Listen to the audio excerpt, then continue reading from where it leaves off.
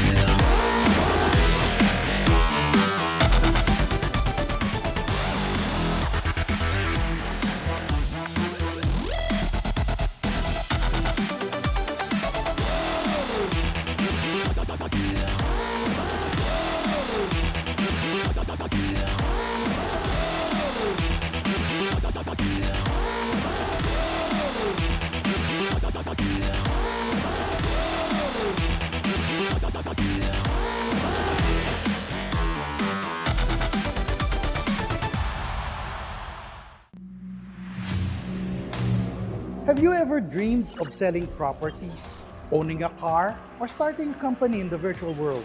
While these concepts may sound futuristic and vague, some of these are now a reality. Even in its nascent phase, the presence of businesses can now be felt in the virtual environment, the metaverse. We are beginning to feel the connection of real-world people to the abundance of virtual spaces. Metaverse is one of the buzzwords in the tech space today.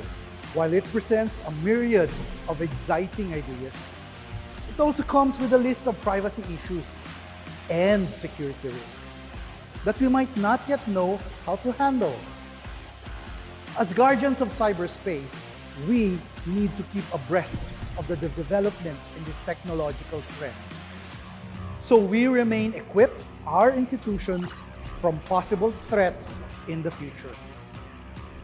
In the coming months, ISOG will be running a series of Metaverse I Am Secure Forum. This is an opportunity for sharing best practices from different local and global decision makers, experts, and leaders in the cybersecurity landscape.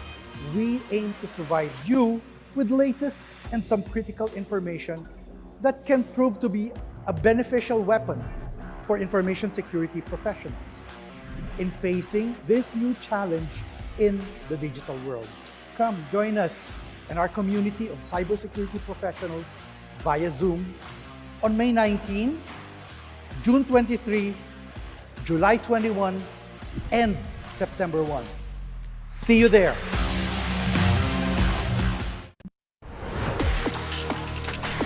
Are you ready to traverse beyond the realm of cyberspace? The Information Security Officers Group, ISOG, in its 8th year as a premier and reputable organization in raising the bars of the cybersecurity landscape in the country, gears up for a unique and engaging I Am Secure program this 2022. This time, let's divide into an uncharted territory, the metaverse. As leaders of our industry, we need to prepare our institution as we pivot to this new digital ecosystem. Is highly vulnerable to privacy issues and security risk. Through this forum, we will provide you with experts, insights that become invaluable as well face this new unpredictable user engagement environment. We have gathered local and global thought leaders, decision makers, experts in the cybersecurity sector to share strategies to our community of information security professionals. Join us via Zoom on May 19, June 23, July 21, and September 1, as we in ISOG continue our mission to strengthen information security through awareness and education programs. See you at ISOG I Am Secure Metaverse Forum Series.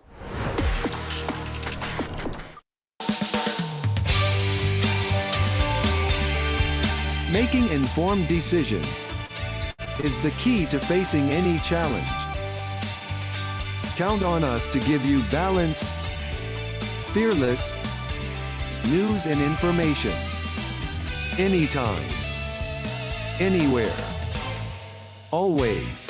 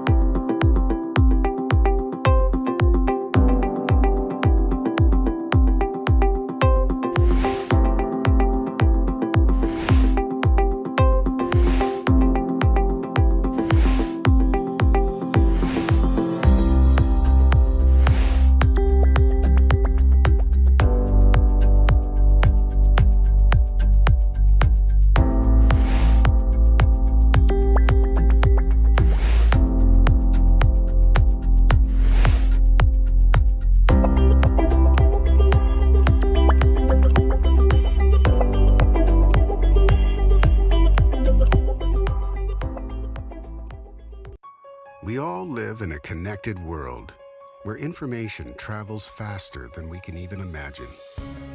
Around the globe, Westcon Comstore enables our partners to harness the evolution of technology. By strategically focusing on these 7 foundational areas, we're revolutionizing the way our partners do business.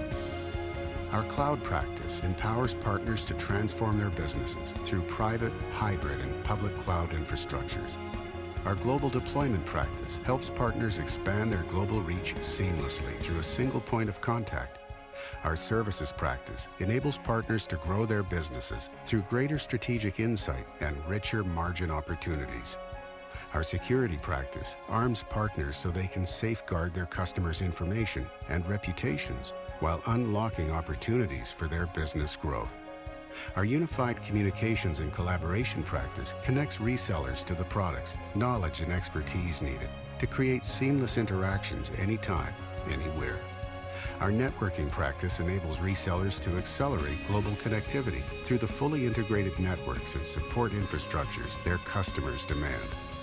Our data center practice unleashes our partners' abilities to advance information management for their customers. No matter where our partners are in the technology landscape, Westcon Comstore is there to expand their horizons. Westcon Comstore, delivering results together.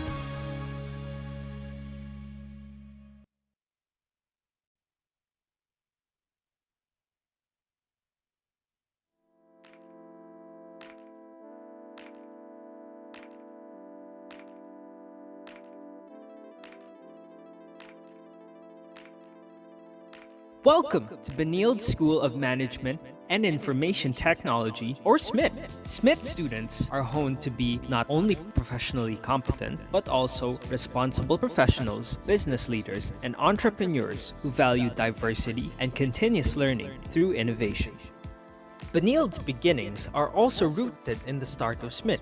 In the 1980s, DLSU President, Brother Andrew Gonzalez, FSC, opened the Career Development Program, or CDP, which offered business programs for working students. CDP then grew to become SMIT, which from then on offered business programs that are reflective of today's industry in a technology-driven environment. In SMIT, classes are facilitated in an environment where learning happens in collaboration among faculty members, students, and associates. Our pioneering programs are cutting-edge and unique.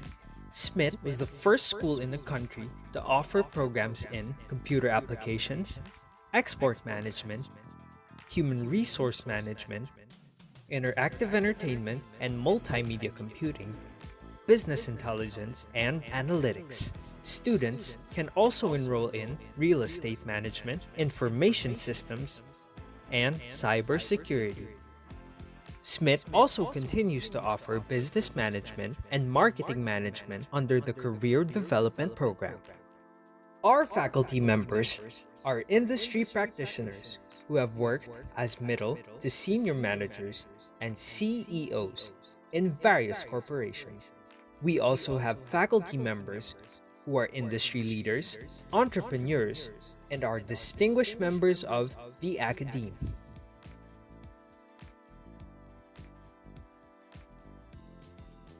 SMIT programs are PASCU accredited, and the school is recognized as a center of excellence in business administration. SMIT continues to offer and will further develop programs that will provide our students with the needed competencies for them to be leaders in the fourth industrial revolution. We strive to be the school of choice for emerging business and technology leaders. Good morning. Welcome once again to the third series of the ISOG I Am Secure Metaverse Forum. Please be ready as we will start in a few minutes.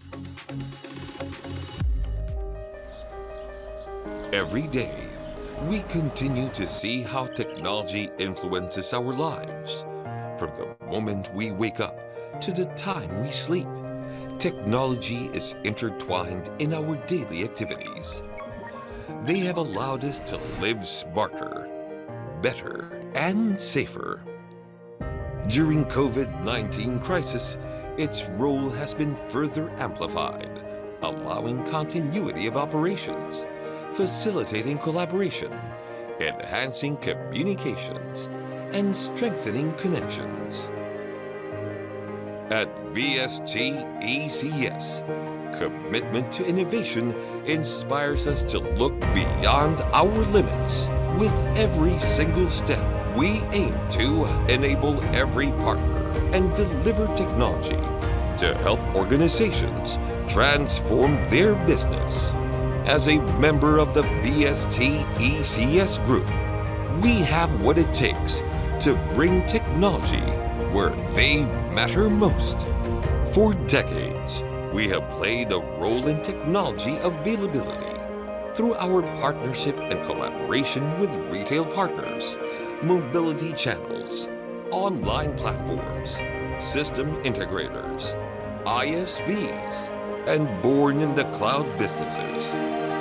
We offer opportunities to help organizations thrive in this changed world.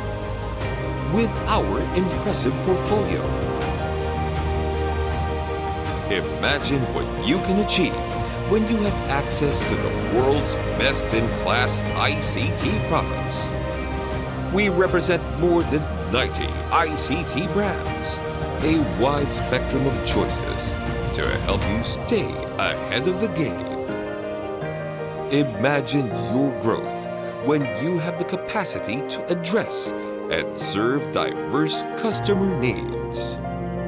We offer an extensive array of products, solutions, and services including notebooks and desktops, consumer and commercial, gaming devices and accessories, mobility, smartphones, tablets, gadgets and accessories, e-mobility, e-vehicle, lifestyle IoT, workstations, printers and copiers, supplies, unified endpoint management and virtual desktops, commercial digital display, document imaging solutions, POS solutions, AIDC, servers, hyper-converged infrastructure, storage solutions, power management solutions, networking, wired and wireless, network security, software, CAD and graphics, software,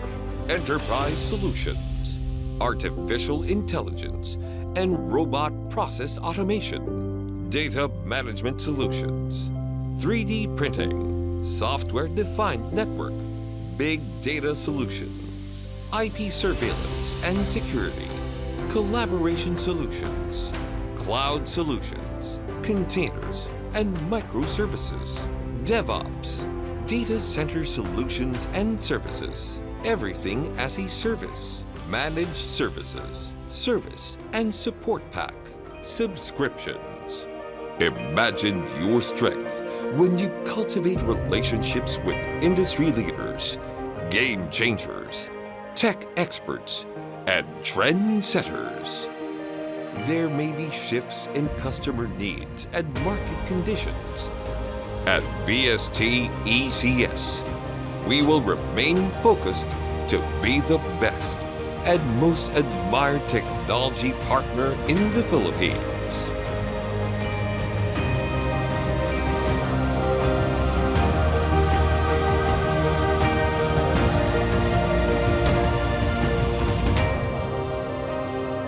VST ECS Philippines Incorporated. Great products, great people, great solutions. Partner with us. Audio Jungle. To formally start our program, let us all give reverence to our motherland by singing the Philippine National Anthem, to be followed by the cybersecurity prayer.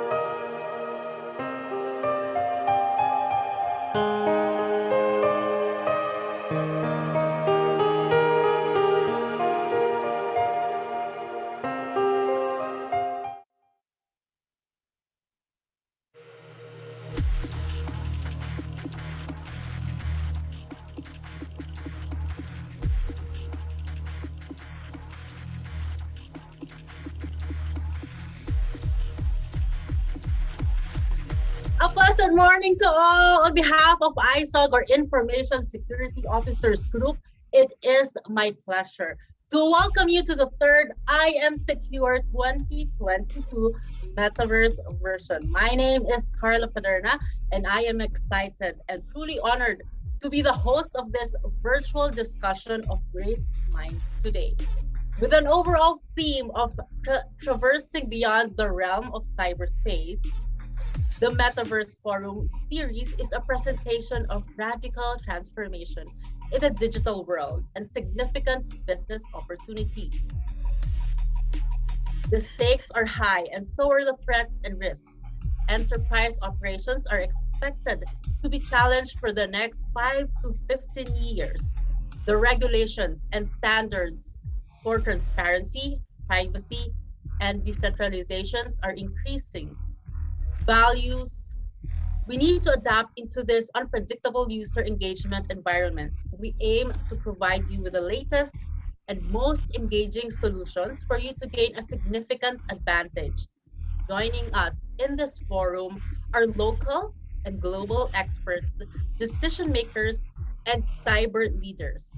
All this won't be possible without the support of our event planners.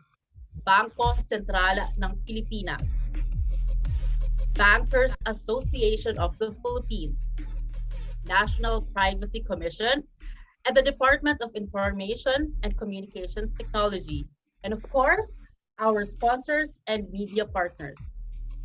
Featured today are Trend Micro together with NetSec and BST ECS, VMware, Extra Hop through Westcon, Mandiant together with MDI and VST ECS. In our first forum last May 19, we learned from trends Cognito, Checkmarks, Efficient IP, and F5 through Westcon. In our second Metaverse forum last June 23, we learned from Huawei, Darktrace, Palo Alto through Westcon, and through Westcon.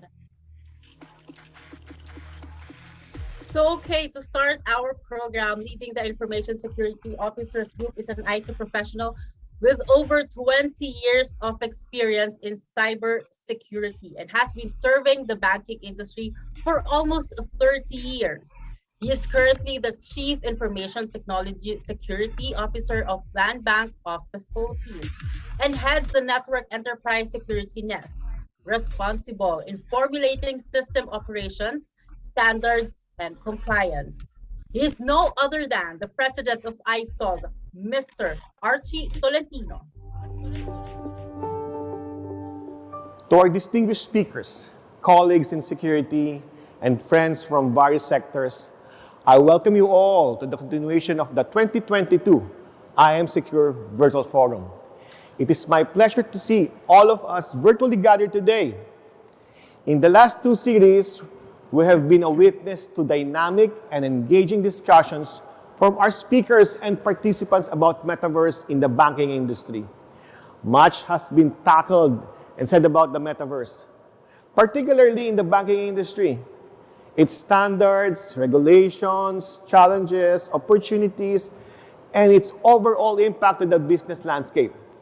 We have amassed learning and ideas on how to better design our digital infrastructure for the emergence of the Web 3.0. This session, however, we are going to focus on ensuring the privacy and security of our stakeholders amidst the burgeoning metaverse. It has been noted in the previous forum that metaverse is the next iteration of the digital society. It connects the dots of different emerging technologies to create a virtual environment that is immersive, collaborative, comparable, and sometimes even better than the reality. It is powered by a string of innovations in technology, including artificial intelligence, virtual reality, and machine learning. From a profound concept, we have found ourselves deeply immersed in the capabilities of metaverse and how it will really revolutionize the way business organizations, and stakeholders interact with the internet. While the idea of metaverse has undoubtedly been met with enthusiasm from various sectors and business players, it has also become a cause for some speculations and concerns, along with the fervor to create a digital environment for ease and convenience. One rising concern that comes along with it is the impact it will have on data privacy and security. Data privacy has long been a concern in today's Web 2.0 world. In its current form, the internet relies on data collection. We subscribe to digital platforms and log in on social media using our personal information. Metaverse just be an icing on the cake, as it can add a more complex dimension to this challenge. Privacy and security issues will be at the forefront of metaverse as it continues to develop and begin to gain widespread traction by users all over the world. That's why we have invited, once again, the National Privacy Commission to give us insights on how we are going to deal with the rising security obstacle, especially here in our country. The question is, how are we going to maximize the full potential of metaverse without putting the risk, the security, privacy of its users? This is a challenge that we must all delve into as we dive deeper to the main facets of metaverse and its impact on cybersecurity and privacy. It is our aim that at the end of this forum, we will be able to tackle among ourselves the best solution in adopting metaverse while still ensuring data security. This is an accelerating time for us to work together and realize the potential of metaverse for our business and for everyone's future. Our team, traversing beyond the realm of cyberspace, encapsulates our goal of pursuing and promoting cybersecurity, all while navigating the endless possibilities of digital transformation. Together, let us provide a more pervasive, powerful, yet safer and secure digital environment for our stakeholders. Thank you, and have a productive day.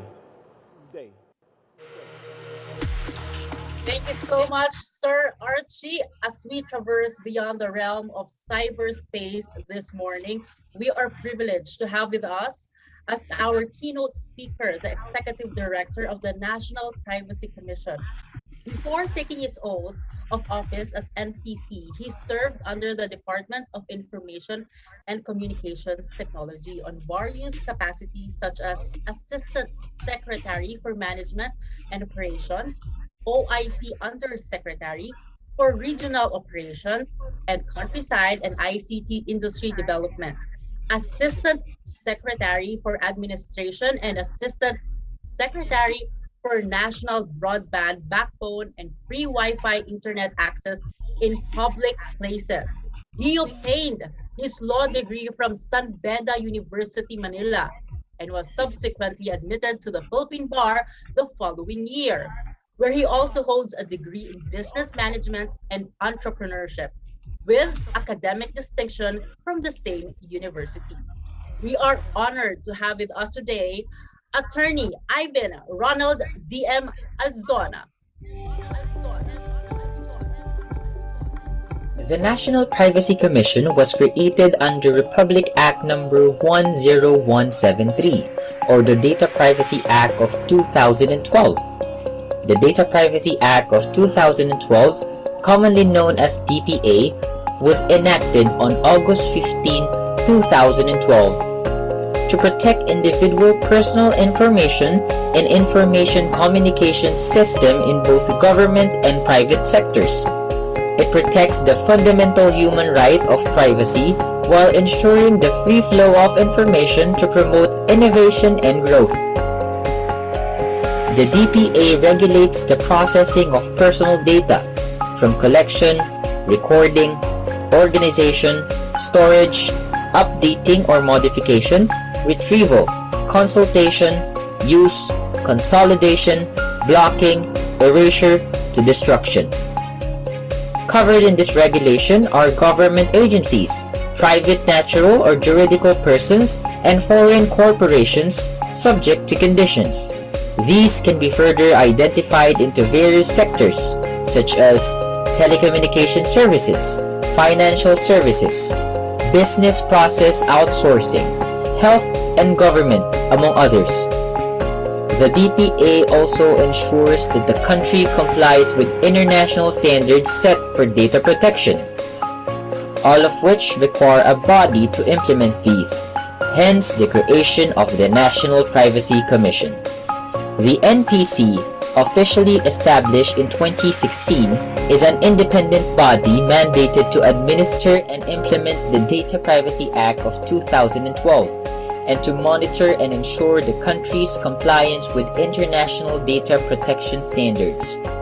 With the promulgation of its implementing rules and regulations on August 24, 2016, with our officials, Privacy Commissioner Attorney John Henry D. Naga, Deputy Privacy Commissioners Attorney Leandro Angelo Aguirre, and Attorney Doug Christopher Ma, and its 6 offices, 11 divisions, headed by Executive Director Attorney Ivan Ronald Alzona, DASCO Director Attorney Obin R. Nieva, Leo Director Attorney Maria Teresita Patula, FAO Director Attorney Manuel Satuito, and PPO Director Attorney Franklin Anthony Tabakin IV, and the Commission's 232 employees.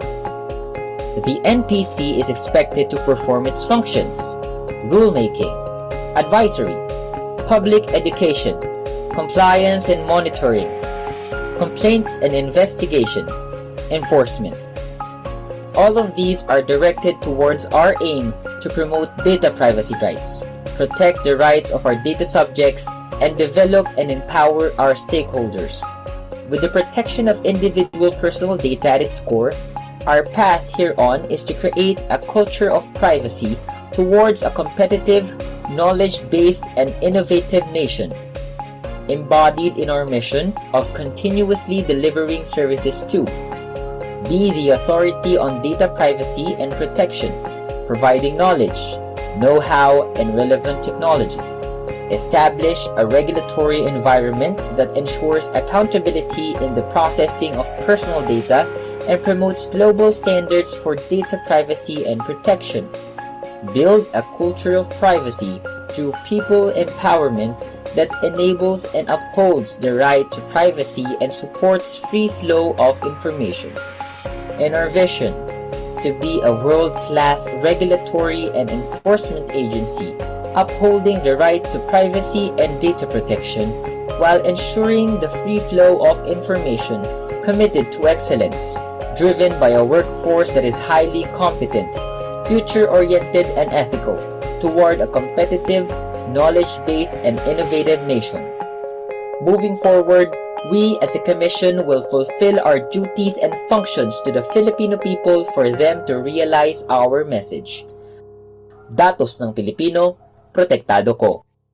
The National Thank you so much, Attorney Ivan. So before we start to call our guest speakers this morning, let me just inform everyone that we have a Q&A or feedback chat contest.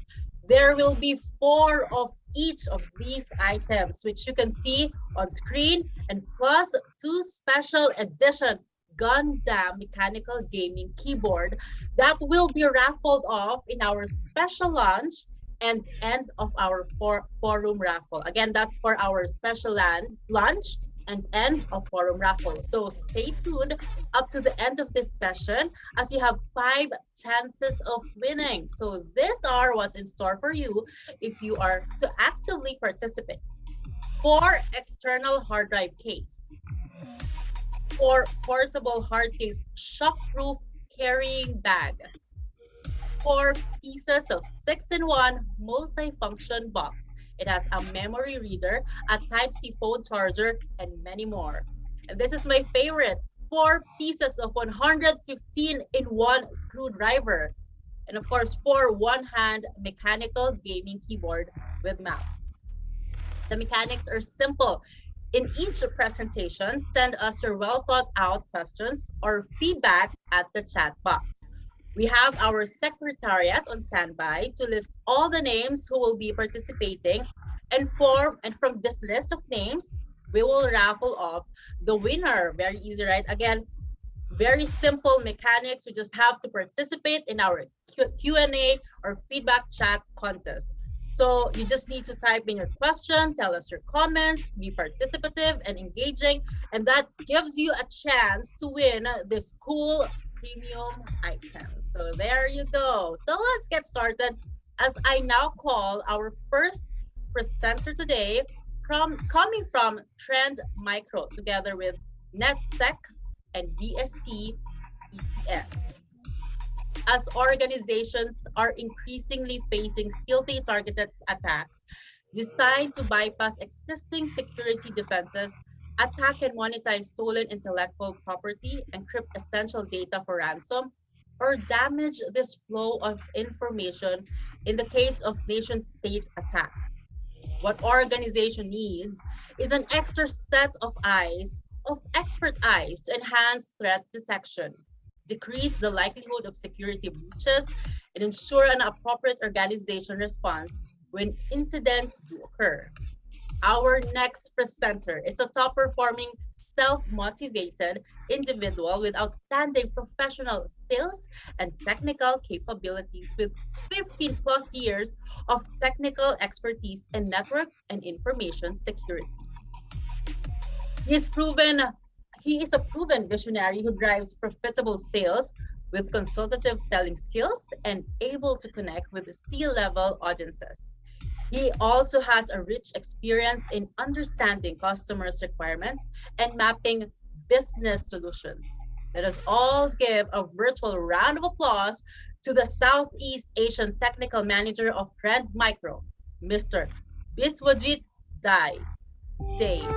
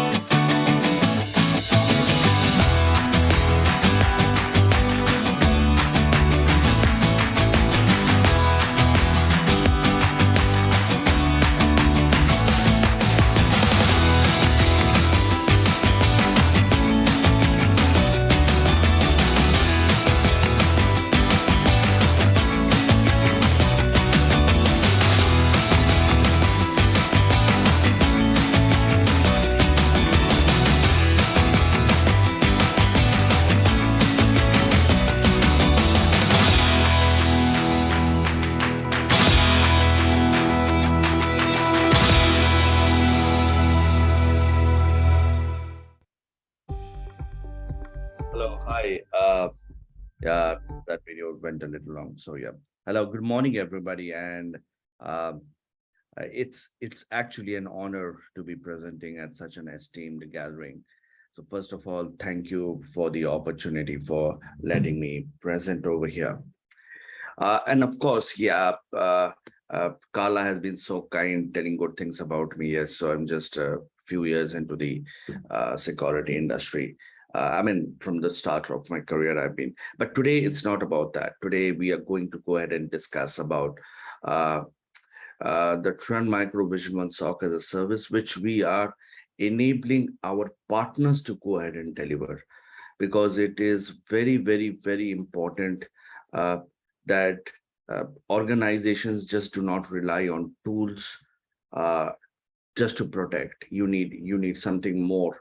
Uh, you need somebody to use those tools, look at those tools, giving you these alerts and look into it. So that's the uh, whole point of our discussion.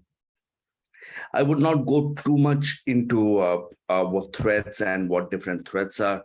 Threats are actually real, and we all know that ransomwares, uh, hacks, attacks are happening each and every day.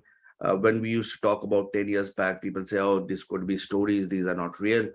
But in today's world, it is not. It is real, and it has reached even the end consumer per se, leave organizations. Uh, and if you just look at the vastness of tools, right, it can start with APT group targeting. It could be a nationwide attack or a nation state attacking another nation state, but then those tools and those attacks are being used against organizations, against individuals across. So we have seen, as a fallout of this Ukraine crisis, a lot of the attacks happening and was meant for nation state, but then they are also being taken by ransomware uh, as a service guys to go ahead and attack organizations. And it is spread over SCADA, it is spread over uh, normal IT, etc. So how do we combat that? And when we are talking about combating that, long there has been a discussion, and partly because of vendors as well. I would say that there is a technology. We concentrated too much on technology, and we are talking about technology and features. It was typically a feature versus technology war. And when we went into and talking about, oh, do you have this, can you do this, etc., and technology vendors used to be providing those features, etc., but when I do my yearly health check or the 6 monthly health check, I find tons of them not being used, making the tools redundant, any tools in the world per se redundant. And uh, and now we saw that this is a problem in today's world, right? And the problem is just not, and just by solving the technology piece, it won't solve any problem. There is a need to go ahead and try and solve the people problem. And and more importantly, it is a process problem as well, which needs to be solved. And I would deep dive into it in a little while. But first, I would like to get into some of the key challenges that, uh, in my experience, that I have seen. Um, we do see a lot of talent gap, and though there are a lot of young people out there, and some people are doing a SOC analyst training somewhere, and some people are doing an ECI at somewhere, they are good, and they need to be done, but they need to be guided properly from us on how to run a SOC and how to go ahead um, and do the monitoring, how to do the processes, etc. So that is something that we have seen, uh, a huge gap per se. And it is, I would not say, in what makes matters worse is attackers are getting sophisticated. We have seen for the last few years that attackers don't rely on their attack payloads to do it. They use inbuilt, let's say I would take something like a Windows sysinternals to do a huge number of things. Like say, if they want to go to a website and download a package, they will use MSHTA, or they will use PSExec to do lateral movements across. So having said that, what I'm trying to emphasize over here is that there is a talent gap, and there is the attackers have proven sophisticated, and it compounds the problem. People say that, oh, let's have a data lake and let's have a SIM, and then let's go and take all the data and put it somewhere and analyze. Collecting huge amount of data is not the answer. Data is important. Data speaks volume. I agree, but how do you correlate that data is important. How do you convert the raw data into events, from events to alerts, which is actionable, is important. And what action are you taking is important. I love this example. I have seen this example from a firewall with a next-gen IPS, for example. I go ahead and see that what does a normal SOC do? They see, oh, it's an IPS event. It was an attack and it was blocked. So it was an offense, but because it has been blocked, I go ahead and close the ticket. I need not work on it anymore. But that's not what a mature SOC would try to do, right? A mature or MXDR-driven SOC would say, so this is an IPS event from this source IP and this has been blocked. Why don't I pick the source IP and search my data that do I have any traces of this IP in my organization? Then people go and then it's an automated, or it can be automated. I would not come into the automated part right now.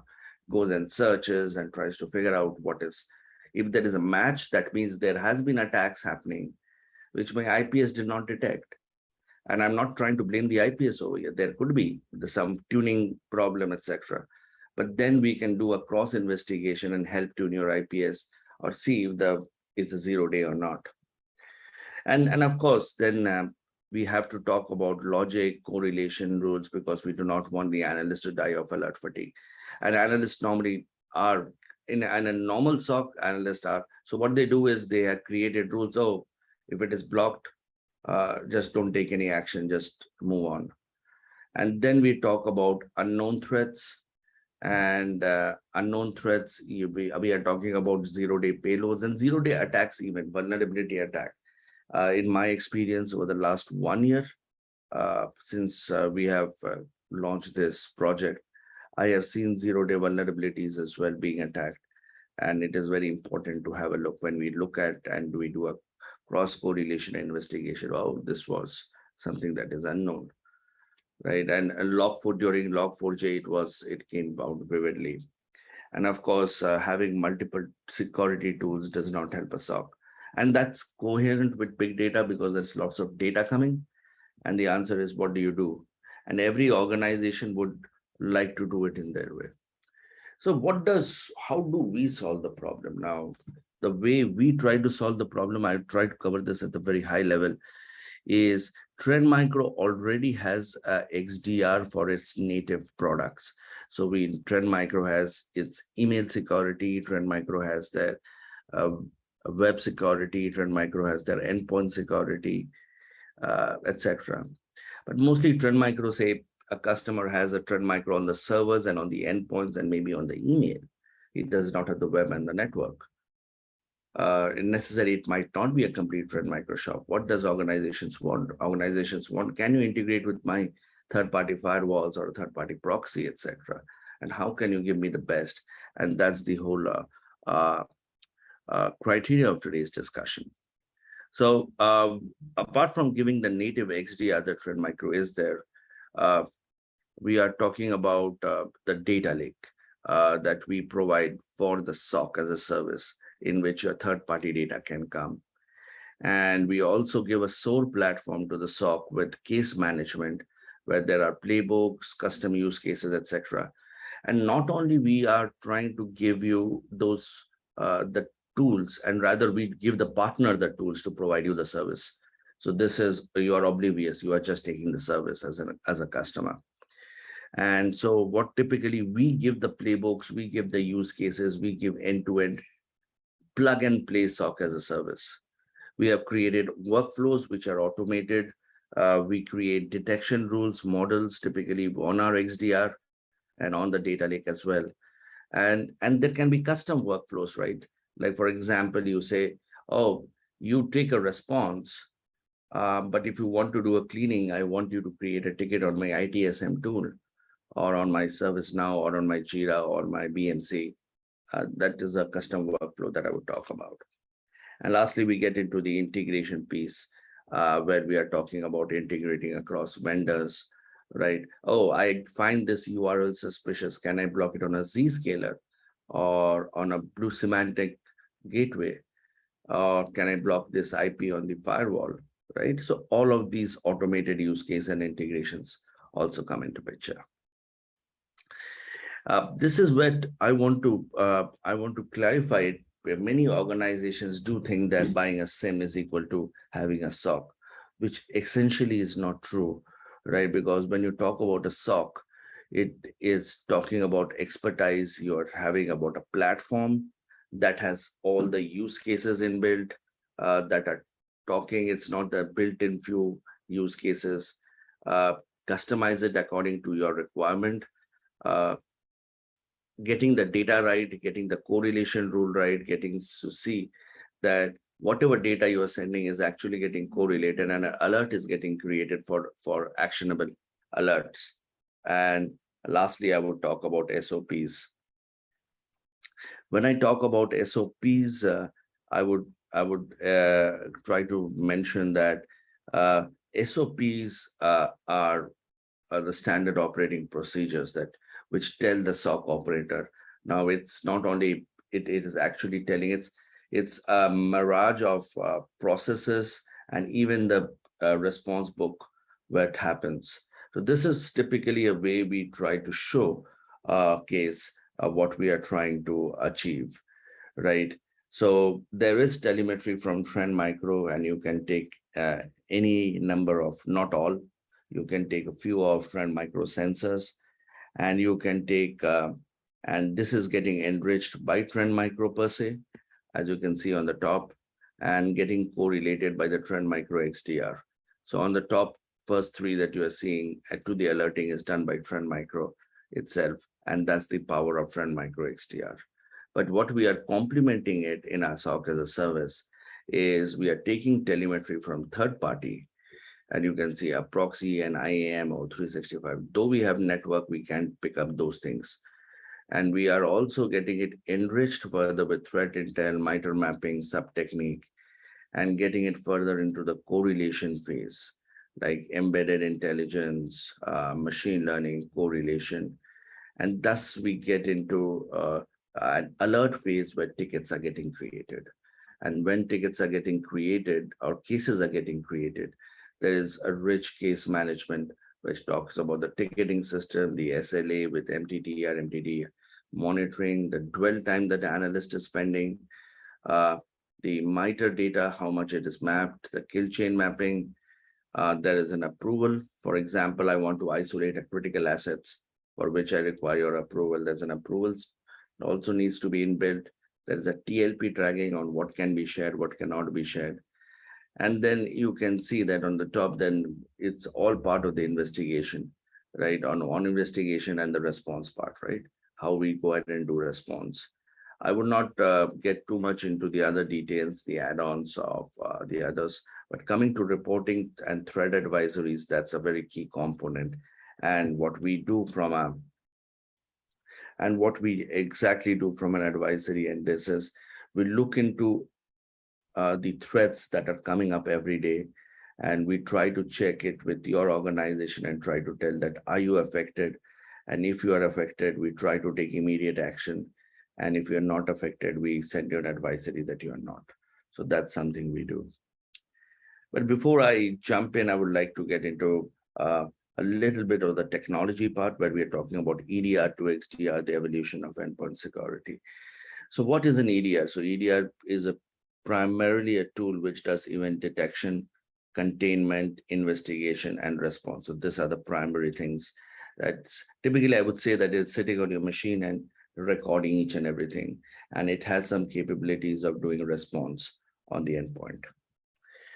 But there were limitations of an EDR, like that it was working in silo, it was only an agent, correlation was that it was doing the MITRE mapping, etc. And though SOC was there, SOC had this problem that's just dealing with EDR.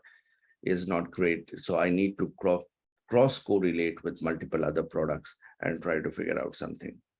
So in came this technology called extended detection and response, where multiple source data comes up and XDR collects the deep activity data from multiple layers, the email, endpoint, server, cloud, and it's getting enriched into events, I would say, and maybe one of the criteria that's getting used is MITRE, right? And then it is further correlated using automated analysis using models. And then it is get into the incident phase if there is any relationship. So a few events together can make an alert, and few alerts together can make an incident. So what we are trying to give to an SIC or SOC analyst is as much correlated and information data when a case is coming to him, so that he does not waste time searching a lot. Its job is only to look at what has already been provided and try to do much more. But coming to XDR, there are two types of XDR, and this is my duty to explain to you a little over here. And if you then, this is as per Forrester, right? In which you have on the right-hand side, you see a native XDR, essentially like Trend Micro, where I mentioned we have the same vendor providing multiple touch points and giving you a native XDR.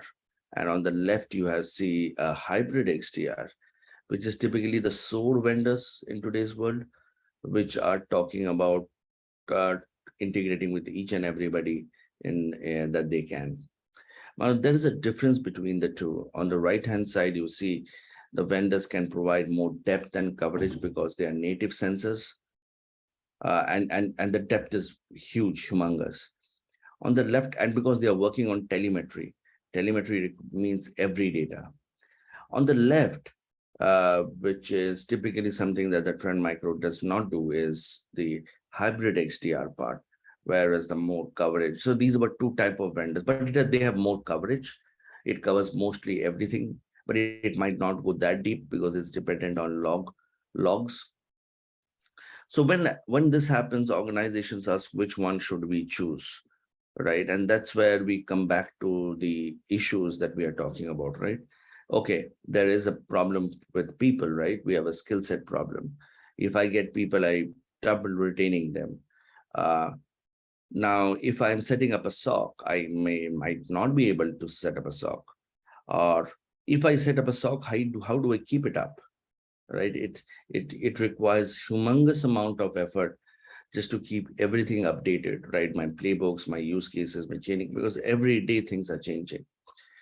Coming back to technology, organizations prefer the depth of native XDR, something like what Trend Micro or the other the native security vendors provide. But customers also want to go the breadth of hybrid XDR, which typically the SIM vendors provide, right? And there is the problem that customers want best of both worlds, and it's not unjustified. That's the correct thing to ask. And coming back to the update part, who will update the connector, who will connect the workflows, etc. Even from a technology point, it becomes important. So what we do is we pick up an MSOC partner, and we give them constant training, and we try to solve. And these trainings are 7-8 trainings at one go. They pass, and then they have regular update trainings. We try to solve the people problem by enabling our partner, SOC partner, to do it.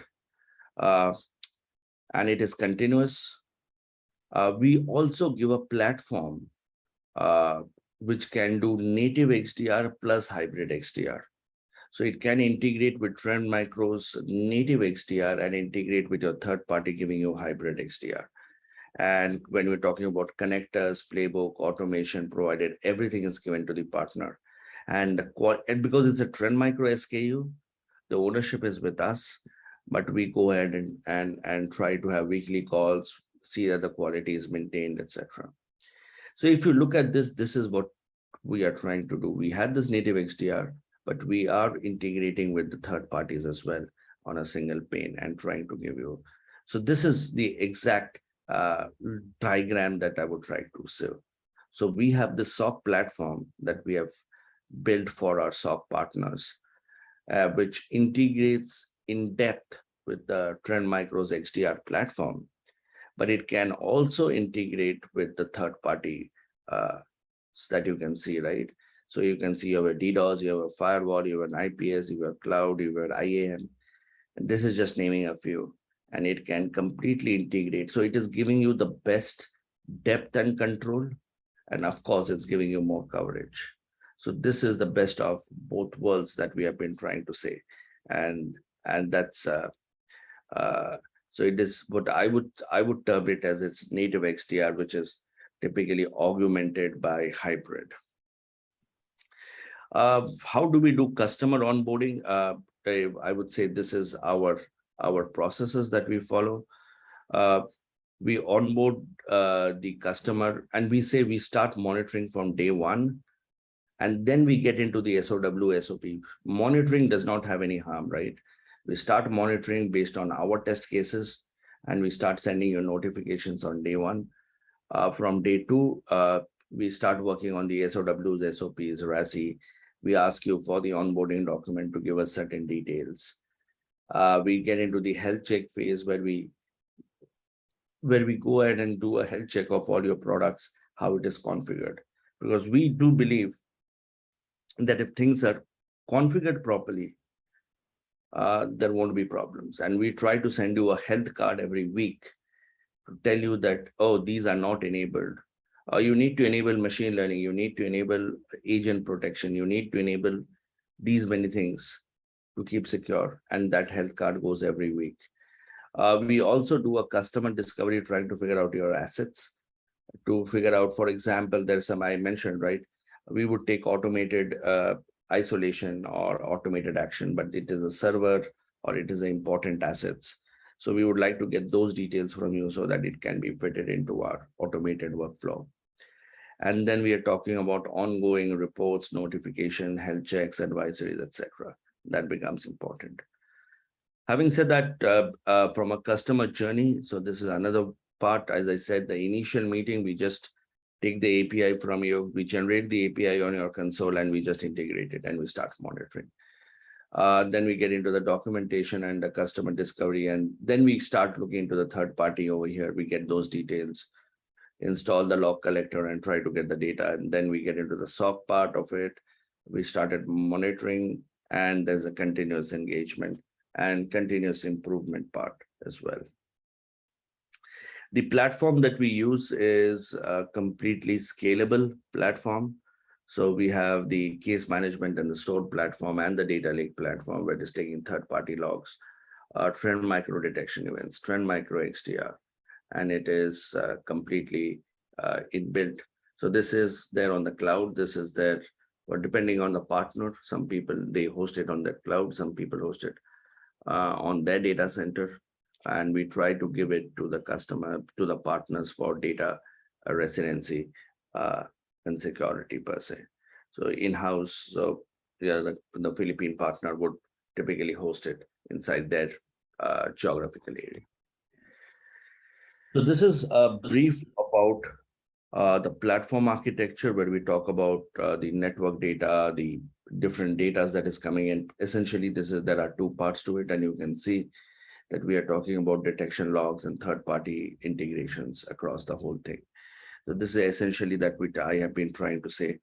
So we support a lot of third-party logs, and you can see over here, and it is also not only logs, but it is also remediation, augmenting the trend micro XDR per se, and giving a complete end-to-end this thing. I would like to end in the next 1 minute. So trying to emphasize that what do we actually do? Like, this is an example of our advisory, right? So this is a ransomware and sent by our partners, right? Actually, it is backed by us. So we send the actual data. They just make it based on their customer and then send it. So this is the threat intel that comes up from, let's say, the Hacker News, right? And apart from what Trend Micro is doing, right? This is the extra thing that is happening. So here you can see that a customer has been informed that this was this ransomware, And we have extracted the IOCs. We have scanned the IOCs across all your data, the network, the endpoint, the server. We did not find a match. So there is, in a retrospective, it is not there. But we have also set it to block. So that, yeah. And this is the kind of report from a thread. And it is not like monthly or weekly, right? It is real time. It comes up, we do it, and we send it to you, right? So this week itself, I think it has been more than 7 advisories which have been sent, which typically tells our customers, yeah, we have been doing it. So this is another, the last part is the live test case that we are doing from a proactive hunting. I would like to give you this examples of Falena. So if you look at this Falena, it came up on the 30th of May. It was a Microsoft vulnerability which was getting this thing. So Trend Micro came up with this article on the 1st of June and saying that we detected as a payload as a malware detection. We say, great, we detected as a payload and a malware detection, fine, but we would like to do a threat hunting ourselves. So we got this from Trend Micro that you can see, right? This is a search. So it's a parent bind file, winword.exe, process name. So this is typically what was happening was code was getting executed from a Word file, not using macros. And that was dangerous. And it could be ransomware or anything else. So it was typically dangerous. We had this low-level detection, but we started to prioritize it, and we started to follow it up and try to give detections and try to see on high alert that if this was coming up. So this is the search that we are doing from the tool as well as from Trend XDR. So you can see it is typically the same. And we also keep it as a watch list so that if this matches from now on, there is an alert automatically that's coming up. So this is just, so now we are telling that if this alert comes, so if there is a code that is getting executed from Word, I should get an alert, right? So that's what we are trying to necessarily do, right? And this is an example of things that are done real time. And because we do it for multiple of our partners, we have a dedicated threat intel center which does it. We can go ahead and do it. And it is across products, right? As I mentioned, right? It would be very difficult for individual SOCs to do it. So we are standing behind our delivery partners who are doing it so that they can go ahead and give the best of processor, best of search, best of use cases to our customers. And it is not plug and play that they have given something on day one and it is done. On that note, I would come to the end of my presentation. I think I've overrun by a couple of minutes. Apologies for that. Thank you.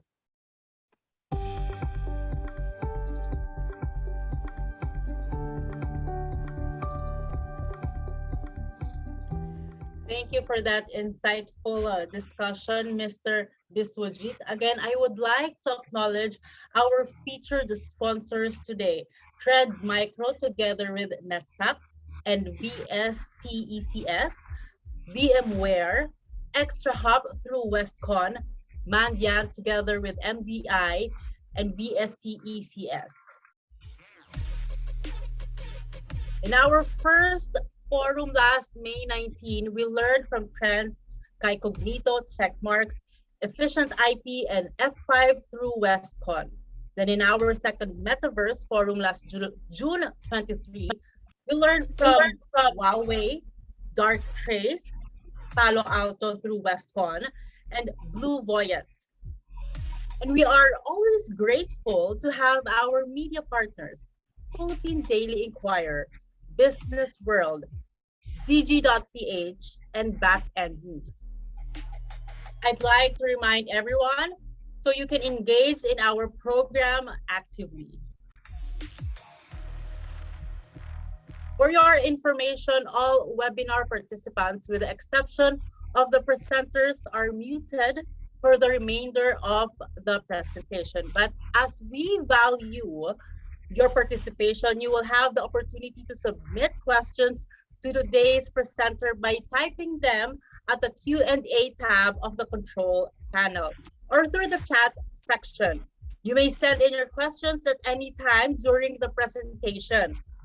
We will collect all this address, we will collect them, and we will address them during the panel discussion session. So, okay, there you go. And let me get back to the video of Attorney Ivan Ronald Alzona from the National Privacy Commission. He has an important message for us.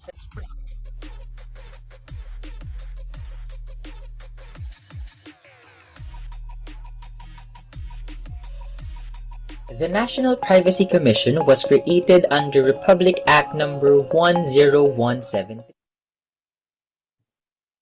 Mr. Archie Tolentino, President of the Information Security Officers Group, or ISOG, Mr. Chito Jacinto, ISOG Vice President and Forum Chairman, officers and members of ISOG, my fellow resource speakers, our friends and colleagues in the government and the private sector, distinguished guests, ladies and gentlemen, a pleasant day to you all. I would like to thank the ISOG for this distinct honor and opportunity to be the keynote speaker on this very exciting and future-defining concept that is metaverse. On behalf of the National Privacy Commission, I congratulate ISOG and its officers, led by Mr. Archie Tolentino and Mr. Chito Jacinto, for spearheading this trailblazing event, the Metaverse I Am Secure Forum 2022, with the theme Traversing Beyond the Realm of Cyberspace. Indeed, the concept of reality as we know it is slowly transcending into a universe that is limited only by our imagination. The definition of the metaverse is being shaped by companies at the forefront of its development. As ordinarily understood, the metaverse can be referred to as a virtual reality that will usher the next phase of human interaction. Before, we used to communicate through printed text such as letters and newspapers. When the camera was invented, we learned to send messages through pictures and eventually videos. Then came the internet, which enabled communications from anywhere in the world. This led to the development of other technological breakthroughs like social media, which redefined our ways of interacting with each other, be it through text, photos, videos, and other media. Metaverse builds on all these previous technologies to create an immersive virtual world where we can meet, talk, and live a digital version of our lives through avatars. The technologies that make up the metaverse can eventually result in a high fidelity experience, making us feel that the virtual world is real life. The potential of the metaverse to influence our lives cannot be overstated. It is very reminiscent of the time we discovered the internet, which may have very well defined the age of digital age. The 2018 movie entitled Ready Player One gives us a glimpse of a future where the metaverse is widely used for entertainment or gaming. Players were able to enjoy games like never before, be it racing, an intergalactic war, or a dance competition. In the enterprise perspective, metaverse can revolutionize the way we do business.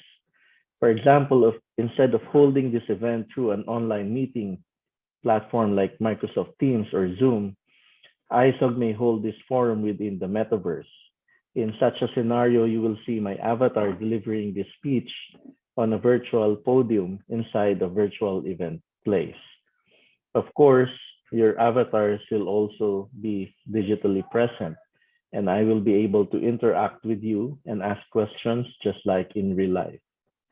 Other useful applications would be for public interest, as when armed forces practice combat techniques and strategies on virtual battlefields, or when fire response units practice evacuation procedures in virtual renders of real-life buildings without any physical repercussions.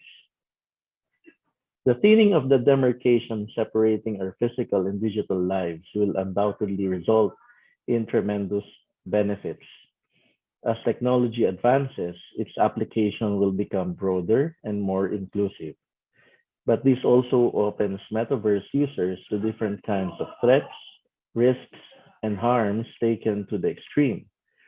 Hence, the National Privacy Commission urges everyone to adequately prepare and go into this paradigm shift deliberately and with caution.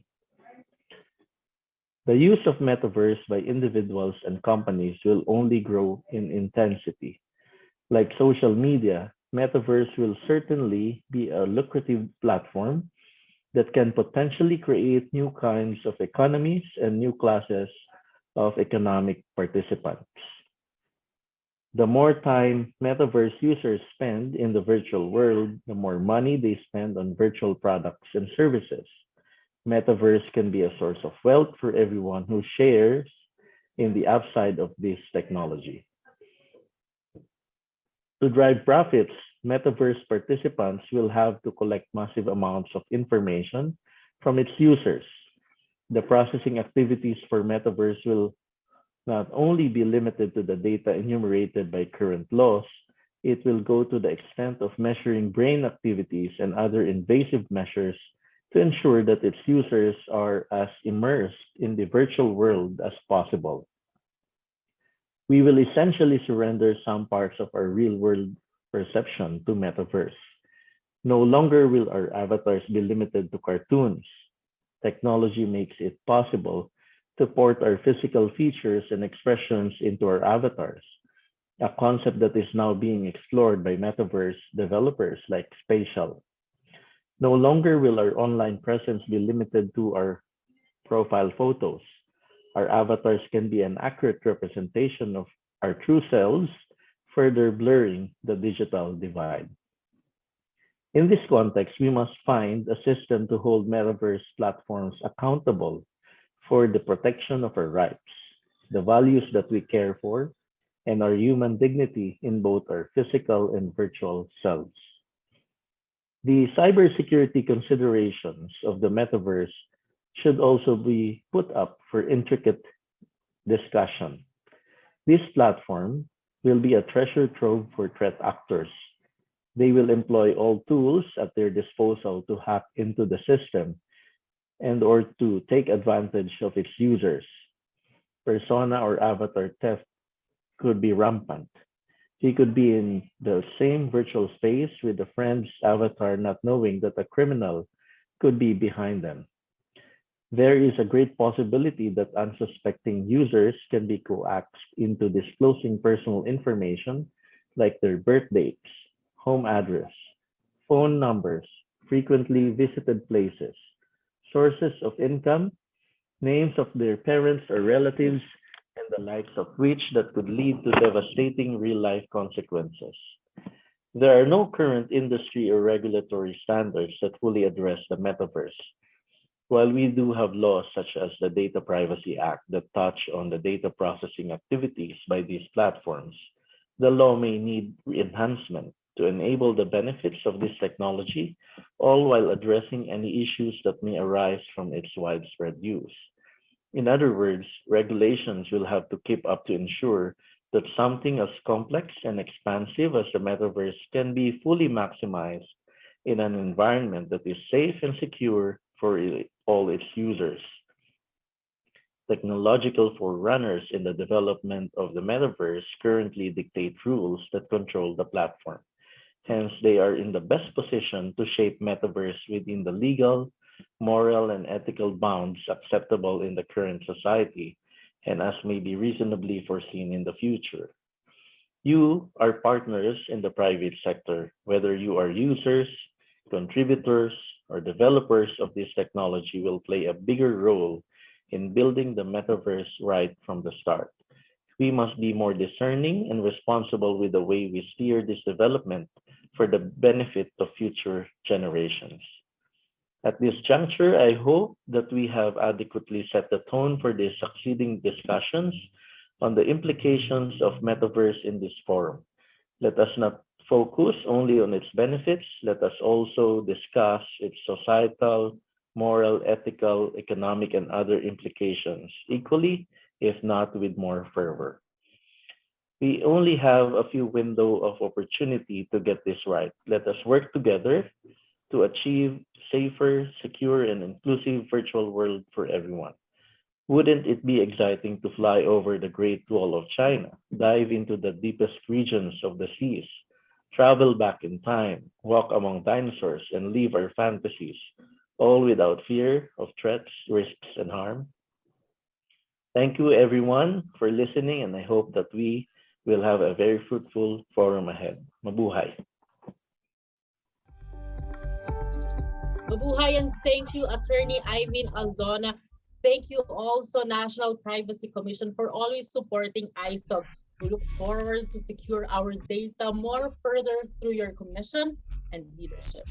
Again, please note that your questions will be entertained by the speaker during our panel discussion after two more presentations. Just feel free to use the Q&A tab for your questions, and we are taking note of all those names for our Q&A contest. Thank you so much.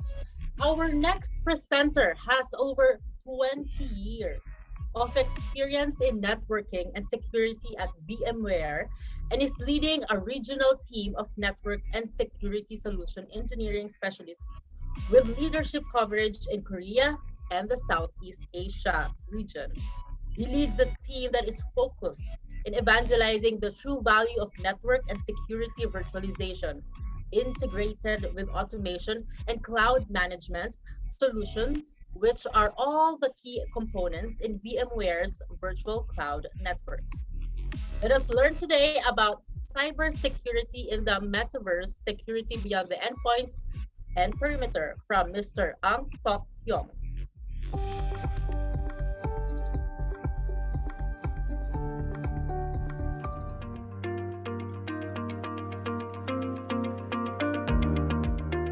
Modern enterprises must secure a distributed workforce that uses a plethora of devices without hindering productivity, support both modern and traditional workloads running in diverse cloud environments, and keep up with evolving networks used to connect everything.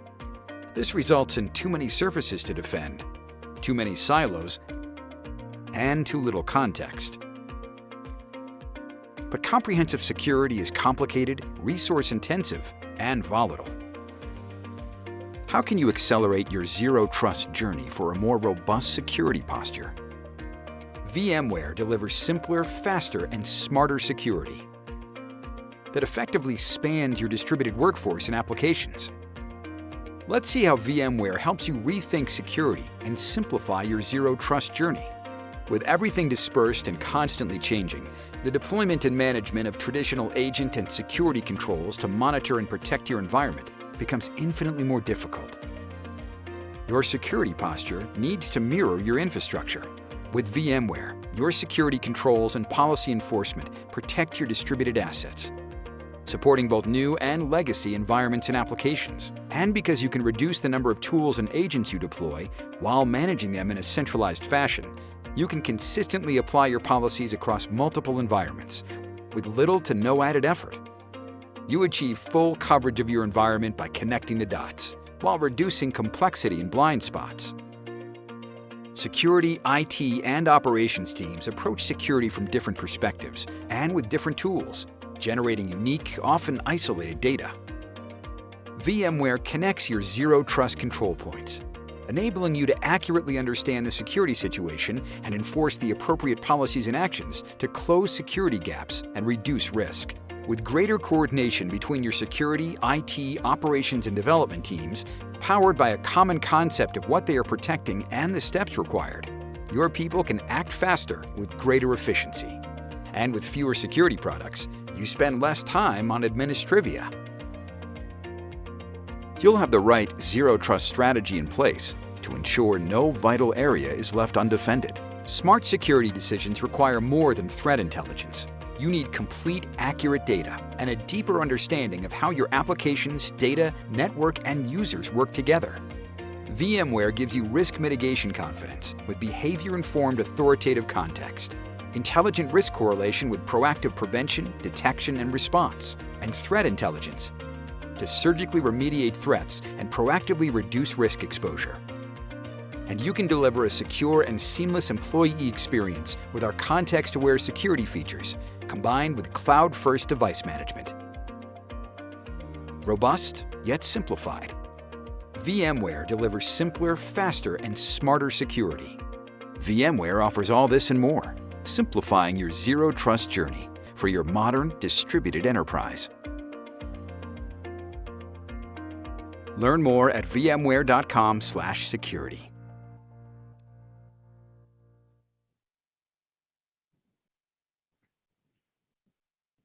Hello, everybody. Thank you for joining me here today. Now, today I'm going to talk about the risk and the challenges in leveraging the metaverse to achieve your business outcomes. Now, we all know roughly what the metaverse is all about, right? So when you slap on the goggles, the virtual reality goggles, you'll be transported into a virtual reality world where you can do many, many different things. You could potentially be shopping, right? You could also potentially be conducting a meeting with all your colleagues from all different corners of the country world. And you could also be joining a conference or joining an event that's happening halfway around the world at the comforts of your own home. Now, as you can see, you can probably do almost anything in the real world. You can do it in the metaverse as well. So that is why a lot of companies, a lot of businesses out there are trying to see whether can they leverage the metaverse to help them reach out to their customers to better serve their customers. Now, Gartner came up with these elements of a metaverse just to highlight some of the key components of the metaverse. Now, as you can see from all the elements here, they are pretty, these are all the usual suspects. Now, but the key thing is this, right? Each of the elements here, they share one very common and important fact. All of them actually sits on top or sits inside an application. Now, with any application, you have all your various users. You have the users coming in and accessing the application through their virtual reality goggles or whatever tools they're using. You have the developers as well. They are constantly accessing the application to update it, to upgrade it, and to constantly build upon it. Now, you will realize all these things now sit on top of an infrastructure. Now, this infrastructure is basically where you provide the necessary resources to host the application. The resources include compute resources, storage resources, and also the network connectivity as well. Now, all these resources can sit in a private cloud or in public clouds. And all these are meant so that you can host the application in any different types of environments you have. Okay. Now, this infrastructure is also used to connect all your different users around the world to access the applications. The infrastructure also provides connectivity for all your developers sitting all around the world to connect into the applications as well, to do the constant monitoring and upgrades and adding on new feature and functionality there as well. So if you're seriously trying to leverage on the metaverse to try and improve the way you engage customers, achieve all the various business outcomes, then you definitely have to first consider building this infrastructure and making sure that it's highly secure and highly reliable. So before we can do that, we have to understand then how is the application being developed and built today. Now, in the past, an application used to consist of just a few virtual machines. Now, within the virtual machines, you have the different function of the application. Like if, for example, here, one of the virtual machines could be hosting your web front end. Another virtual machine could be hosting the application itself, and then basically another virtual machine could be the database. And all these will sit together in one single node. Now, usually all these virtual machines will sit inside one data center. But the modern applications today behave more like a very highly distributed system. You realize that the components of the applications gets broken up into many, many different smaller functions. One of them could be sitting in a microservices, sitting inside a container within the Kubernetes clusters.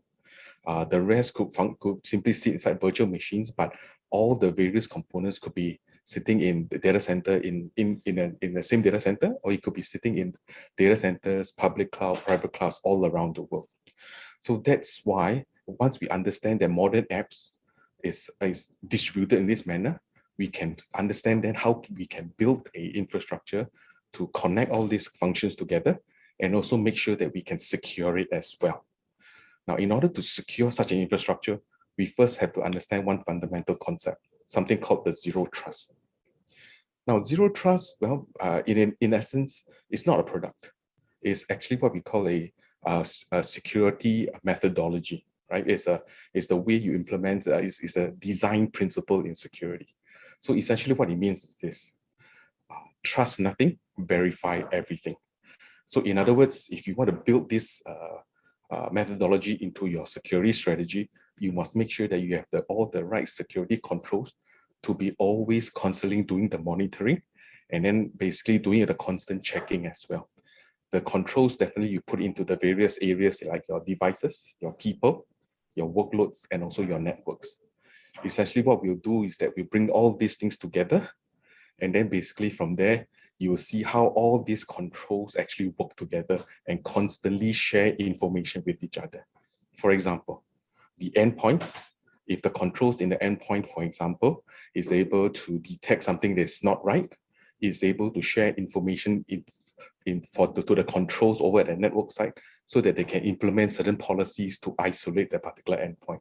So information is being shared this way so that the system can actually act accordingly to mitigate the security breach. This is how all the zero trust components come together in these key pillars that we highlight here.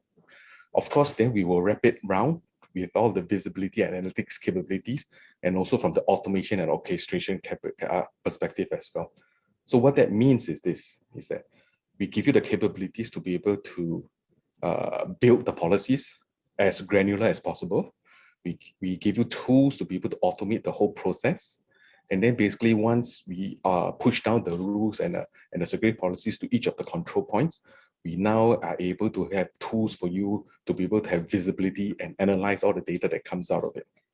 So these are the key pillars of zero trust. Okay. Now, there are three major obstacles basically that makes it very difficult to implement zero trust. One of them definitely is you cannot secure what you don't understand because there's just too little context. There's also too many silos because your different control points, your workload, your network, your endpoints, all have different sets of tools, different teams working on it, and each one behave as a silo and they don't share information. There's also too many services to defend, and once you have too many services, it's difficult to instrument and control. So what do I mean by all these obstacles? Let's dive a little bit deeper. Okay. When I say too little context, what it means is very simple, right? Let's take, for example, a workload. If all you know about the workload is just an IP address, then for all the different types of attacks coming in, if the attack is particularly focused on Windows machines, for example, and all the information you have of the workload is just a simple IP address, you wouldn't know how this attack would impact the machines. You wouldn't know which one of them is vulnerable, which means that you are not able to fine-tune your security policies to offer that particular set of protection to protect against that particular attack. So you need more information.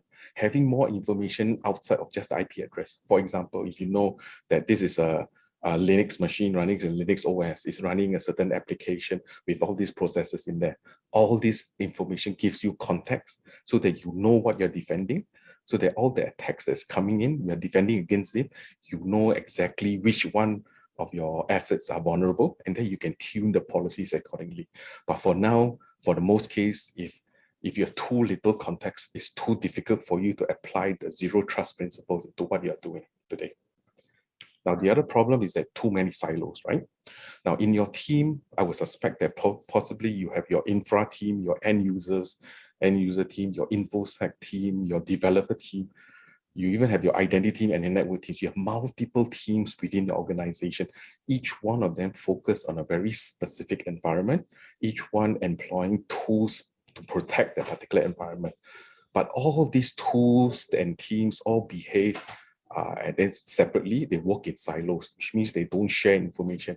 And once you don't share information, again, the concept of zero trust is broken again as well. Okay. Now, too many services to defend. Well, in the past, what used to be when you want to access corporate information, corporate application, one would use a corporate issued notebook.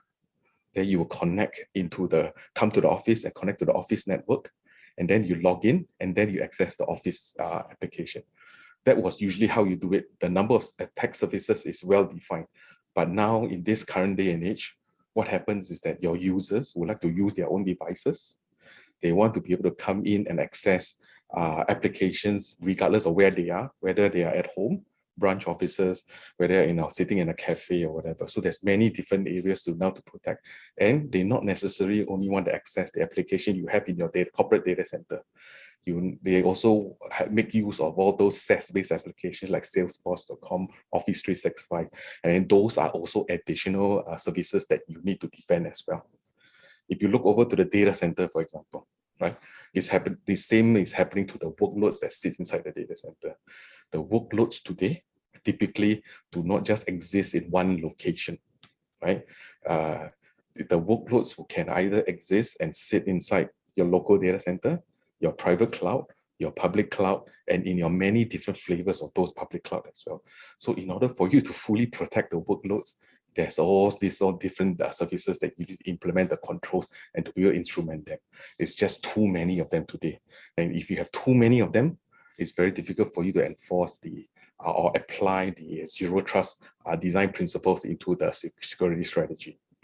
Now, what can you do about this? Having known all the challenges, what can you do to effectively deploy and have a security strategy based on zero trust? Well, so VMware can definitely help. So what VMware did is to build a security strategy specifically on zero trust. And what it does is three very simple things. One is on the situational intelligence. Okay, what this means is that we give you more context, more information about the resources you're trying to protect, and all this information are built natively into the solution itself. We make sure that all the different control points are connected to each other. They can share information so that we know for sure that we are able to have a more holistic view of all the control points. Then, of course, we treat security as a distributed service. That means basically we make sure that we have the security capabilities as close to the various assets that we're trying to protect as much as possible. Okay, let me go a bit deeper into what I mean. Okay, now in order to implement this, what we call the intrinsic security, this is a set of solutions that VMware has that can help you introduce all these capabilities into the infrastructure itself. If you see, these are called the 5 common control points: the endpoint, the access, the network, workload, and then cloud. Let's first look at the endpoints. Now with endpoints, we have the Carbon Black solution. Basically, the Carbon Black solution is an endpoint solution. It's an agent that sits inside your endpoint, and it helps the InfoSec team identify, prevent, detect, and respond to threats at the endpoints. Okay. Next, we have the VMware Firewall, the Advanced Threat Protection, and also the SASE platform. What this does is that it helps the networking team, for example, control network access, enforce certain type of network protection by inspecting the traffic itself. And it also does one very, very important thing, which is micro-segmentation. It helps to break the network into smaller components, and with smaller components or smaller segments. And within the segment itself, it implements control so that it makes sure that assets or endpoints or workloads within the segment cannot talk to each other unless it passes through some access controls. So these are what the capabilities that's introduced that specifically to help the networking team. Next, we look at the access. Then you have solutions like the VMware Workspace ONE that can help the end user team manage posture and access of the various devices that they want to use, and also the identity of the users that are trying to access your application and your data. Then last but not least, of course, we take a look at the cloud as well. So we have the VMware Cloud Health Secure State. Now, what it does is basically it helps your cloud operations team securely configure your cloud infrastructure, and then it makes sure that basically the configuration of all the capabilities in the cloud conforms to a certain compliance and conform to a certain standard so that there's no misconfiguration at all. So as you can see here, all these various capabilities that's important to each and every one of the teams here. There's a capability to help them. And the key thing is all these capabilities, all these control points are built into the infrastructure, and they all can share information and talk to each other from there. Okay, so this is what VMware, in terms of our strategy, is what we can do for the customer, each one of you actually. Okay, now, again, we will wrap around all the tools that help you visualize, analyze all the data, and also we give you capabilities to automatically automate the process of pushing down the rules and then orchestrate all these things as well. Okay, now what this means is when you implemented all this, what we have done is that we managed to secure your infrastructure in a way such that because of all this intrinsic security and solution, you now have an infrastructure that you can confidently and securely run any application, whether they're built on the traditional way, whether they're cloud natives that sits inside containers that sit inside the cloud, or even the SaaS-based application. You can run any application on top of this infrastructure. You can allow your corporate users to use any device to come in and access the application. Okay, and then all these applications can be sitting inside the hybrid, any form of cloud, public or private. It can be a telco cloud as well, or you can sit in one of your edge branch network as well. Okay, so with essentially the capabilities that we've introduced, it allows you to build the infrastructure with all this security all built into the infrastructure. Okay, to give you a better example of what we mean by situational intelligence and also the connected control points, for example, right? So in an environment like what you see here in the data center, you'll see things like the virtual machines are connected with each other. You will see, for example, you'll see here, each of the virtual machine is actually fronted by what we call a distributed firewall. Now, this firewall is actually built into the kernel of the hypervisor. This firewall is considered an individual firewall, and it sits directly in front of a virtual machine, which means that traffic coming out of the virtual machine has to hit the firewall first before it even touches the virtual switches. All this firewall, you can put in a very individual and unique security policy on a per VM basis.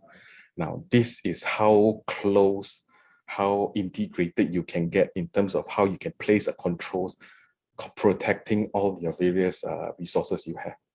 Now, on top of that, we make sure that all the control points, basically they start sharing information, which means today, we all fully understand all the the virtual machine attributes.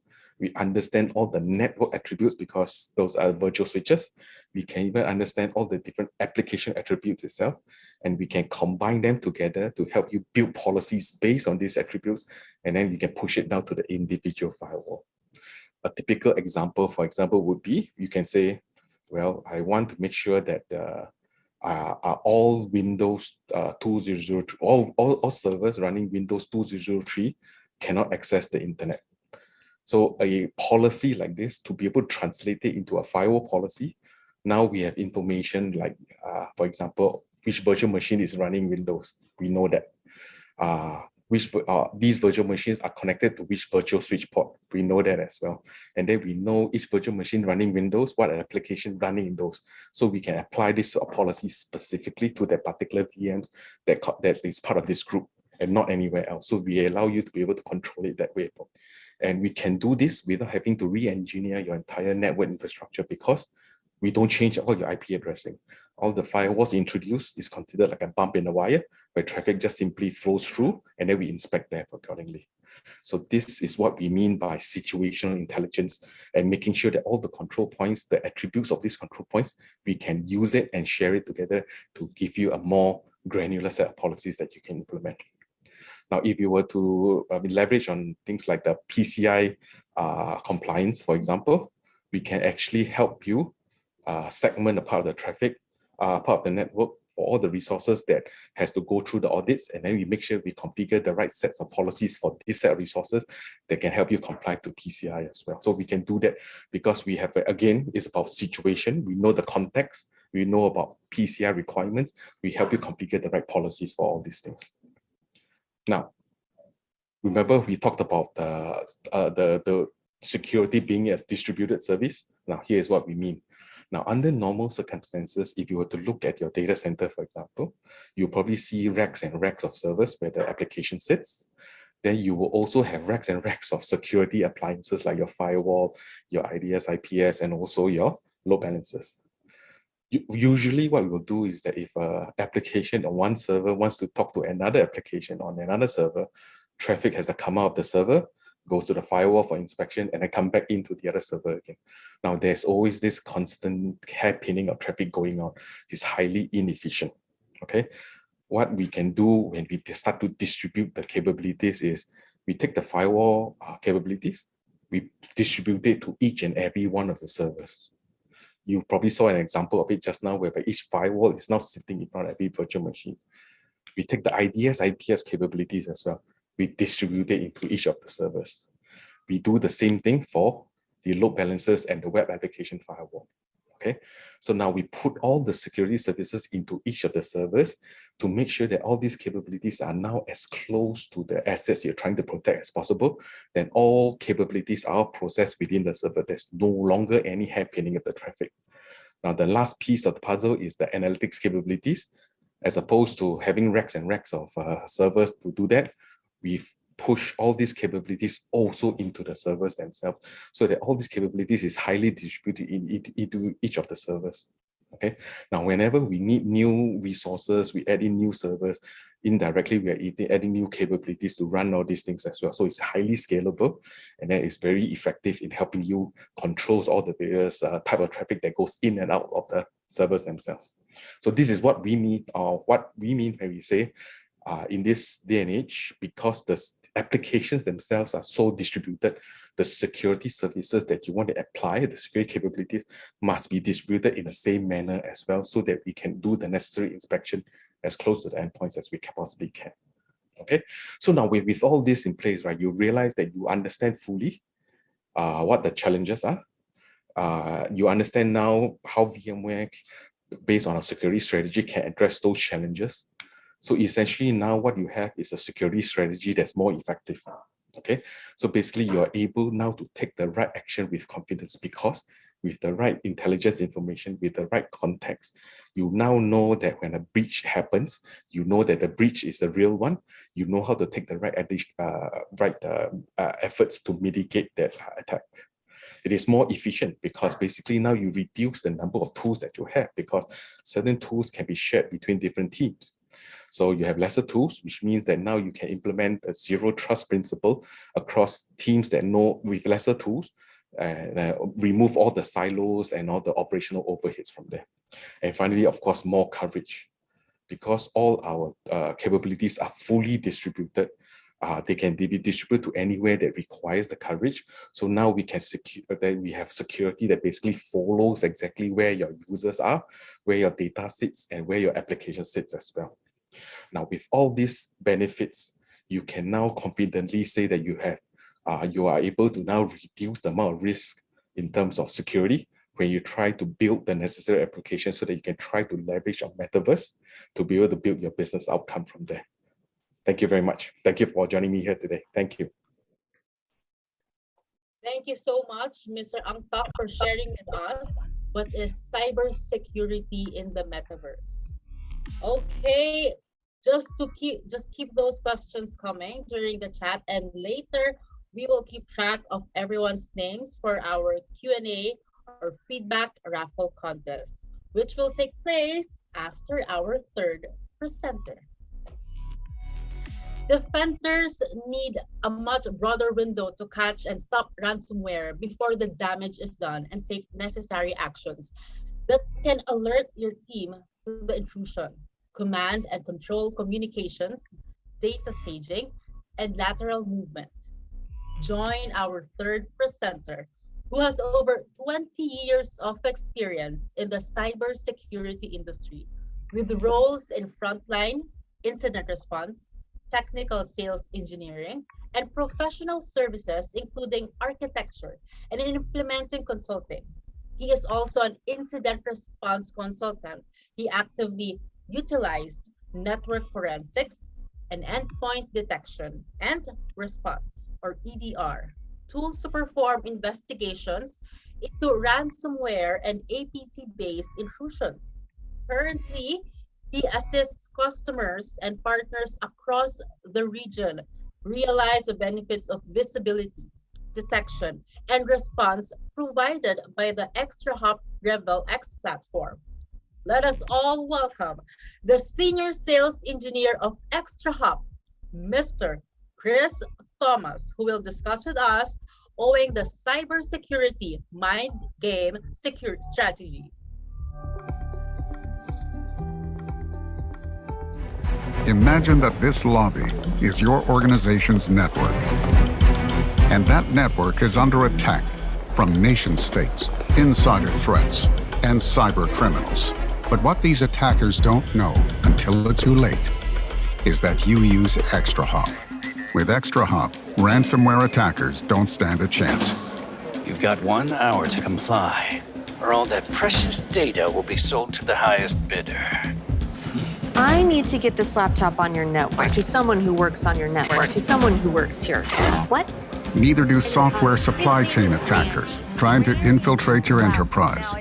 ExtraHop can thwart even the stealthiest nation-state attacks. So, who's your tax guy? ExtraHop is always watching, Anyway, my daughter forgot her phone. ready to detect any threat.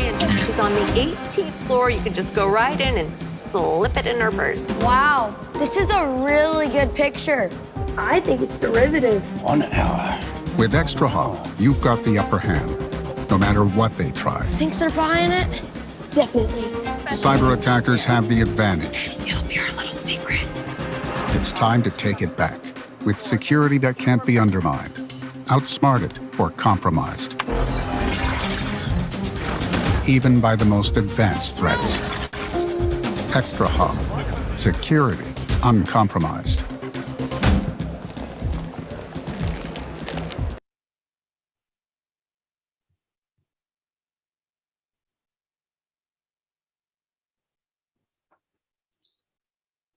Hello, and thank you for joining me to talk about techniques for stopping ransomware in its mid-game. My name is Chris Thomas. I'm a Senior Security Advisor with ExtraHop. I'd like to introduce you to the idea of the mid-game and what this actually means and how we can use it to our advantage when it comes to finding it and stopping attackers on the network.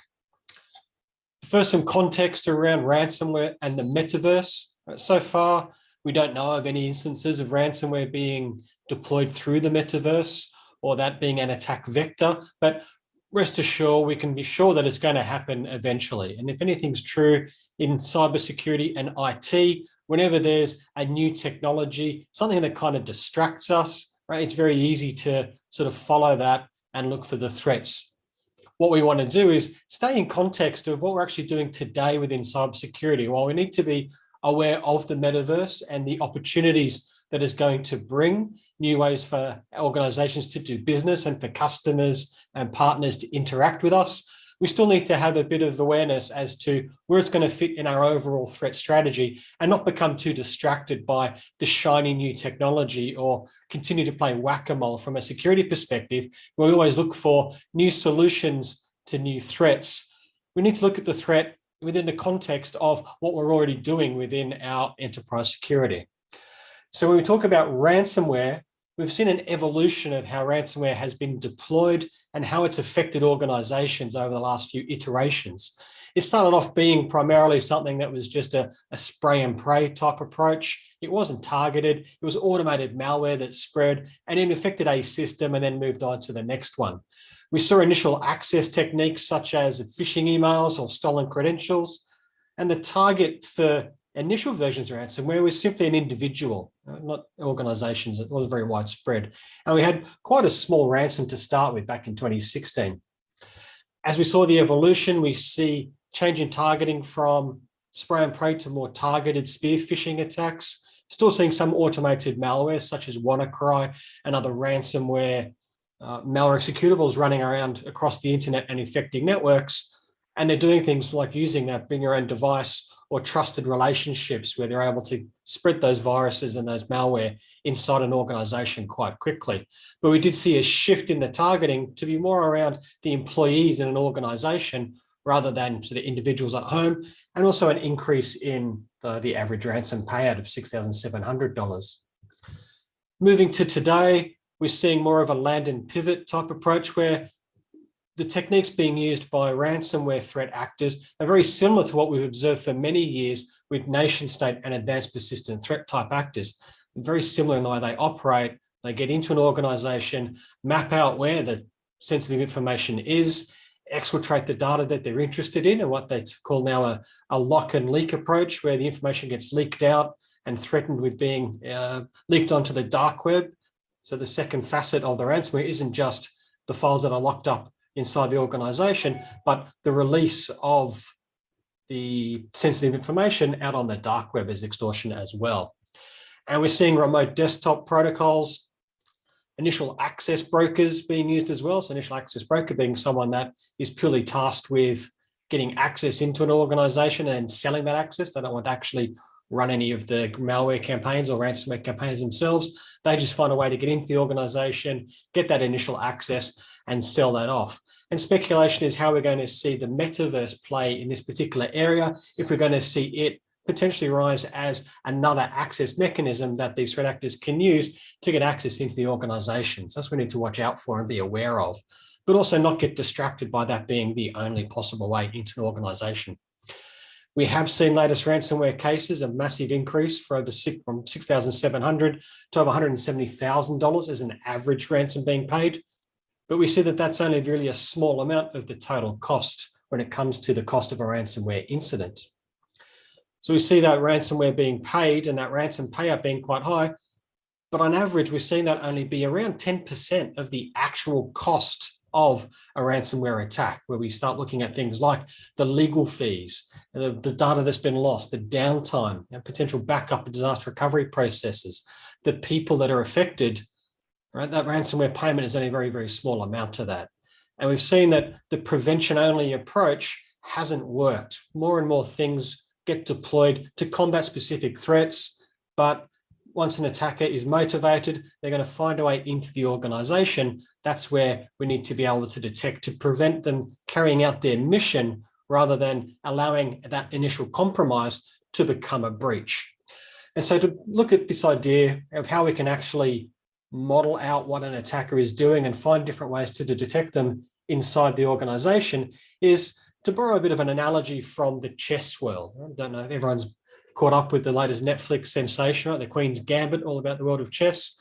Where again, it's very easy to look at a game of chess and be very focused on that initial move, the opening of the game of chess, but then also get distracted by focusing on that end game, right? The actual approach of how you're going to take out the king. But in reality, most of the game in the game of chess is focused on the mid game, right? So once that initial move's been made, what are the maneuverings and the actual tactics to then be able to set up the end game? We can look at an attacker performing a ransomware attack in a similar way, in that once they've got initial access into the organization, they're going to try and carry out their mission and reach their objective of exfiltrating the data for use in the leaking phase of that attack, but also in deploying ransomware to lock and destroy that information as well. But if we focus on just trying to stop them getting into the organization, or we focus on trying to detect the malware when it runs inside the organization, we're missing a big game or missing a big part of where we can actually detect the attacker inside the network. And that's where we come to the mid game. So to use that analogy and look at that from an attacker perspective with ransomware and the modern ransomware kill chain, we look at that opening move or that initial access, and we've still got those things we need to be concerned about, right? Those different techniques that we saw in the previous slide. The phishing and stolen credentials, drive-by download still occurs. I worked on a case a number of years ago where the initial access vector for the threat actor was via a fake Google Chrome update that was used to install a remote access tool on a victim's workstation. So we're still seeing that. We still see exposed protocols like remote desktop being exposed to the internet that maybe haven't been secured with multi-factor authentication. These are the different techniques that we're seeing the attackers use to get access into the environment, and we need to make sure that we're aware of the access possibilities via the metaverse as that rises as part of our interaction with our customers and our partners as well. But important not to just get focused on that and distracted by that. If we look at the end game, what the attacker is going to do once they're inside the network, they're going to find that sensitive information that they're looking for, steal that information, exfiltrate it so that they can hold it for ransom for both being leaked on the dark web or on the internet in general, but also find where that sensitive information is so they can delete it and run their ransomware executables to encrypt and destroy that information. But if we just focus on that initial access or that end game, we're missing out on a very large part of what the attacker is doing on the network and many opportunities for us to detect them and stop them before they get to that end game or that extortion cycle. That's what we refer to the mid game, right? Well, as soon as an attacker has got that initial access, they're going to perform various tasks to be able to map out the environment. So enumerating the targets and finding the targets on the network, finding where that sensitive information is, where the file shares are, where the databases are, where the SharePoint server might be, right? Wherever that critical information is, they're going to map it out and find that. They're going to use domain escalation. They're going to get administration rights. So we need to be able to monitor things like Active Directory and our authentication systems where we can spot any anomalous behavior or suspicious activity that may be an attacker trying to escalate their privileges. They're going to do lateral movement. They're going to move around inside the network from one host to another. There's no intrusion I've ever worked on where a single host was compromised and that was it. There's always lateral movement to other systems inside the environment as part of this mid-game element as well. And then lastly, things like command and control that we can monitor and detect on the network to be able to see when they're trying to pivot, when they're trying to move around and run the commands across the environment. So there's lots of different stages that we have to be able to detect this activity in this mid-game section. And what I love about the mid-game is it actually gives us the ability to thwart the defender's dilemma. If you worked in cybersecurity long enough, you would have heard this phrase, what we call the defender's dilemma, that intrusions are inevitable and defenders have to be right 100% of the time, but attackers only have to be right once. And personally, I really hate this statement. It's such a defeatist statement. It's like, well, why do we even bother then, right? If we have to be right all the time, the attacker only has to be right once. But this is only true if you focus all of your detection strategy and your prevention strategy in that prevention-only mindset of trying to stop that initial access by leveraging the mid-game and understanding the different stages of an attack and the different elements and techniques an attacker is going to use once they're inside the network. We get to actually flip that on its head and we can create what we can call the intruder's dilemma. So once the attacker is actually inside the network's foreign to them. They don't know where things are. They're foreign to the environment. And in this case, us as the defender, we only need to detect one of the intruder's missteps to be able to start the response and prevent damage. And that's a much more encouraging way to look at things, I think, rather than that old idea of having to be right 100% of the time versus the attacker only right once. Now we can see, well, the attacker needs to be right all the time, because if they make a misstep, we can detect them and we can take action. And when it comes to understanding what these techniques are going to be, what are these different things that comprise the mid-game, that's where we can see some very good documentation and analysis that's taking place at the moment in the industry with resources such as the DFIR report, right? To fit Digital Forensics and Incident Response Report. So I've linked on the screen there, DFIR report. There's a great collective of incident response analysts that write up great investigations and great analysis after the intrusions that they have worked on and that they've evicted the attacker from the network, where we can see all the different techniques that they are looking for and monitoring and that they have seen as part of these attacks. And I have an example here of a case study they did towards the end of last year on a Conti ransomware incident, where we can see from day zero when the initial access took place, which was a phishing email using a word macro to get the bizarre loader malware, that initial stage downloader installed into the environment. But we see them move through the next 3 or 4 days with all these different techniques that they've used for enumeration, for command and control, for lateral movement and data staging. These are activities that, when we know what to look for, we can monitor for those and detect this activity on the network. Right? We see in day 2, more lateral movement, more command and control, some more data staging with software being uploaded and installed onto mega.io as an external cloud resource for actually being able to exfiltrate this data. Before day 5, we see lateral movement and the actual encryption of the malware being run, right? The ransomware itself, Conti, being deployed on day 5. So if we're relying on detecting just that endgame, just detecting that malware when it gets run, there's 5 days where we could have actually looked for other activities that would have given us a tip-off that this was occurring inside the network and allowed us to stop the activity before the ransomware got deployed. So when it comes to detecting this type of activity, this mid-game, as we're calling it, right, the enumerating the targets, the domain escalation, the lateral movement, the best way to do that is from monitoring the network and doing network detection and response. Because the network's uniquely placed in that, as I said before, there's no intrusion where only one system gets compromised. So the attacker is going to move across the network from host to host. It gives us the best opportunity to detect that activity. So we're able to provide that information there. And you may have an EDR in place, and EDR is a great tool. I used to work in incident response, and we used to refer to the EDR and the network visibility that we use together as being the 2 sides of the same coin. But some of the problems with the EDR is, the main problem that you see with EDR is actual coverage, right? There was no environment I ever worked on or any intrusion I worked on where we had 100% coverage with EDR agents. Either there's always a system somewhere like a database or maybe Active Directory, for example, where the resource usage on the system is too high and the administrator just won't let you install another agent on a system. So you have coverage gaps there, as well as just simply systems that can't have an agent installed, like IoT devices or other security devices, or bring your own devices that may be on a network as well. The third element that rounds out what we often refer to as that SOC visibility triad is the SIEM. Right? And SIEM gives great information. It's able to give us insights into the self-reported logs from the different systems, such as from databases, such as from your firewalls and your IDS. But again, things like a database, you need to turn on trace auditing on the database. And again, most DBAs just won't let you run that level of security because of the potential resource and performance impacts it can have on the actual database system itself. So it's important to have the visibility from the endpoint agent as well as from the SIEM, but it really gets rounded out by being able to see the information from the network perspective as well.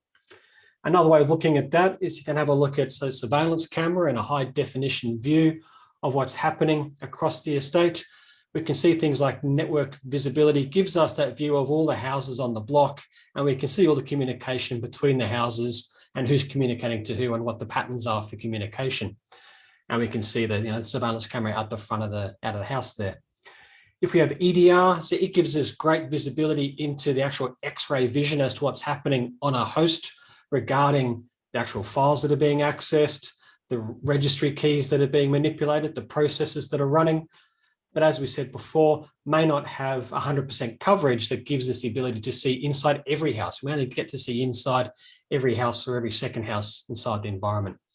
So having the combination of that X-ray view of what's happening inside the house, as well as the security camera view of what's happening outside, gives us that best chance to see what's actually occurring and spotting these threats in what we call that mid-game. The SIEM view is generally pretty blurry because the SIEM's only as good as the log sources that you have. I've worked on many cases where we're following an intruder and the intruder's been able to delete the logs before we've had a chance to collect them with the SIEM, or simply the system wasn't instrumented properly with the SIEM to give full coverage of all of the logs that you're interested in. Many people will get just the operating system logs, but not get the IIS logs, for example, on a Windows web server. Or they may not get for Outlook Web Access, they may miss the IIS server that's sitting at the front of the Exchange server providing that Outlook Web Access service. So we see these things being missed, even things like remote desktop services. There's a bunch of different logs that you can collect to get visibility into uses of remote desktop services or terminal services. Quite often they aren't being collected in the SIEM. So we miss out on some instrumentation and doesn't give us the full picture. So the best way to spot these attackers and identify this activity in the mid-game is using a combination of these different tools for network visibility, for endpoint visibility, as well as the SIEM with your logs. And an example of where this has actually taken place, so I've got two case studies. One was quite famous just over a year ago. We saw the Colonial Pipeline Company was a victim of the DarkSide ransomware group. And we saw after their initial intrusion, they had attacker behavior that was missed in the mid-game, right? That wasn't picked up by their next-gen firewall or CASB or IDPS or their NAC solution or DLP. Right? The activity wasn't picked up.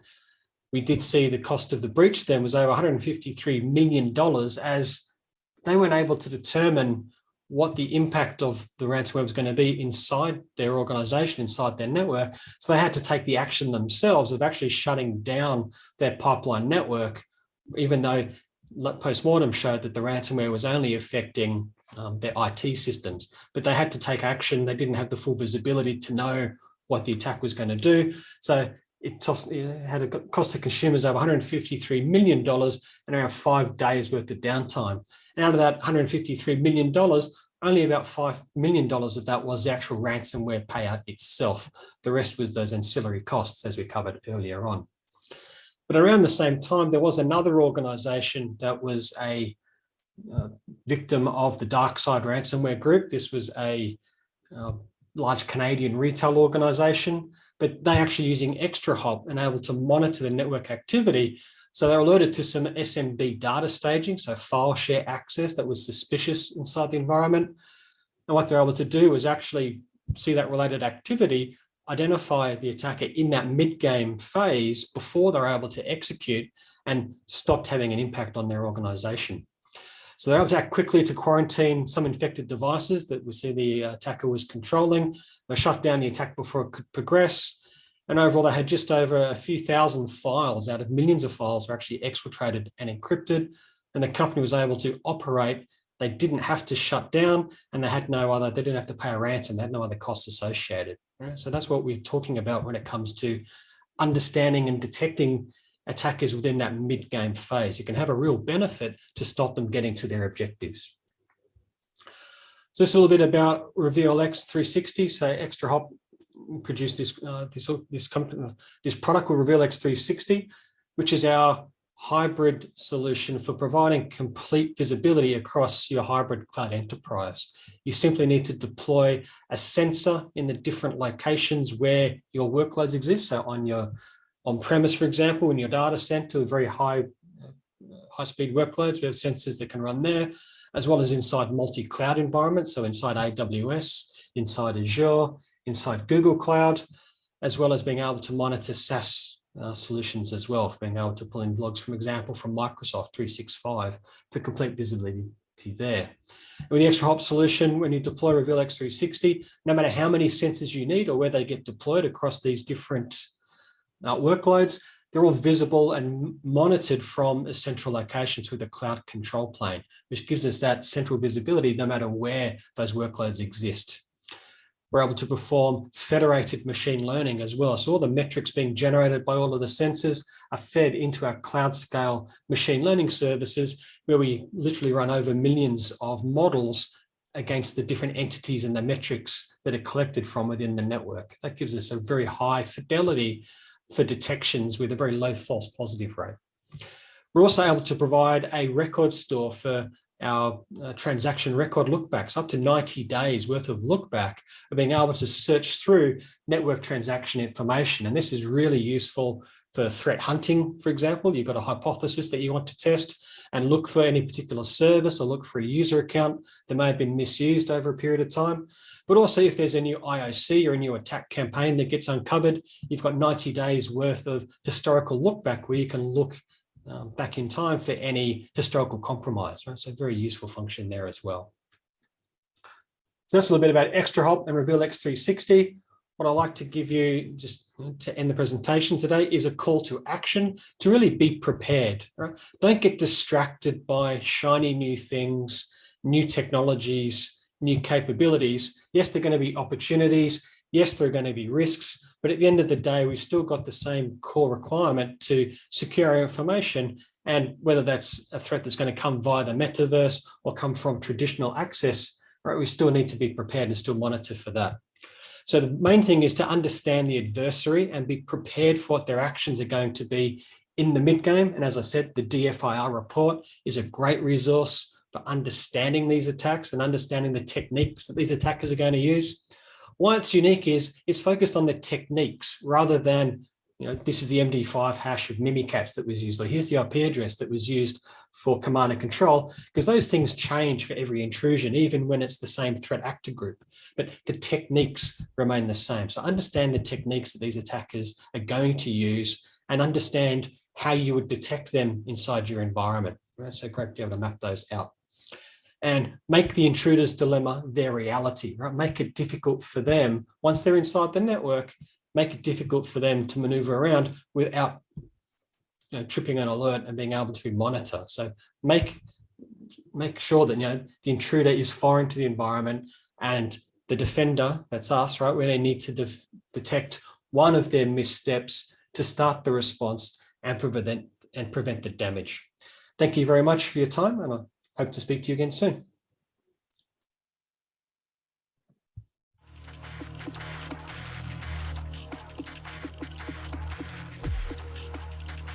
Thank you, Mr. Chris, for that presentation.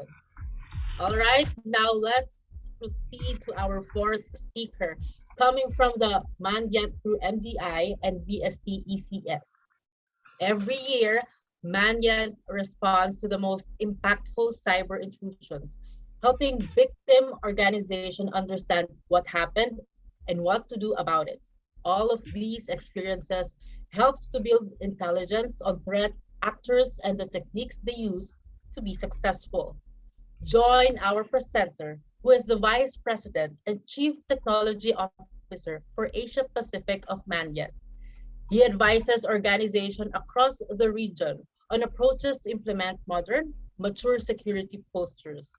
He has spent half of his 25-year career in IT focused on cybersecurity in Asia. He is a prolific public speaker and has delivered keynotes at security events across the Asia Pacific region on a broad range of security topics.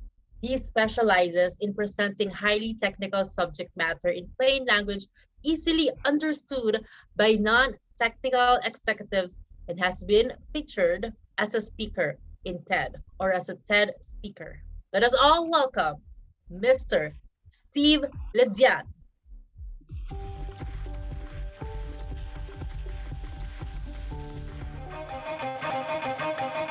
Cybercrime isn't a problem you solve, nor a contest you win. It's a constant battle, fought every day. It's rats in New York, rain in London, delays in airports. It's a given. If you can be hacked, you will be hacked. Dave will open that phishing scam email. Sarah will access that public Wi-Fi, and you will be compromised. At Mandiant, we don't say this to be depressing or defeatist. We say it as motivation, as a reminder to solidify your commitment and to harden your resolve. Too many businesses are overwhelmed by the threats coming their way, when they need to fully commit and never, never, never give in. That's where we come in. We counter every threat with a response, every probe with a shadow, every attack with an inspired defense. It's not enough to stop the breaches. We work to stop the attackers. This is the reality of business today, and we will be there 24/7, not just responding, but proactively preparing.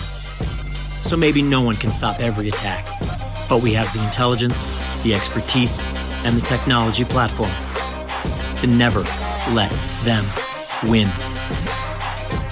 Stay relentless. Hi, my name is Steve Ledzian. I'm Chief Technology Officer for Mandiant in Asia Pacific and Japan. And I'd like to start by asking you a simple question. Do you now or have you ever worked at an organization that's been breached?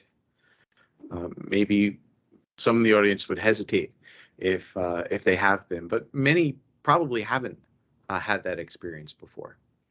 Mandiant has helped thousands of companies, about 1,000 every year through a cyber intrusion. So we've had that experience through our clients who we help respond countless times. And every year we release a report called the M-Trends report, which shares all the aggregate insights, knowledge, and learning from those incident response efforts.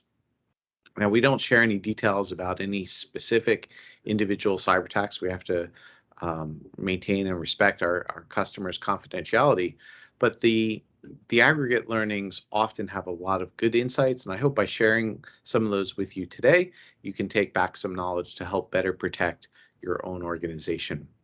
This is a report that we release every year. This is our 13th edition of the report, and so you'll see trending over the last decade as well.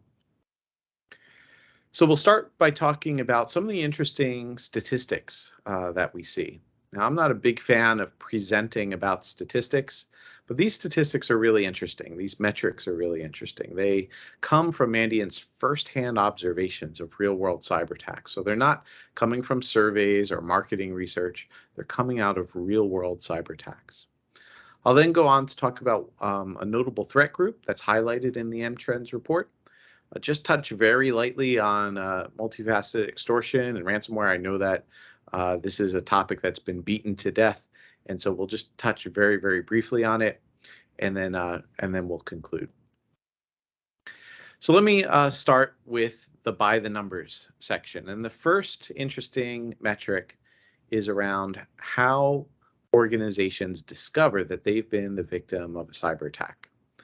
Generally, we group this into one of two ways. Either they detected the intrusion by themselves, maybe a security control, maybe a MSSP service, something that they've invested in for the purposes of cybersecurity worked, and they were able to detect a prevention failure that led to an intrusion of an attacker. That's one way. The other way is when they fail to do that. And there has to be an external notification to that victim that they are a victim. Sometimes that comes from law enforcement. Sometimes that can come from business partners. Sometimes it comes from security vendors who have visibility into what's happening in adversary infrastructure. And so this notion of how often do companies internally detect cyber intrusions versus how often are they externally notified that they're the victim of a cyber intrusion? How often does each occur? And this was what it looks like over the last dozen or so years. The red at the bottom is external notification. That's not good. That's not what we want. The gray at the top is internal discovery of the intrusion. And you can see the trending is heading in the right direction. More recently, organizations have gotten a lot better at detecting their own, on their own, intrusions into their networks. Now, it's still roughly 50-50, and so there's a lot of work to do, but the efforts beyond prevention efforts, because these detections are assuming that prevention fails, so we need some sort of capability outside of prevention, and that's usually going to be a detection and response capability of some sort to notice these prevention failures, to detect the intrusions, and then to respond to them. Now that was the global view. What if we break this out regionally? We can break it out geographically by Americas, Asia Pacific, and EMEA, and look at internal versus external at a finer grain. And what we see is not a good picture for APAC. So we see 76% are external notifications. Obviously, it's better if you're able to detect the intrusion for yourself than to have to be told by an external third party that you're the victim of a cyber attack. And so why is it so high for Asia Pacific? Part of that is tied to ransomware. In a few slides, I'll share with you what's happening with ransomware specifically in Asia Pacific. And we consider, I would say, most ransomware attacks tend to be discovered through external notification. And the externally notifying party there is the ransomware threat actor themselves. The ransomware threat actor deploys a ransom note, and that is how the victim comes to learn that they are a victim of a cyber attack. They didn't catch the ransomware threat actor themselves beforehand. It's the threat actor that reveals themselves, and we're seeing a pretty substantial increase in ransomware, specifically in Asia Pacific. And that's part of the reason why you see this external notification number so high in Asia Pacific. Adding to that Asia Pacific's trending in the wrong direction here. We were doing better last year than we are doing this year in terms of internal notification. And again, a large part of that is due to ransomware, and we'll talk more about that in a few slides. I think, though, despite that observation around Asia Pacific, the trend, over a number of years is that things are getting better. More organizations are looking beyond prevention, additionally to detection and response, and establishing a cyber resilient security posture. There used to be the phrase in cybersecurity that prevention is better than a cure. And it's true, prevention is better than a cure. But the catch there is that in cybersecurity, there is no 100% effective prevention. And so, yes, while you need that prevention, you're going to have to expect that sometimes that prevention is going to fail. And you have to decide, do you want a capability to respond to that failure or not? And of course you do. And that capability is detection and response. So we need both prevention and detection and response in order to be cyber resilient. Now, the next interesting metric is dwell time. Dwell time is the amount of time it takes a threat actor to be discovered. So from the time they break in to the time they defeat prevention, from the time the intrusion occurs to the time someone notices, to the time someone discovers that intruder in the network. And of course, you can't respond until you notice the intrusion. And in many cases, noticing the intrusion is not easy.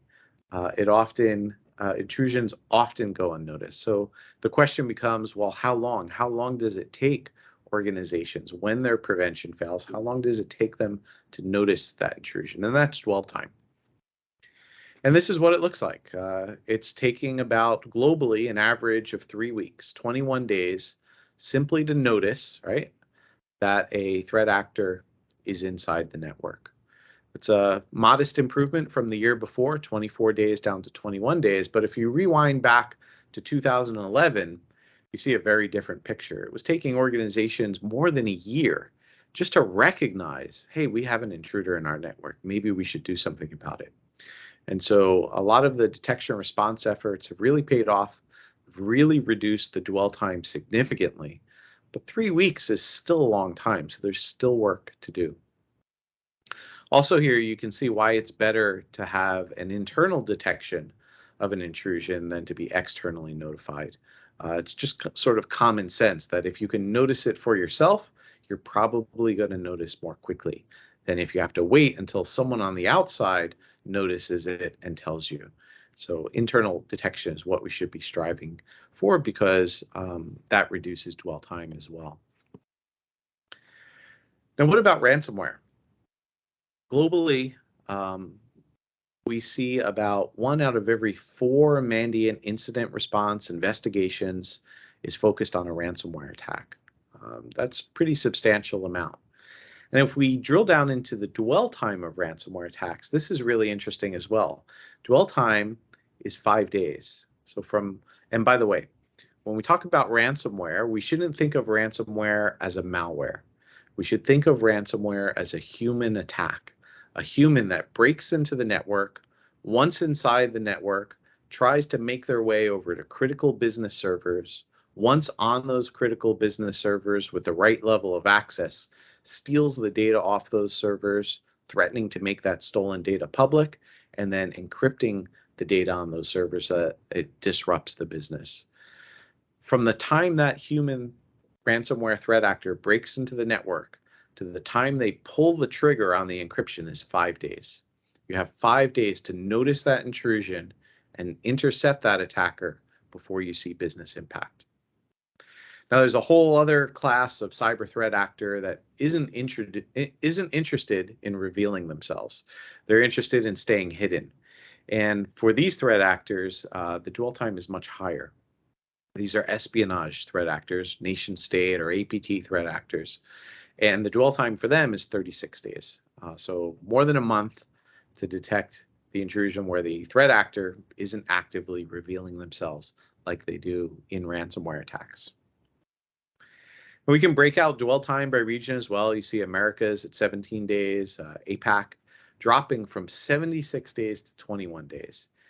And at first, this seems really good. That's a significant reduction, significant improvement, and that's great news. And part of it's coming from detection response. Part of it also is coming from the steep increase of ransomware attacks that we see in Asia Pacific. With those ransomware attacks come shorter dwell times, and those ransomware attacks are skewing the dwell time reduction that you see here from year 2020 to year 2021. I'll talk more in a few slides on ransomware in APAC. So let's talk about some good news for Asia Pacific. Here you see the dwell time just 5-6 years ago dropping from 498 days down to 21 days. That's a significant reduction. That's a really outstanding achievement for the security operations centers, the defensive teams that are working in detection response and trying to reduce the dwell time. That's fantastic. But 3 weeks is still a long time to have a threat actor in your network, and so there's still work to be done, but a lot of impressive work. And a lot of this is due to detection and response efforts. If you think back to 2016, EDR was pretty nascent, NDR probably didn't exist yet, XDR probably didn't exist yet. And so there's many technologies that have contributed into the reduction of this dwell time that you're seeing in Asia Pacific. Now, that's the case, but not for everyone. Let me explain on how to view this slide. Across the bottom, we have buckets of days of dwell time, right? 0 to 7 dwell time, 8 to 14 days dwell time. And across the left, we have the percentage of investigations that land in that bucket, Mandiant investigations. And you can see most of Mandiant's investigations, the victim has a dwell time of less than 30 days or so. And then there's a long tail. And then after 1,000 days, there's a 13% of our investigations have a dwell time greater than 1,000 days, greater than a few years. And so these are organizations that are still stuck in that prevention-only mindset, that aren't thinking about detection and response, that aren't thinking about what happens when my prevention fails. When it does fail, they don't notice, and they don't notice for years, and you don't want to be in this bucket. You definitely want a short dwell time to minimize the impact to the business, to the cost of incident response, to the brand reputation damage, and to the impact of your customers. All of those reduce when you notice intrusions quickly. Now, I kept alluding to the slide of ransomware in Asia Pacific, and this is that slide. And you can see in year 2020, about 12.5% of the incident response work that Mandiant did was related to ransomware. 1 year later, that triples to 38%. We are seeing, and we're seeing this growth of ransomware in Asia Pacific more than anywhere else in the world. Other regions are not growing at this rate. You might say, well, why is there so much more ransomware in Asia Pacific? And maybe there's a lot of reasons for that. Part of it can be around disclosure laws. Part of it can be with the more aggressive stance that the US government is taking with ransomware threat actors. But for whatever reason, ransomware actors are targeting Asia Pacific. So while everyone needs to worry about ransomware, if you're an organization in Asia Pacific, it's even more so. And that is the key takeaway. Ransomware is having a disproportionate impact in Asia Pacific, and there's a number of things that you should do to address that. Manage detection and response, reduces dwell time. That's the goal behind any managed detection and response service. Notice intrusions quickly so that you can respond to them quickly, intercept them before there's any business impact. Reduce dwell time. That is low-hanging fruit. At 21 days average, there's a lot that can be done to reduce that. So at Mandiant, we have an MDR service called Mandiant Managed Defense. For our customers, we measure that we reduce that dwell time from 21 days, not down to 2 days, but we reduce it on average down to 2 hours for our customers. So if this is not a capability that you can build in-house, outsourcing may be something that you want to look at. We can look at attacks too. I think no surprises on this slide. Cyber attacks, the investigations that we conduct, they're across every industry. All organizations and industries are undergoing digital transformation. Cyber attacks are following them. Yes, we see more in financial, healthcare, business, and professional organizations, but no industry or sector is immune from cyber attacks. We also see a really interesting question in how do attackers break in the first place? And a few years ago, I would say that the prevailing wisdom was that attackers break in most of the time through email. What we saw last year was a slightly different picture. Email's still on there. We see phishing at 11%, but most of the intrusions that we see are happening from exploitation of vulnerabilities at 37%. And so patching has always been important, but even more so as attackers shift to exploiting vulnerabilities as a means for initial compromise into networks. Second position here, we see supply chain attacks. That's a little surprising, supply chain and frightening because supply chain attacks are so hard to address. There's probably a little bit of skew in that number. The 2020 number was less than 1%. Here we are at the 2021 number at 17%, pretty substantial growth. Part of that was due to the SolarWinds incident, which impacted many organizations. Remember, these numbers come from Mandiant investigations. Mandiant responded to a lot of the SolarWinds intrusions, and so there's a little bit of skew there because of the significant SolarWinds breach. There's also this question of when attackers or when an organization hires Mandiant, they realize they're a victim of cyber attack. They need help understanding what happened and what to do about it. Mandiant comes in to investigate. Sometimes we find, yes, you're a victim, but you're a victim of not just one group. There's actually multiple distinct groups in your network concurrently. So the question is, well, how often does that happen? And it happens surprisingly high. In 2021, about 1 of every 4 investigations, there were multiple threat groups in the network. Sometimes organizations are responding to a ransomware attack. As part of that incident response work, we find, not only is there a ransomware actor in your network, there's also an APT actor in your network at the same time. The takeaway here is that attackers have many options. They have many ways to break in. They have many ways to achieve the various stages of the attack lifecycle. You need to be continually vigilant, validate your security controls, and make sure that you're protected across all of those stages in the attack lifecycle. So the next section moves away from statistics and talks about notable threat groups. The Mandiant M-Trends report highlights 4. I'm just going to talk about one of those 4. It's a group called UNC 2891. UNC, when you see this classifier, we have a couple classifiers. We have APT, number. That's a nation state threat group. We have FIN, number, and that's a financially motivated threat actor. UNC is a group that's uncategorized or unclassified that we are still gathering information on. We haven't put together quite all of the pieces, but it's a tracking placeholder.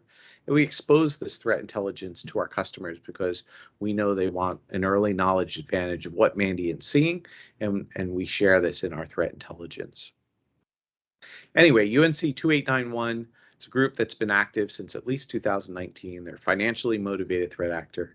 What makes them interesting is that they're particularly fluent in Unix and Linux machines, and they're particularly active in the Asia-Pacific region.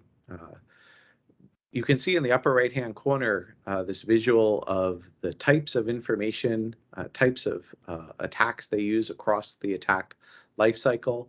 They have a really interesting piece of malware called Slapstick, which integrates with Linux pluggable authentication modules, which gives them a hard-coded backdoor into the system that it affects, as well as recording login credentials of any users logging into that system.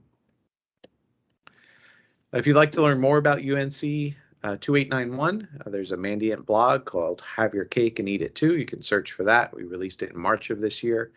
And our Mandiant threat intelligence customers will have a greater set of access to information on UNC 2891.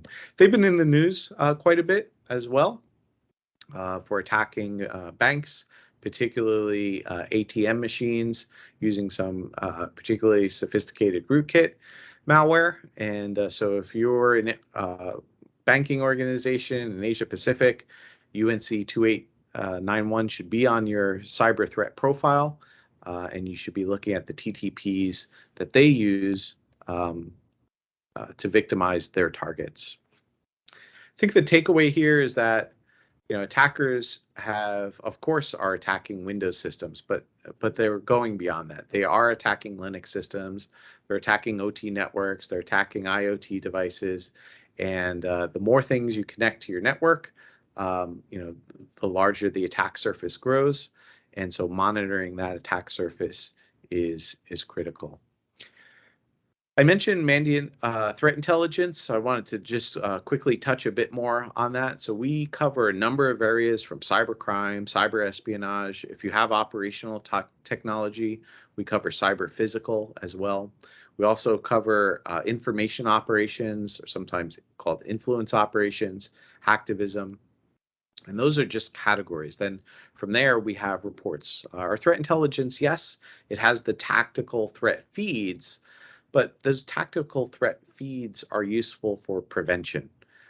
We also need detection and response, right? And when defenders detect something, they need to understand what's happening. And to do that, they're going to need to understand malware. They're going to need to understand threat actors. They're going to need to understand TTPs. And Mandiant Threat Intelligence has write-ups on all of those, so that the level 2, level 3 SOC analysts can take what they're seeing and quickly use Mandiant expertise and intelligence to better action and intercept those intrusions which they've detected.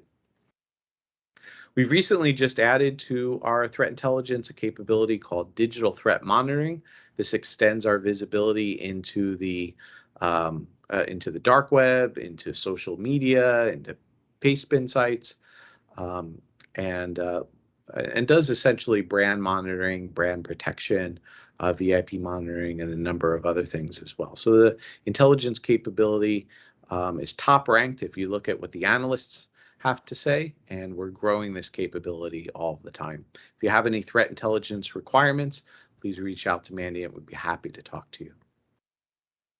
So this just really scratched the surface of what you can find in the M-Trends report. The report's over 90 pages long. I just quickly touched on some of the key highlights of the report. The report's freely available. I've got the QR code here. If you like, snap the code, download the report, and read it in your free time. There's lots of other information and on key trends, which you can use to apply to your own environments, key recommendations, and I hope you'll find that information is useful to you and to your organization. I'd like to thank you for attending the session. If you have any questions or would like to learn more about any of the things that I've talked about today, you can reach out to us at the email address apj@mandiant.com. That's Asia Pacific Japan, apj@mandiant.com. Thank you so much and have a great day.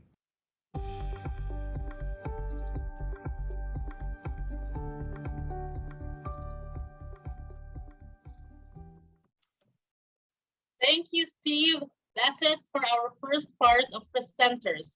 Before we continue with our first panel discussion, let us take a short break first by having our first raffle draw. So is everyone excited?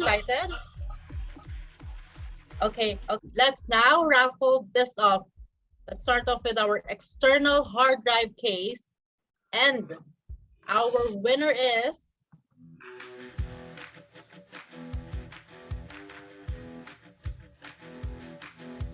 Okay, we'll just wait for a while.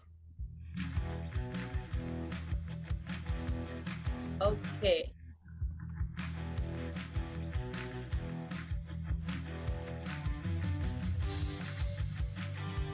There we go. We have a winner.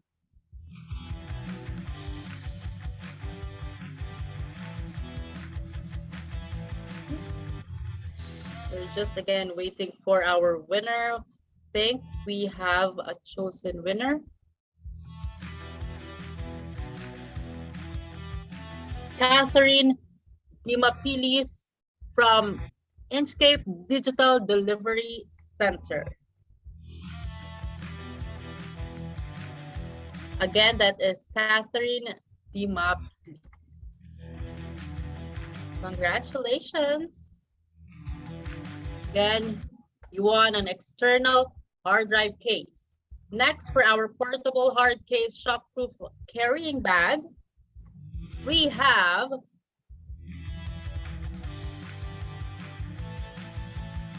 hey there, can you see the name?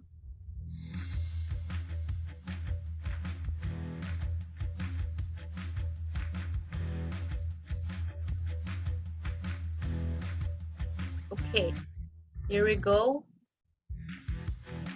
We have Loriano Magno from Philippine National Bank. Again, congratulations, Loriano Magno from Philippine National Bank. Now, next for our 6-in-1 multifunction box, it has a memory reader, a Type-C phone charger, and many more. And our winner is Rejan Tadeo from Universidad de Manila. Congratulations, Rejan. Now for our 115-in-1 screwdriver set. Our winner is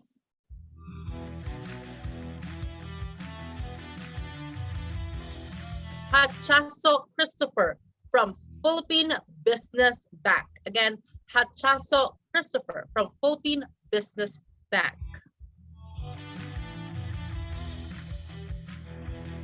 Now, for our one-hand mechanical gaming keyboard with mouse, our lucky winner is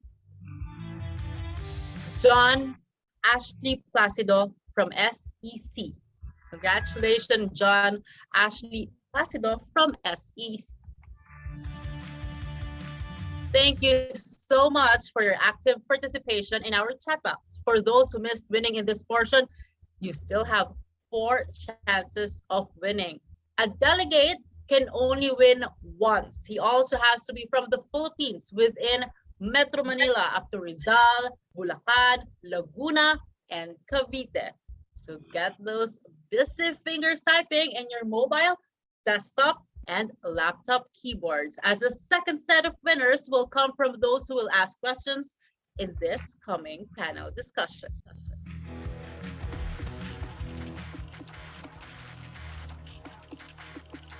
To moderate our first panel discussion, Hacktivism in the Metaverse, is the Chief Executive Officer and President of Security Consulting, CEO of Civil International Incorporated, Vice President for Education and Research, Vice President for Education and Research Cloud Security Alliance, the Philippine chapter, and for more than a decade, sharing his wisdom as a part-time professor of De La Salle University and a part-time faculty at DLSU College of St. Benilde.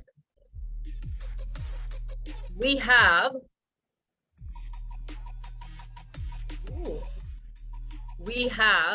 Mr. Rickson Ke. Good morning, Sir Rickson. How are you? Good morning, Carla. Thank you for that generous introduction. And we're really very, very excited. Now, this topic is very, very new. In fact, I don't know any event that has talked about metaverse in full. And we're talking about cybersecurity in the metaverse.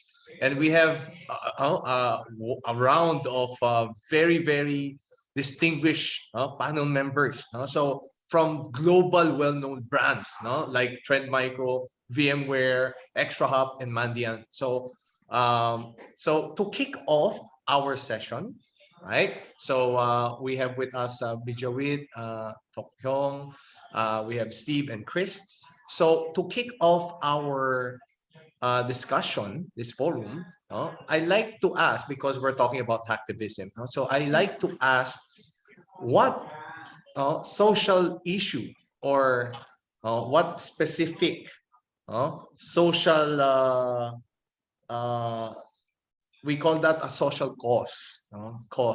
So what social cause would you stand for? Now, probably I'll start off with one myself. So I want to stand up for peace and justice. So can we? So as we call your name, just tell us which company you are representing and your social cause. Would that be good? And for our audience, please also share your social cause that you like to stand up for. We have the chat box. Please feel free to share your social cause. So we'll start with Bijawit from Trend Micro. Bijawit. Hi, I'm Bit from Trend Micro, and one social cause that has been very close to my heart and I've been working for is education, and I believe in a right to education for everybody, because somehow I feel going down in the future, it is a solution to a lot of problems, including peace and all the problems that we have in today's world. So yeah. Thank you for that, Biswajit. And then let's proceed to Tokyo. Yeah, my name is Tokyo from VMware. Similarly as well, I've always believed education as the greatest equalizer in social life. Everybody needs to access to education, not only from a young age, getting all the necessary information, but also in the corporate world as well. Everybody needs to be have the access to the right information, maybe specifically from a security perspective as well, into understanding what's right and what's wrong, what is good behavior and what's bad behavior. Right. Thank you for that, Tokyo. And then let's proceed to Steve. Yeah, hi, Rickson. Good to be here. Yeah, I think, addressing some of the challenges around poverty and hunger and some of, the most disadvantaged, who face really, really difficult challenge. I think that's something that's close to my heart. Education, I would agree with as well. It's and I like how you framed it as a equalizer. Yeah. Yes, thank you for that, Steve. And finally, last but not the least, Chris. So, well, first, I think probably identity theft is something that I'm quite worried about. It looks like maybe Steve and I have had our identity switched. Oh, there we go. We're back again. There we go. All right. So we fixed one problem. That's good. Yeah, education and just human rights and equality. I think we're seeing lots of different areas of the world at the moment regressing in some ways from, where they've come in establishing human rights instead of going backwards. So I think we need to make sure that we don't let that deterioration continue and make sure that we maintain the rights that have been fought for over so many years. Yeah, thank you for that, Chris. And notice in the chat box, we have already a lot of responses from our audience sharing their social cause. So with that, let's kick off our discussion with just a quick presentation. So I'd like to just give everyone the same denominator of understanding of our topic. So hacktivism, it's made out of two root words of hacking and activism. So it's termed as the misuse of computer and internet to expose believed injustice. So you have can be politically motivated, can be socially motivated, or religiously motivated. So, but with that, if you look at the trend right now, you have a lot of groups. These are the well-known groups, but even locally, we have the Batangas Go. We have the Pinoy Blues Sec group. So there are a lot that are also present in the Philippines. So it's not just because these are the global brands of activism, but locally there are also. And mind you, just the recent war of Russia and Ukraine, the Ukraine government activated this hacktivism call to invite people to join their IT army. So now hacktivism has evolved in itself. And that's why it's a very, very good discussion for us to include what are the trends in the area of hacktivism. But I think we would like to start with the quote of Niccolo Machiavelli. Okay, so he said, "The end justifies the means." So we would like to ask our panel group, do you believe or do you subscribe to the end justifies the means? So let's start with Tokyo. I've always thought that, well, I believe in the spirit of that quote, in the sense that basically if the end outcome is very important to you, then you have to work hard in terms of achieving that outcome itself. But to take it literally, whereby if any means is a good justification to the ends, I think I don't agree with that at all. So I would have most likely I'll look at it the other way, is that basically understanding what you want to achieve as a business outcome and or any outcome that you want to achieve, and then looking at all the different methods of achieving that, and then finding one that best meets the social norms in terms of achieving the outcome. I think that's what's necessary here. Yeah. So it's not the total subscription to it. No. So yeah. Thank you for that, Tokyong. Let's get the insight of Biswajit. Biswajit. Thanks, Ruxin. So I would also agree on that, because I would not agree with the comment, but I would agree with my fellow speaker. So all of us work in companies, right, and brands, and we have to attain numbers. But all of us have to do it ethically. We cannot attain numbers in a non-ethical function. Similarly, when people do education, right, they have to give the exam, study well, and do it ethically, right? Just getting a top result by any means is not applicable, right? So I think in this means also, I would say that it is not actually correct, because then I would justify a protest turning into a mob violence, and you cannot differentiate between the two then, right? So it's very important that the means is important, but how you get to that means is also very important, right? So yes. So thank you for that, Biswajit. And let's go for Steve's insight. Yeah, I think outcomes are obviously important. You have to be focused on the outcome, but I would say I probably don't believe that the means justify the ends, because I don't believe that works. If you have that sort of philosophy, you're maybe allowing yourself to take shortcuts. Maybe you're allowing yourself to do something unethical, maybe even something malicious. And I think the damage that comes out of those means that you've given yourself permission to do to reach that end might end up causing a net decrease in the outcome that you're trying to get in the first place. So I think those means are quite important. Finally, Chris, your stand towards Niccolo Machiavelli.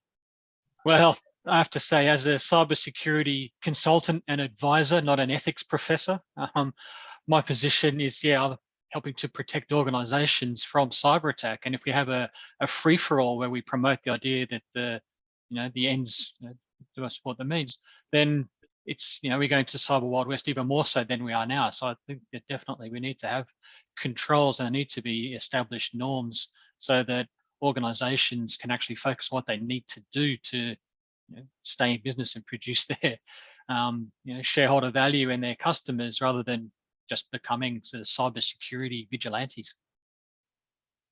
Yeah, thank you for that, Chris. So subscribe to Batman, the vigilante. So we are very straightforward with because most people, the reason why we raise this question is most people say that when they are caught by authorities, I'm doing this for a cause, I'm doing this for the people and all these. So, but without considering the implications to the general community.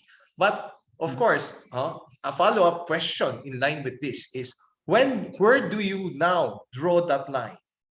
That hacktivism, okay? Which part of hacktivism wherein you draw the line that this is not right anymore. Because as we all know, when we talk about what products do you put into your network, there's no right or wrong answer. No, there's just what we call the best practice approach and all these. No, so there's no right or wrong answer, but still, in terms of ethics, again, it's also a debate. Okay, black or white. So usually it's a debate, but now the question is, where do you draw the line that it's not a debate anymore, that this is really wrong? So which part do you draw the line? Let's start with Biswajit. So if you are talking about even cybercrime, the way we draw the line is it following the local laws, or it is in a breach of the local laws of the government or laws of the land? I think that's clearly differentiated. If it is breaking the law of the land, that means you have crossed the line. If it does not break it, it does not.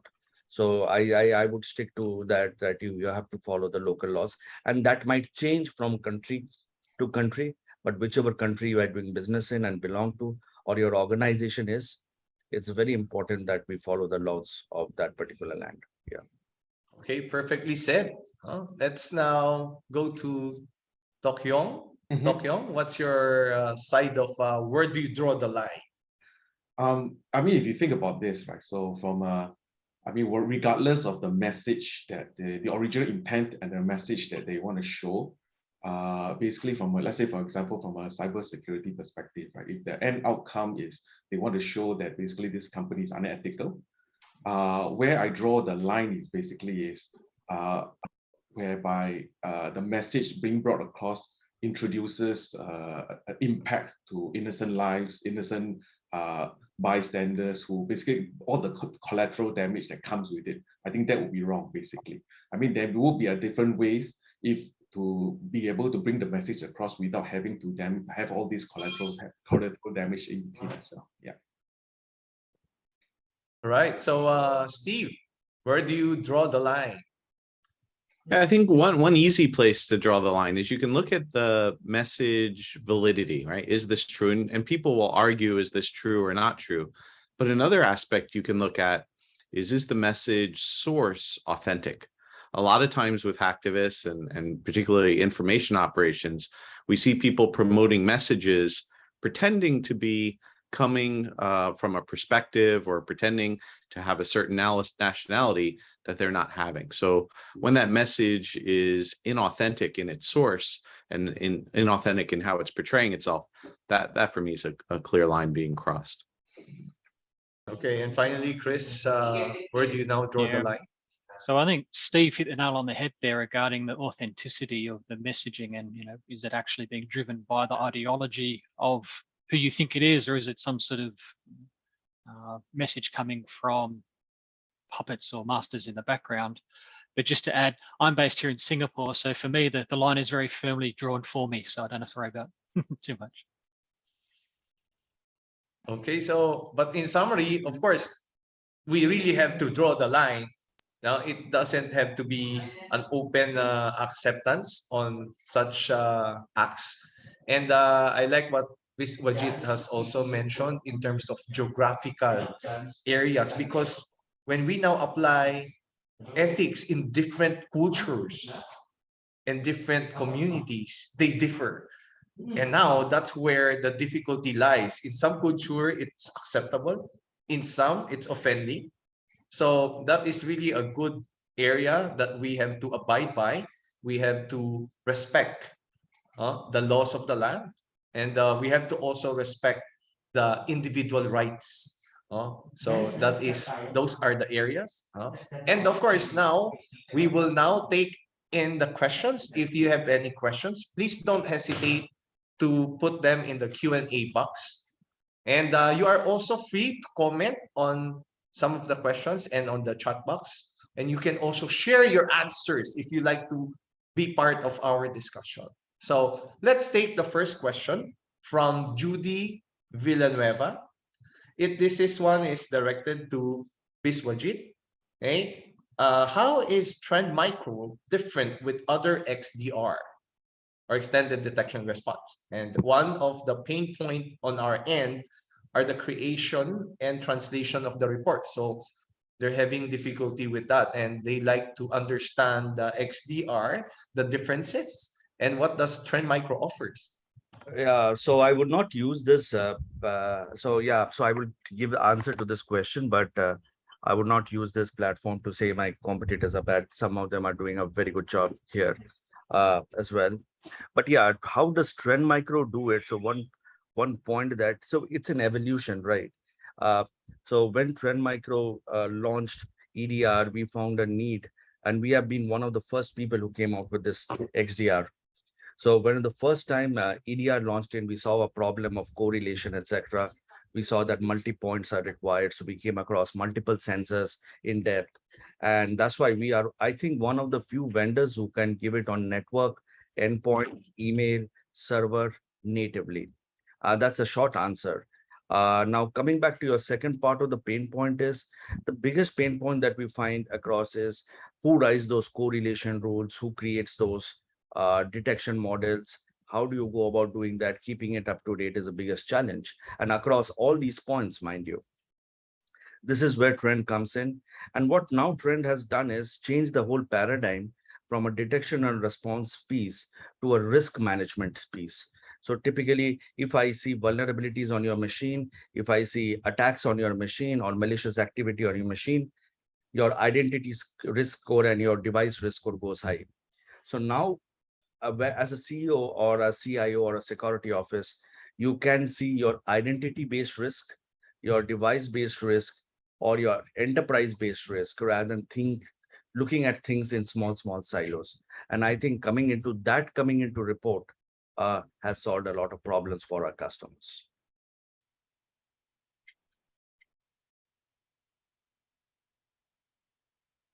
Thank you for answering that, Biswajit. And let's now proceed to the next question. I think we would forward this question to Chris. What is your take on goodwill hack? They might be disguised as modern Robin Hood. Oh, I'm not familiar with goodwill hack. What, someone stealing from the rich to give to the poor? I think that goes back to our hacktivism discussion earlier around drawing the line. So clearly any sort of theft is against the law and against local principles or across international borders as well. So no, I'm not for it. Okay, thank you for that, Chris. So I think they were saying that this was all about Robin Hood, that you're stealing from the rich and giving it to the poor. And again, as what we have discussed a while ago, it's like it's being covered, right? Well, so stealing. So yeah, still stealing. So I agree with you, with that area. So next is we have now a difficult question, but I like to put this difficult question to Steve. With due respect, Steve. Now, what are the ethical considerations in the metaverse? So we're now entering a discussion of activism and the metaverse. But when you now go to the metaverse, what ethical considerations would you look at?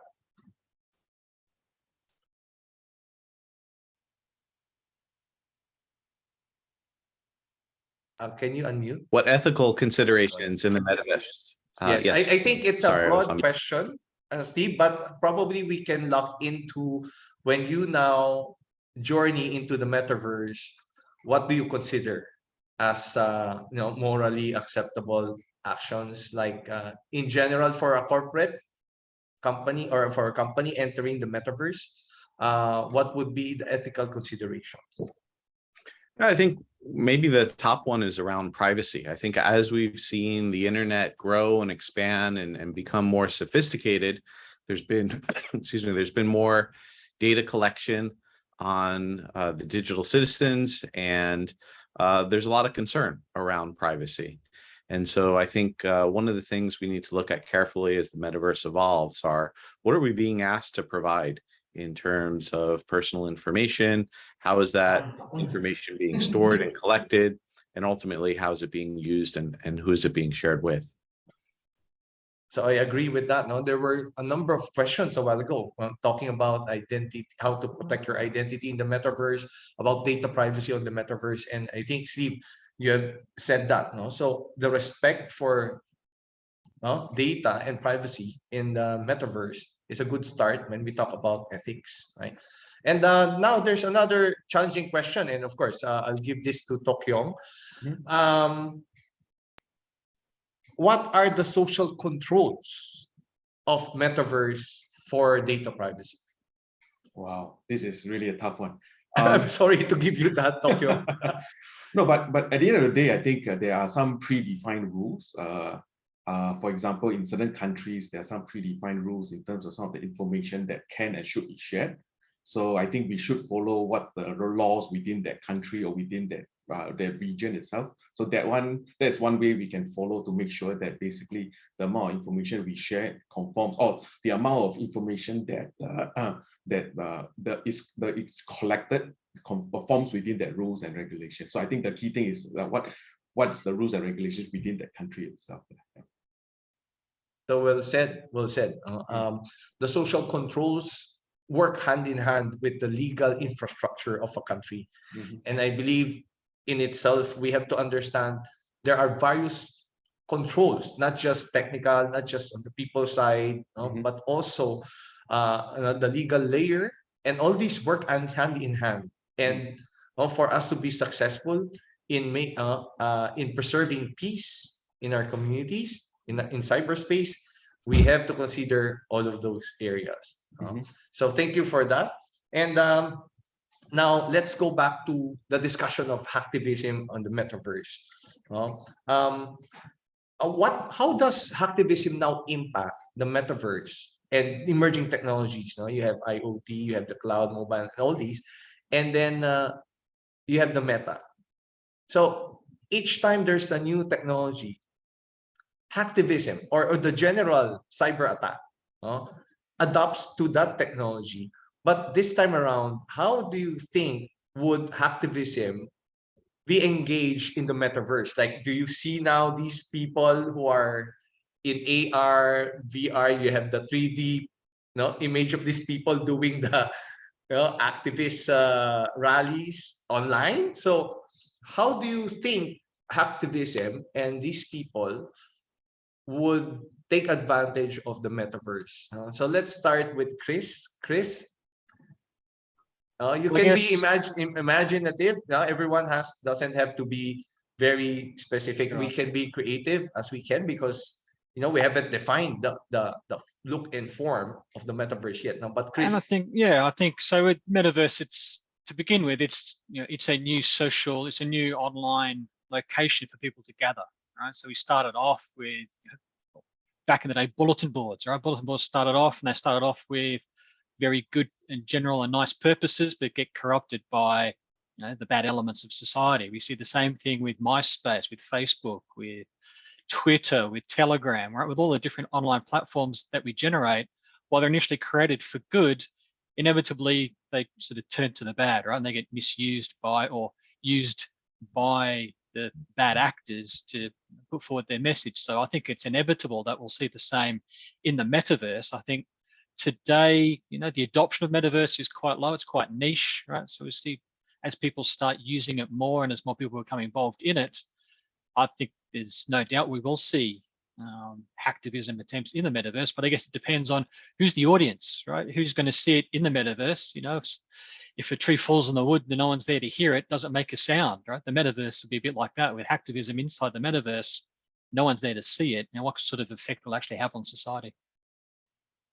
Yes, thank you for that, Chris. I like what you said, that it's what the people, the target audience of this hacktivism or these cyber attacks. So if they're moving en masse into the metaverse, definitely the hackers will follow. So it's right now, it's given as such. So Viswajit, your insight. Yeah, so typically, if you look at these hacktivists, what they try to do is they try to deface, they try to put that message. So as you said, the creative juices should come out. So for example, we are doing a metaverse event, let's say hypothetically, and some vulnerability is getting exploited, and they are able to come inside and they are able to hack all our screens, and they are able to pass on their message rather than we having this panel discussion, for example. So yes, so I would say that there are multiple possibilities that can happen, and there are multiple things that I can think of even that can happen, and that can start for. And I think the weaknesses are usual. Uh, there might be some things which are very catered to metaverse, but mostly it is seems the identity gets stolen, the privacy getting stolen, the vulnerability is getting exploited. So it's typically the same thing, and when they are able to take access over or take over and do stuff. Yeah. So are you tired of it already, Miss Majid? It's the same thing, even if the mode is different. It's the same over and over. You know, you have people not educated properly. You have this human error, and then you have these unpatched systems and all these. No? So it's the same thing, but even with a new platform, it's still the same. No? Like you have mentioned. No? So does that make you tired and not be interested in the metaverse anymore? No, see, the form factor changes, but typically it is just the form factors which are changing, right? And the more connected we are getting, the more digitalized we are getting. Uh, like for example, for the last 2 years, we did not want it, we have adopted a complete digital lifestyle, right? And now when things are normal, it is not normal like before. We all accept, right? So this is the new norm, and we have accepted it. And so the attack surface increases. So the attack surface increases does mean that the attacks would happen, and then we have to we have to be there and doing this job all the time. To be defensive about it. So I agree. I agree. It's a thankless job, but we get the job done. If there's no one complaining, we're doing a good job, right? So Steve, in terms of how do you see now hacktivism taking form in the metaverse? Yeah, I think we're on the right track. It really comes down to motivation, right? So when we look at the motivations of different cyber threat actors, you've got the espionage actors, the nation state actors, you've got the financially motivated threat actors, and then you have the hacktivist threat actors. And typically the hacktivist threat actors are looking to initiate or promote some sort of change, and they often do that through defacement. So you can imagine what defacement might look like in a virtual reality world or an augmented reality world. The other thing they tend to do is DDoS attacks, right? So disruptive services, or maybe even destructive services, destructive attacks in some cases. So I think the motivation is there, the methods are there, and as said previously, it's just following on to the new platform a lot of what we've seen already, but it'll manifest in more compelling and more creative ways. Thank you for that, Steve. Because I'm imagining already, if you are defaced, if your avatar has been defaced and it was changed to, like Money Heist. Everybody watched that. Everybody loved that. But it's a different form of threat. But so moving forward, we have Tokyong as how creative can the metaverse be in terms of the activists? No, so I think we can look at it from two perspectives, right? The activism part of it usually is subjected to a lot of debates, ethical discussions, and things like that. So we do need to understand some of this rationale of why people do certain things, the message they're trying to bring across. But the hacking part of it is a little bit more clear, right? The hacking part of it is a little bit more scientific in nature, right? So that's where security practitioners like us, I think, regardless of what the message is, our primary goal is still to be able to observe, being able to detect all the hackings that's how the threat actors is going to gain access to all the information. How are they going to be able to compromise your systems? All these are, I think, the highest priority in terms of where a security practitioner's point of view is supposed to focus on. And then once we have that in place, regardless of what kind of message that they're trying to bring across, at least we have the first line of defense to be able to understand how they're doing this, what they're doing, and then to prevent that thing from happening. Yeah. Yeah, thank you for that, Tokyong. So we'll get some more questions from the audience, and we have some directed questions. So we have one for Tokyong. Is VMware platform can also be integrated with SOAR? So we'll just squeeze in some of these questions. Okay. So I think SOAR, I think basically has the capability to accept log messages inputs from all the different products out there. So VMware products definitely basically actually is able to send out all these logs, event information to SOAR for the level of processing to be done. I think definitely we do support the different SOAR solutions out there in the market today. Okay, so I hope Roman Castro, we were able to answer that. So we have another question by Rafael Acejo. This question, we like to direct this to Chris because of his product. How will the AI in IDS will aid in the realm of metaverse? Does it detect 100% the external and internal threats? If not 100%, what is the best way?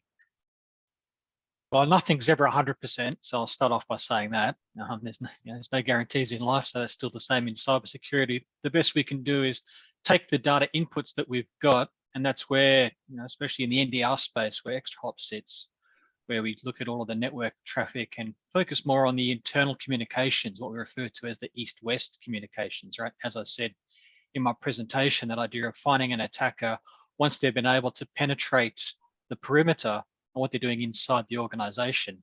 Now, whether you treat the metaverse as being another potential access point into the organization, and you're looking at protecting the organization from attack and from disruption or from ransomware based on using metaverse as that access point, or if you're looking at security within the metaverse itself, I mean, I think that's probably going to be a bit of an existential question, because it's like, how do you do security within Facebook, right? Well, Facebook does that. So it's not like us as other organizations are going to be able to do much security inside the metaverse unless we see the combination of different metaverses, right? We're talking about Microsoft with their metaverse potentially, Facebook or Meta with their metaverse, obviously. And we have to see what kind of interaction we're going to see between different universes. So I think that's still sort of up for exploration, up for debate as to how the different communities are going to actually integrate together. So I think most of them are scrambling. So Facebook doesn't want to be known as Facebook anymore. They want to be known as Meta. So everybody knows that. They're trying to brand their own universe now. And they're scrambling, much like the domain squatters we had 20, 30 years ago. And they're now starting that claim on their own universes. And it's very interesting to see that. And then, so we have one comment as well. We have one comment from, let me read that, from Mavic Pineda, directed to Steve. She wants to react to Steve. For most actors, players in Metaverse, nobody wants to give their true information. So they try to mask. And they prefer to have several aliases and in anonymity. On the other hand, how do you approach this in uncovering the data needed when there is a cybercrime? So what Mavic was saying is, if there is really now a need for the court to identify these people, like digital signatures of the Meta, so we don't know. So what's your insight? Like, how creative can you suggest, Mavic? What can we expect? Yeah, so a lot of the tech companies will do lawful interception or through warrants, be able to get some of the back-end records from the tech companies when there's something that needs to be followed up. But I think it's a good point. Attribution in the internet and in the metaverse, consequentially, is very difficult. And this is part of why we talked earlier about what about ethical hackers? What about goodwill hackers? This is why it's difficult. You may be thinking you're retaliating against someone who is malevolent in some way, but it's hard to know who is who on the internet, and it's easy to get attribution wrong. And the server that you're attacking, which you may think is attacking you, may actually be a compromised infrastructure of an innocent third party.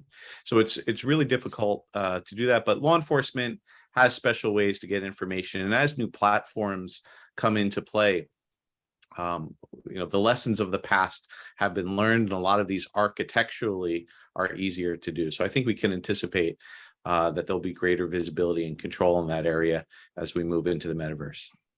Yes, thank you for that, Steve. So if you cannot identify, you cannot prosecute. And in the eyes of the law, if you cannot identify, the law would not be able to function. So I agree with that question. So I think we are now on the last leg.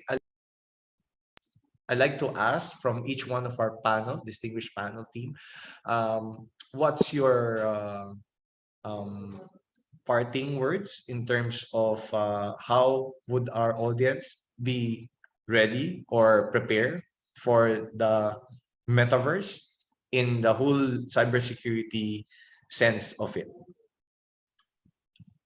Let's start with Biswajit. Thank you, Rick. The way I would put it is it's a new platform. New platforms have been coming. We saw in the last 10, 20 years from physical to virtual to cloud to microservices. And then we saw about the SaaS applications coming up from on-premise, etc. So the form factor has changed. Threats have also been changed, adjusting with the form factors. And security has also changed based on that. So I would say that there is no reason to worry. But of course, everybody, securities, vendors, organization, governments have to scale up to meet these new challenges and these new vectors of threat. And it's an ongoing thing. It's an ongoing challenge that keeps all of us security professionals driving and wanting for more and protect you more because across all the attack surfaces. Thank you for that, Biswajit. Let's go next to Tokyo. Well, I think for me, the key thing is the mindset change. Basically, I think a perimeter defense or having security controls at the perimeter will only go so far. I think we need to change our mindset in terms of we don't just want to prevent attacks from coming in. We still have to be prepared when attacks or malicious software does passes through your perimeter and enters in your system. What are the ways and means do you have within the infrastructure, within the data center? What kind of controls do you have there that can help you detect some of these things that goes on within the data center and help you mitigate such attacks? I think that's the mindset that we need to change to. The ability to understand that, well, it's not about trying to prevent anything from coming in. It's the ability to react to whatever situation there is. And the best way to do this is to take a look at within the data center itself, applying the zero trust concept in terms of making sure that whatever you do, everything, trust nothing, and everything has to be verified. And then from there, you should be able to have a more holistic approach in terms of how you protect your infrastructure, where you're going to build all your metaverse applications on, and also all the users are accessing this infrastructure. Yeah. Thank you, Tokyo. Let's now proceed to Chris. Your parting words, Chris. Yeah, thank you. So I think the key thing is, echoing, as I said in my presentation, that it's important to be aware of the metaverse and be aware of the opportunities that it's going to bring and the risks that it's going to bring, but also don't get completely distracted, right? In the security field, in IT in general, we're very good at chasing the new shiny object, right? Chasing the new squirrel in the backyard kind of thing. And we forget about what we were doing already. And as we've seen, attacks today are still successful. We're seeing ransomware campaigns being very successful and causing a lot of disruption and a lot of cost to organizations. So we can't take our eye off the ball and just focus on, the future, because undoubtedly the metaverse will be part of our future and what we need to deal with, but we still need to focus on the controls that we have today and make sure our environments are resilient to the current threats as well. So thank you for sharing that, Chris. So remember, shiny new technology, and let's not be distracted with that. So metaverse, if we treat it like any of the emerged technology that we have went through our whole lifetime, the internet, the introduction of mobile, the introduction of cloud, we should be able to prepare. So the words of wisdom from Steve. Yeah, I guess I would say let's take a look at some of the things that are happening now. They're really interesting, right? So we see, for example, business email compromise happening with digital deepfakes of audio to help compel and socially engineer people into making payments to places they shouldn't make. A few weeks ago, the FBI just released a report of remote workers who were using video deepfakes to apply for remote work positions for the purposes of getting access to those companies and stealing their data for espionage. So a lot of these things are already halfway playing out today.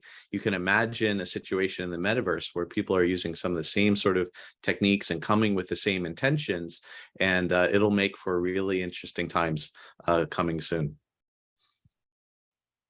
Thank you for that words of wisdom, Steve. No, so we still have some questions pouring in. I apologize, but we will try to answer them as we can still have access to the Q&A box. But again, everyone, thank you for this very, very interactive. So we really love the audience interacting with us. And again, fine gentlemen from global brands. So we have Biswajit, Tokyong, Chris, and Steve. Let's give them a virtual round of applause for our panel members. And as always, we have to be safe, both physical and online. So to summarize everything, it's a new technology. It's up to us to define what the metaverse will be for us. But we always consider security by design. So security has to be embedded already while we're building this new universe we want to live in. So with that, I want to thank everyone. And back to you, Carla.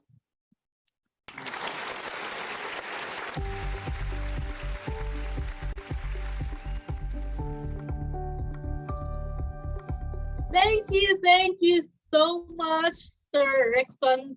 Sir Rickson is our panelist.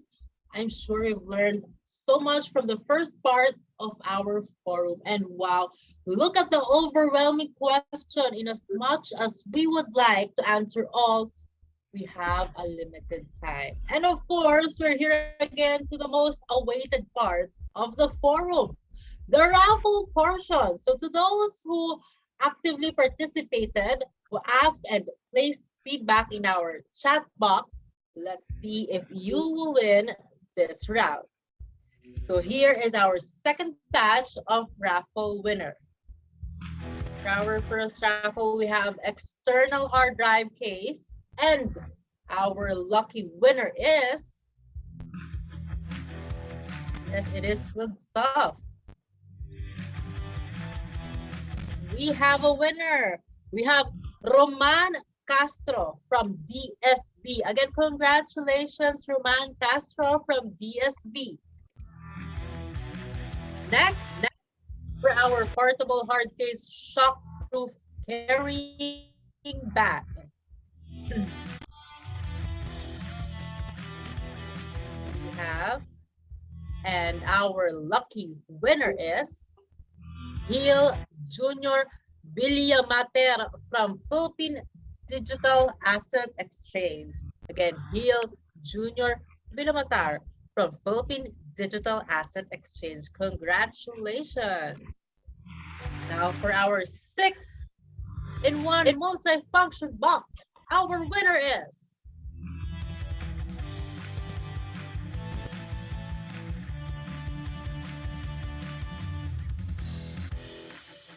Ross Worley Brian Gagate from Bangko Sentral ng Pilipinas. Congratulations, Ross.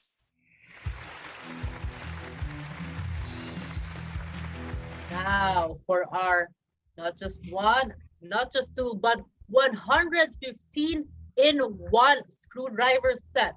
Our winner is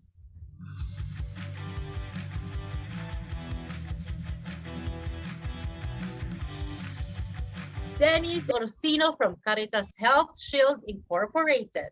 Congratulations, Dennis.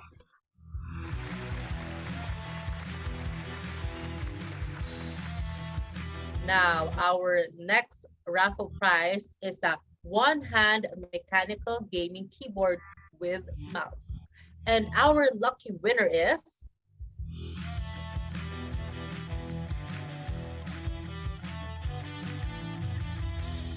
Benson Lucas from Land Bank. Congratulations, Benson. And again, thank you so much for actively participating in our panel discussion. But before we start our next set of presenters and panel discussion, let us have a 5-minute break. See you again soon for the second half of our ISOG I Am Secure Metaverse Forum.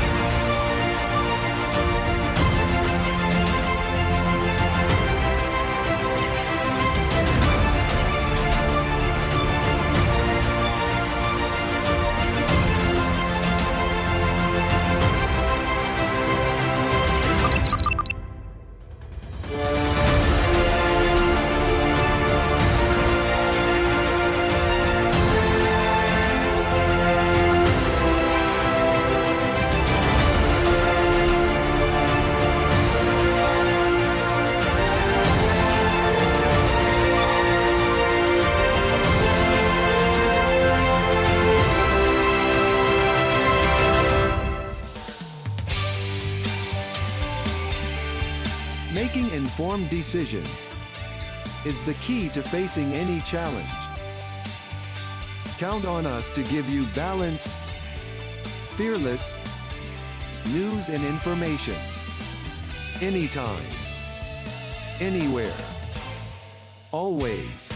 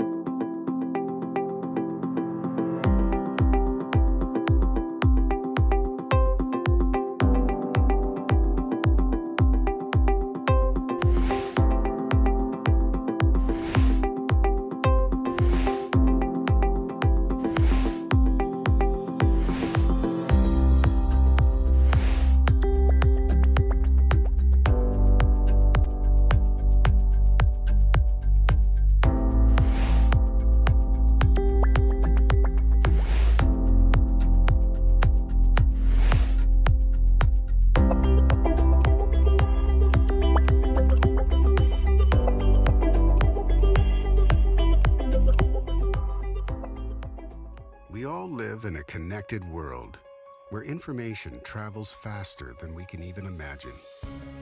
Around the globe, Westcon Comstore enables our partners to harness the evolution of technology. By strategically focusing on these 7 foundational areas, we're revolutionizing the way our partners do business. Our cloud practice empowers partners to transform their businesses through private, hybrid, and public cloud infrastructures. Our global deployment practice helps partners expand their global reach seamlessly through a single point of contact, Our services practice enables partners to grow their businesses through greater strategic insight and richer margin opportunities. Our security practice arms partners so they can safeguard their customers' information and reputations while unlocking opportunities for their business growth. Our unified communications and collaboration practice connects resellers to the products, knowledge, and expertise needed to create seamless interactions anytime, anywhere. Our networking practice enables resellers to accelerate global connectivity through the fully integrated networks and support infrastructures their customers demand. Our data center practice unleashes our partners' abilities to advance information management for their customers. No matter where our partners are in the technology landscape, Westcon Comstore is there to expand their horizons. Westcon Comstore, delivering results together.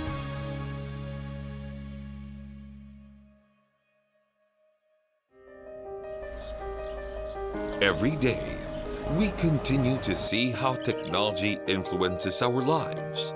From the moment we wake up to the time we sleep, technology is intertwined in our daily activities.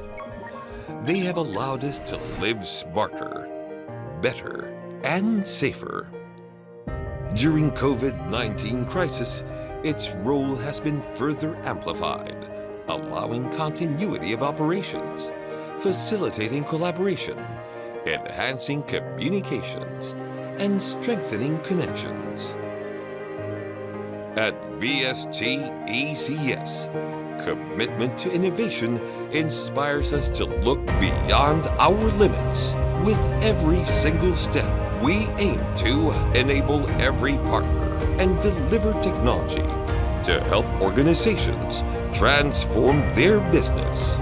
As a member of the VST ECS group, we have what it takes to bring technology where they matter most. For decades, we have played a role in technology availability through our partnership and collaboration with retail partners, mobility channels, online platforms, system integrators, ISVs, and born-in-the-cloud businesses. We offer opportunities to help organizations thrive in this changed world. With our impressive portfolio,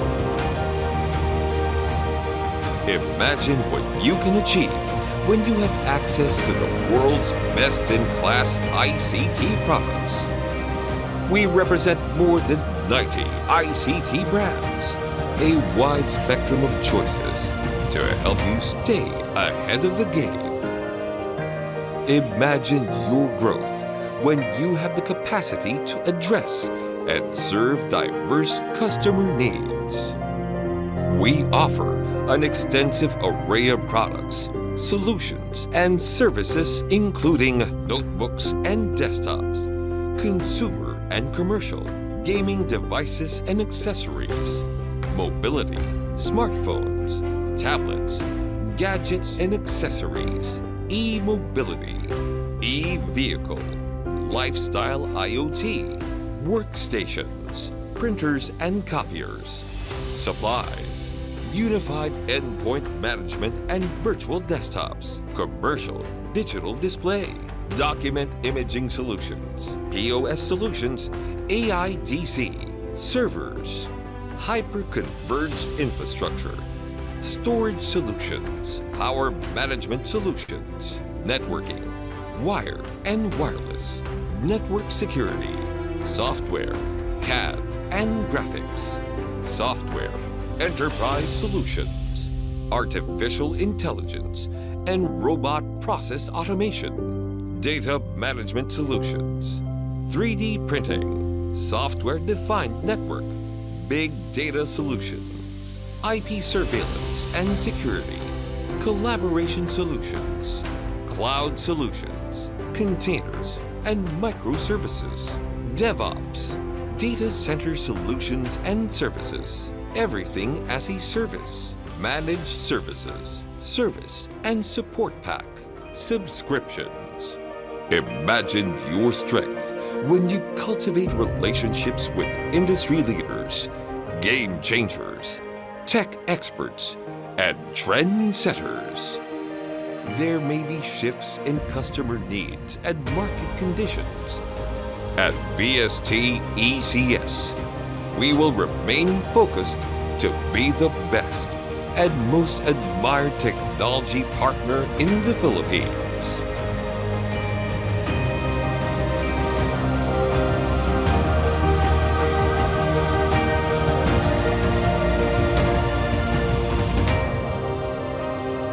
VST ECS Philippines Incorporated.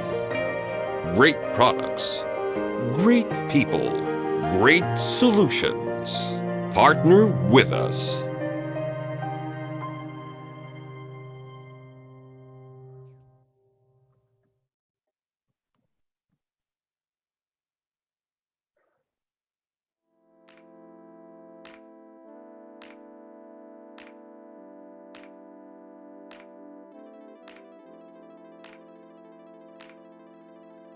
Welcome to Benilde School of Management and Information Technology, or SMIT. SMIT students are honed to be not only professionally competent, but also responsible professionals, business leaders, and entrepreneurs who value diversity and continuous learning through innovation.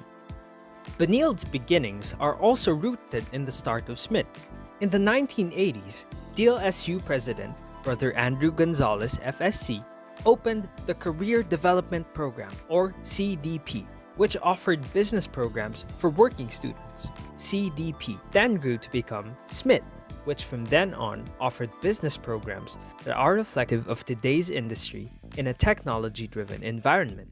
In SMIT, classes are facilitated in an environment where learning happens in collaboration among faculty members, students, and associates. Our pioneering programs are cutting-edge and unique.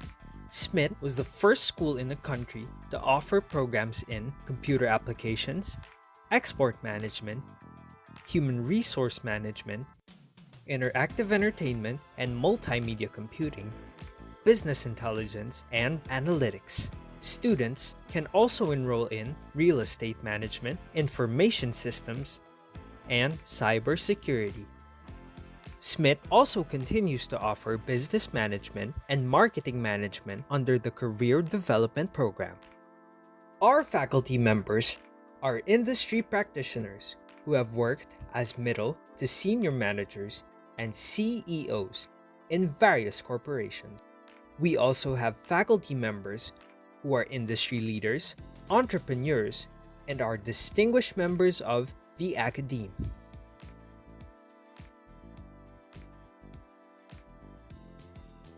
SMIT programs are PASCU accredited, and the school is recognized as a center of excellence in business administration.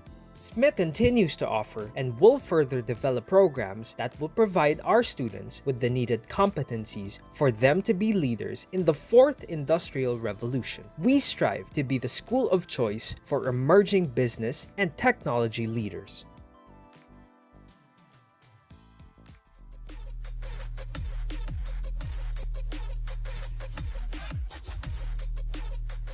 All right, let's proceed to our second part of the forum. For those who missed winning in the first batch of raffle items, you still have 3 chances of winning by just placing your valuable questions and comments in our chat box.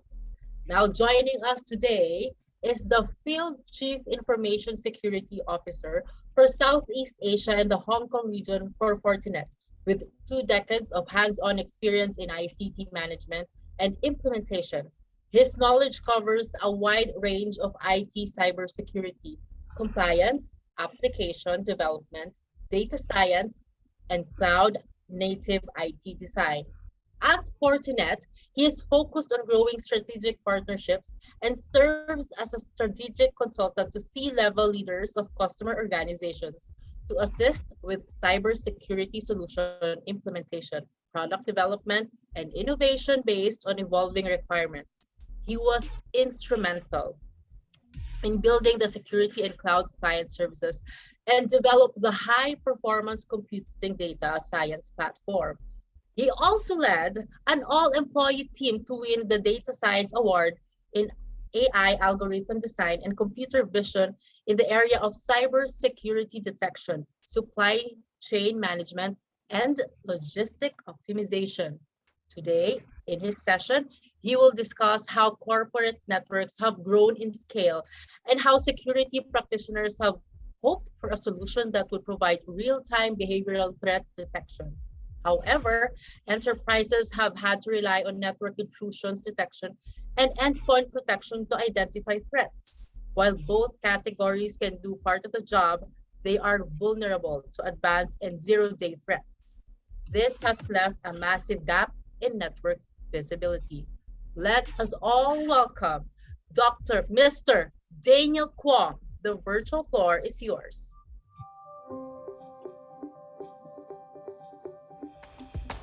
In today's complex digital world, your business is accelerating faster. More data in more places than ever, creating a more complex and rapidly evolving threat landscape. Every company needs to be prepared to protect every edge, in every space, against every threat, on any cloud. Protect what matters most with Fortinet. Digital security everywhere you need it.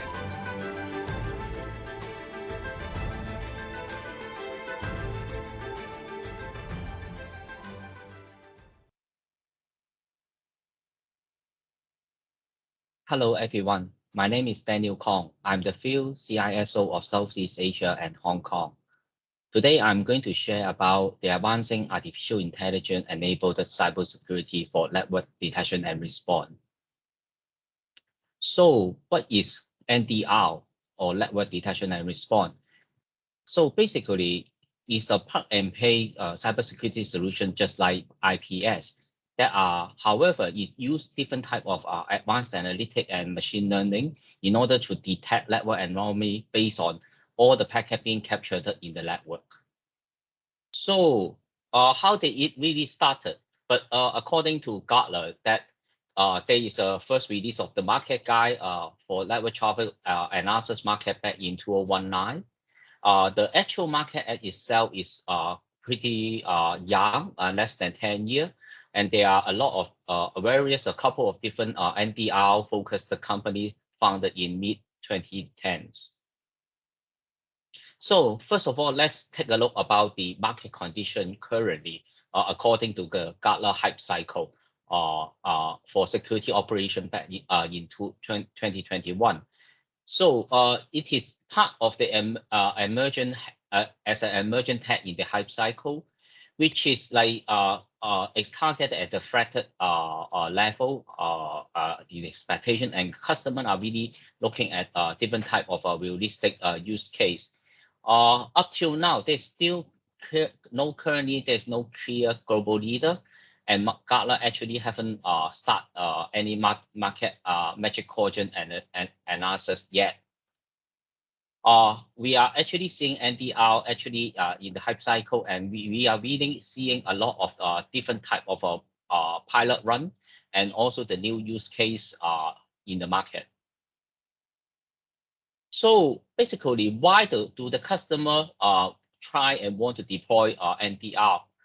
In basically, is the detection of the NDR is very special. It's basically using behavioral analytics try to detect malicious activity as compared to the traditional firewall or different EDR. It is quite different because it's trying to capture all the traffic within the organization and try to use artificial intelligence and machine learning, try to find out some of the difference.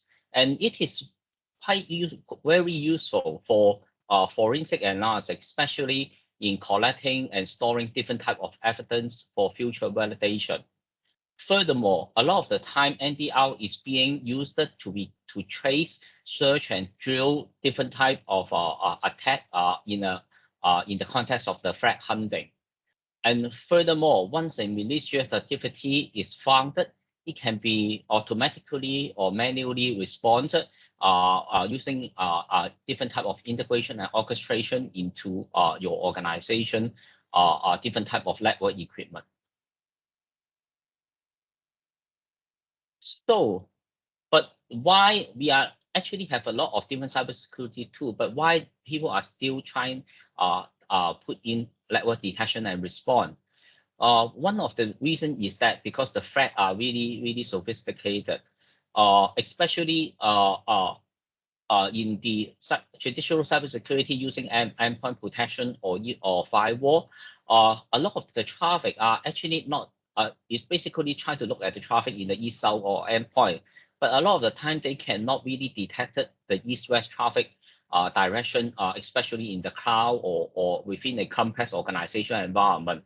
And we are seeing a lot of the different threats are very sophisticated. There are a lot of the time you have different type of vector, different type of attack vector and entry points into the network. And also, a lot of the new emerging technology are actually happening in your network. For example, there are different type of new type of endpoint. We are not just looking at only Windows or Linux. A lot of the time, there are a lot of IoT device, especially in a manufacturing or power plant or different type of environment. A lot of organizations are trying to make their organization process more smarter. So they deploy a lot of different type of OT, IoT equipment into their organization. And also, in cybersecurity context, people are looking at cyber kill chain as the framework and MITRE ATT&CK as the framework.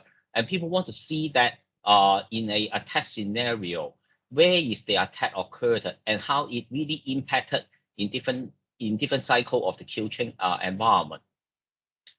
Furthermore, there are a lot of different type of gap in traditional defense. A lot of cybersecurity solution are a lot of the time they are really isolated. Different type of IPS, sandbox, SIEM, EDR. There are different type of cybersecurity tools. But however, there are a lot of the gap between those two because they are not fully integrated and they cannot have a holistic view on how the traffic are being flow around and how the attacker or malicious activity are actually flow through your entire network into which type of equipment or which user.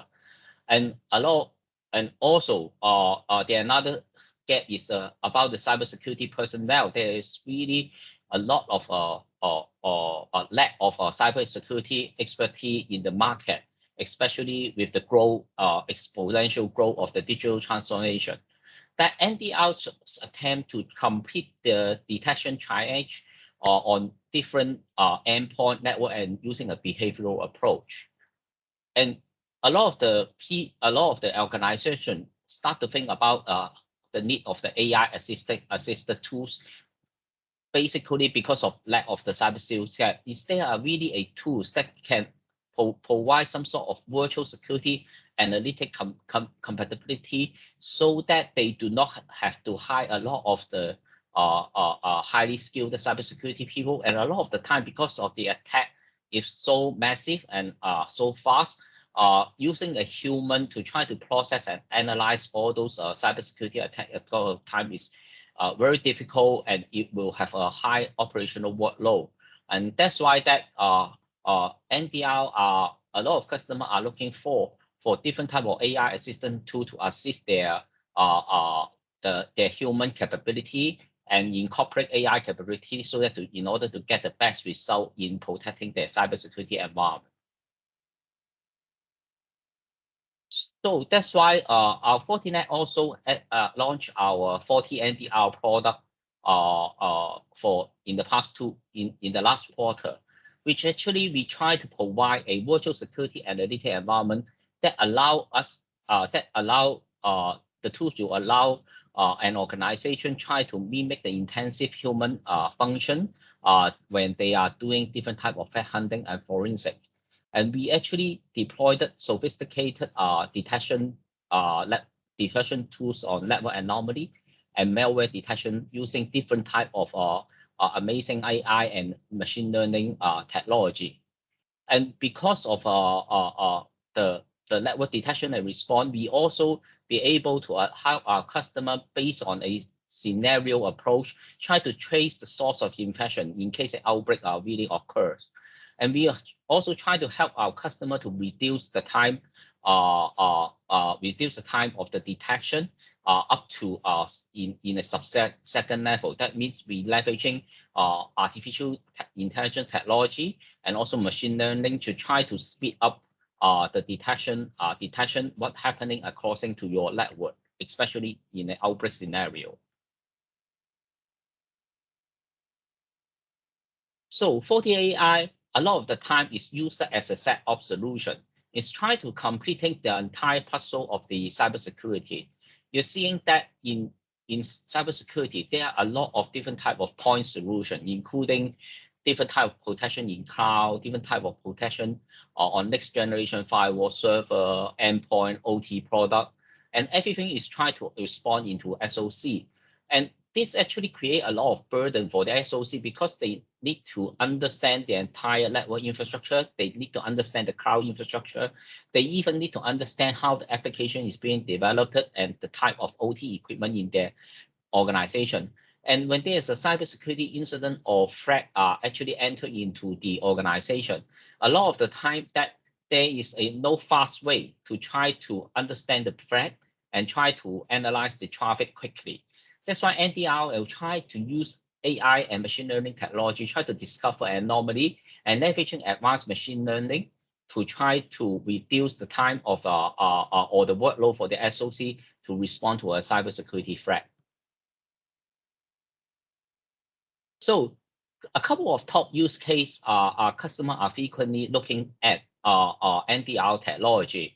First of all, is that whether it can actually provide a strong analytic function that can mimic the human behavior of a security analyst in case how to search the outbreak, what type of source of the malware occur, and whether they can detect and provide a detection in a very short time and different type of a test scenario. Whether there are different type of how to really do the anomaly detection. A lot of the time is whether they can do the anomaly detection, especially the network traffic. A lot of the time is already in an encrypted environment, and different type of machine learning on anomaly, whether it can actually really supervised by some signature-based technology such as botnet and encrypted attack based on different type of what we call the security and encryption fingerprinting, and also whether it can actually correlate to the URL with a known attack. So it actually combined both machine learning and also artificial intelligence to the signature attack so that it can provide a better holistic view. And NDR is a very good tool to detect a lot of malicious activity in your network. But however, what's more important is about the response and the remediation. Whether a technology, 40DNR technology actually provide one of the very good use case in API based uploading of different type of verdict and also automatic response and deeply integrated to our security fabric solution, including sandboxing, next generation firewall SIEM, and also analyzer. So in AI and machine learning, what do we really expect? Like overall, AI machine learning is a lot of customers have difficulty to understand machine learning and the difference of AI and machine learning. A lot of the time is to find the pattern and try to identify the feature which are really alike to each other. It actually applicable in almost anything. I guess that a lot of customers understand that the most practical AI use case is on the face detection. All your mobile phone actually have face detection right now. And a lot, you may not be aware that a lot of social media try to push advertisement using AI technology or machine learning technology when you are browsing the web server. But Fortinet, we actually innovatively use this technology and design a mathematical model, try to classify the malware on the file actually traverse across the network to detect them whether they are clean and malicious file with different type of malware classification. So we can actually, based on the file, the code of the file, and then try to apply the artificial neural network to understand whether the file are similar to the other file. That's why we don't really need to go through the entire simulation, sandboxing, scanning process, and we can actually produce a verdict within seconds. And furthermore, for the NDR, besides the file detection, we are also have the ability to monitor all the traffic in your network so that we can actually create a machine learning model, try to predict and find out the pattern anomaly in your network traffic in order to identify anomaly. So a lot of the NDR in the market right now are trying to build the model using a unsupervised learning model, which is sometimes it may not be a lot of very accurate, because there are a lot of different type of known threat and also unknown threat in your in the world. So that's why we feel that a supervised learning approach is very important in order to get the right data into your into the mathematical model.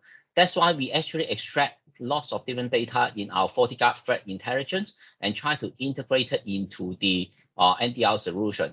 And the result actually become one of the patent pending on neural network, allow us to do sub-second detection with different type of analytics logic. So first of all, in our NDR solution, we basically separated in two different parts. The first part is to try to capture all the traffic and apply a machine learning model in order to detect traffic anomaly in your environment. These features are including different type of IP port and different type of behavior, destination packet, geographic access, device type, OS. And then we are trying to allow the customer to pick and predefine some of the feature so that we can normalize the entire traffic and then create different type of baseline and in your environment. So we actually use different type of natural language processing and traffic feature in order to combine those features and then provide a good mathematical training model so that it can actually understand your on-prem traffic before any detection. And it also allows a customer to give different type of feedback of whether the traffic is anomaly and normal or normal traffic, so that we can actually train the model to be to carefully selected the type of traffic that are really abnormal, so that we can actually provide a good mathematical model for ongoing analysis. But a lot of the time, packet capturing does not do all the job, because as you are aware that most of the cybersecurity expert or even network expert are aware that more than 90% of the traffic happening in your organization, not just the internet, even in your organization, are already encrypted. And how do we actually handling those encrypted traffic? So that's why for the NDR also have another important innovation in providing file-based analysis based on advanced neural network modeling. We basically actually extract a lot of different type of code block within a file, a executable file, a document file, a potential file with macro, different type of file. We actually try to analyze those files and extract the code block, different type of code block within the file, and then we try to use our engine to extract the feature similar to what facial detection does, to extract the feature within those code, and then we put into the neural network to identify and classify that whether it is a similar attack or they actually have code block that are similar to different other type of the malware. And then the result will provide a verdict whether this file actually are passing across the network, whether it is clean or malicious. And it is all done within the FortiNDR environment, and you don't really need to submit the file to the cloud. And the file do not require to do a very time-consuming sandboxing. We actually leveraging technology similar to facial recognition to take a snapshot of the file and then find out the feature and then look at the feature whether they are similar to the other type of malware attack, and then we'll provide a verdict almost instantly.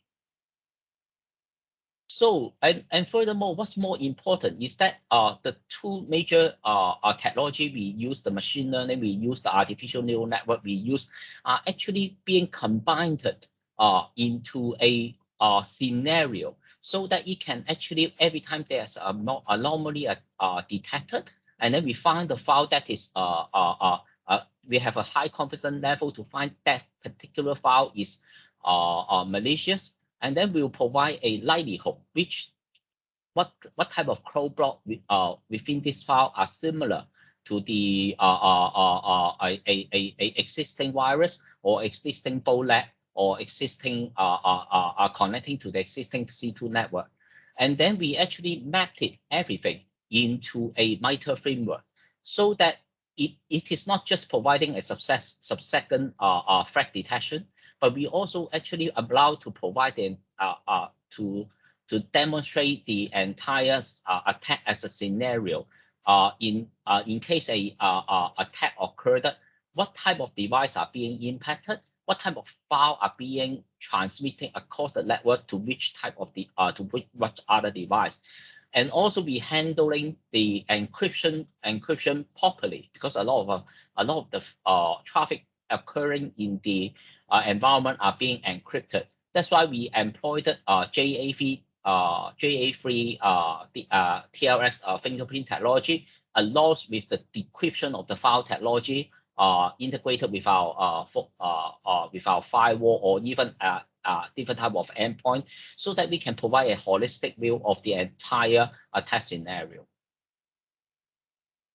So I talk a lot about the NDR, the beauty about the NDR in detecting an anomaly. But what's happened after it detected an anomaly? That's why the integration and response, what trigger an event is quite important. How to respond is very important. Like in NDR technology, we actually, when there's an attack trigger by different type of machine learning malware event that are being detected, you will actually automate it through the enforcement power and try to automate that into our security fabric platform, so that it can actually isolate the endpoint, block the IP, or do different type of protection in case a threat are being detected. But what's more important, we also actually provided native third-party support via webhook API webhook technology to allow us to control other third-party equipment, such as a network switch to block a Ethernet port, and try to isolate a Wi-Fi segment. Different type of amazing thing can be done via the third-party integration on the automation once a threat is being detected. So this is basically an overview of the 40 NDR architecture. It can integrate with different endpoint technology, proxy technology, and also firewall technology. Try our FortiGate firewall technology to decrypt the file that are being transferred across the network. And we are also, for network traffic, we actually allow sleeving or spamming, tapping all the network traffic in your core switch, and then put into the NDR system, so that no matter whether you find a network anomaly or a file with a infected by malware, it will actually create a alert and an event, and then it allow to trigger different type of integration to provide a proper response, including quarantine measurement or even firewall blocking, or to the to solve for different type of automation and the third-party integration. But what's more important, as I mentioned, we are not just simply doing unsupervised learning. We are also integrated the technology with our FortiGuard neural network NDR updates, because we know that the malware actually keep changing. That's why our FortiGuard actually have a huge amount of 6 million plus more malware sample, and we are continuously updating the new malware sample, and train the model properly. And then we actually try to update the model in our customer deployment, so that they can have a they can have a more accurate model when they are doing AI and machine learning detection on their premises or on their environments. So in summary, why Fortinet network detection and response? Like actually, once there are different tools actually doing in the market are doing network detection response, but they are really weak in integration with different type of protection technology. So one of the very important thing is once you detect the threat, whether you can actually respond it properly. That's why FortiNDR has native integration with different type of Fortinet Fabric platform, including our sourcing, FortiAnalyzer, firewall, so that it can provide a good detect and respond for our customer. And once and furthermore, Fortinet actually patent has a lot of different type of patent and technology leadership in cybersecurity market. We have more than over 20 years of different R&D and more than 1,000 different type of awarded patent, and hundreds of patents are still pending. And we actually our unique way to detect file using an artificial neural network AI technology is one of the pending patent in US.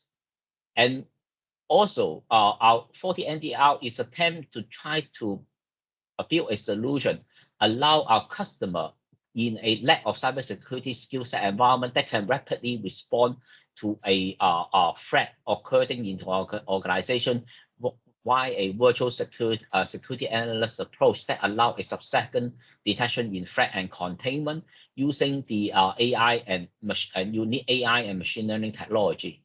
And last but not least, very important that we believe that the AI training require a lot of different type of sampling.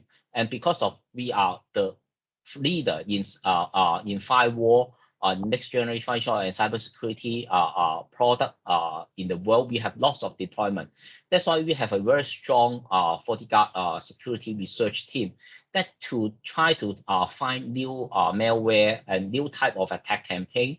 And then we keep training the model so that we can actually provide a supervised learning on the artificial neural network or the malware detection and put into our cloud ML and then inject it into your premises. And we also learn what happened in your environment. We combine both supervised learning and unsupervised learning so that it can give a more a very accurate verdict for our customer.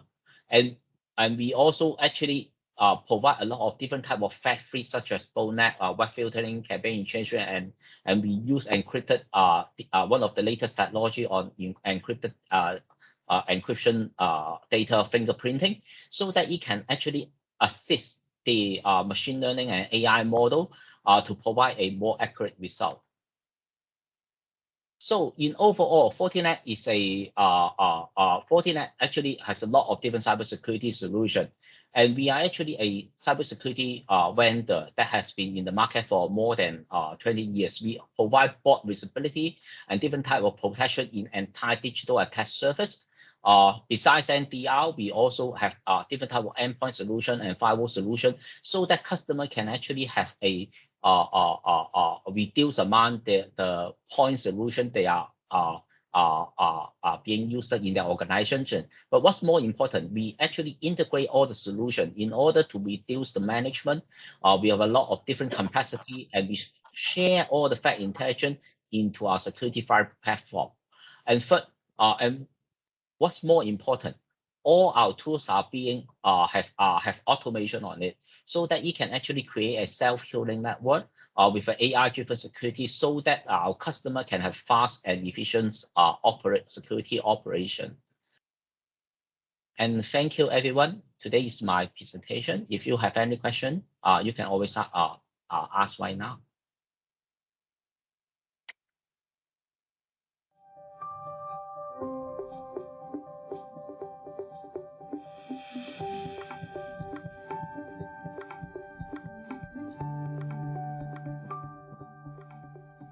Thank you very much, Mr. Daniel Kwong. Now let us continue with our exciting metaverse topics. As ransomware attacks are leveraging MFA coverage gaps and the lack of service account protection to move laterally in their targeted network and cause mass damages. In this session, you will learn how Silverforth both extends MFA protection to any resource, including legacy applications and command line access to workstations and servers, as well as fully automated the discovery, monitoring, and access control for service accounts, introducing identity protection to these currently exposed attack surfaces, empowers organizations to thwart the critical identity threats of account takeover, lateral movement, and ransomware spread. Our fifth speaker is the provider of the Unified Identity Protection Platform. Prior to joining Silverfort, he served in various product management and product marketing roles with cybersecurity market leaders such as Microsoft, Palo Alto Networks, and Team8. Throughout these roles, IFAC was involved in critical changes to the security industry in fields such as endpoint protection, industrial cybersecurity, CASB, and identity protection. Let us all welcome today the product manager, the product marketing lead of Silverfort, Mr. Iftak Keshet.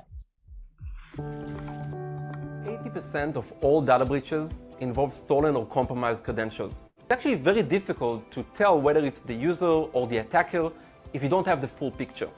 Many organizations, as they are moving to hybrid environments, they are forced to use multiple different identity solutions. There are many critical assets that are not supported by any existing authentication or access solution and are left exposed.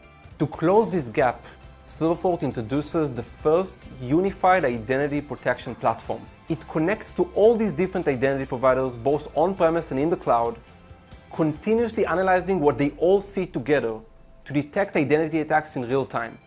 Thanks to its agentless and proxyless technology, it can also extend security controls to all these different systems, including the ones that couldn't be protected before.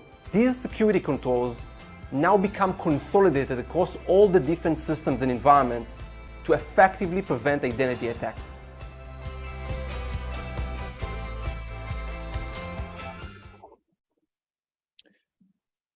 Okay, hello everyone. Let's start our session. I'll share my screen and we will all see, and we'll start. So thank you for this introduction. The video that you've just seen features our CEO and co-founder, Head Kovitz, explaining briefly the solution.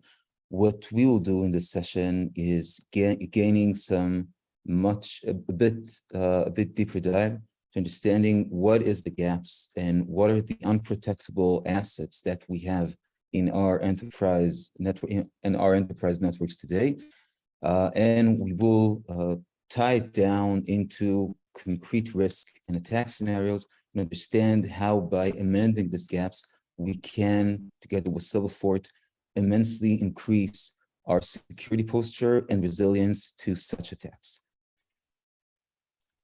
So let's talk about MFA.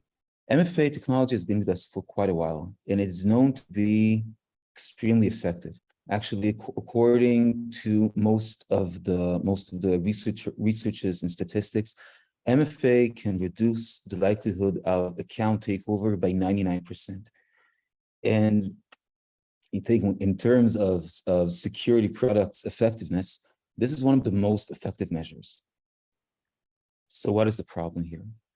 The problem is, and I think this relates very closely to the discussions that you've formerly heard about the metaverse and about the world changing and reshaping and taking place with new infrastructure, new technology. The main challenge that we have today is that while MFA is available for the more modern IT, for web applications, SaaS applications, you can also apply it to RDP connection between machines on-prem. And that means that any attacker that will try to access these type of resources in a malicious manner will have a hard time, because even if an attacker can compromise credentials and is try, for example, to open a browser and accessing box, if there is an MFA solution in place, the attacker won't be able to do that. However, we are still maintaining a large portion of our core resources in the old world.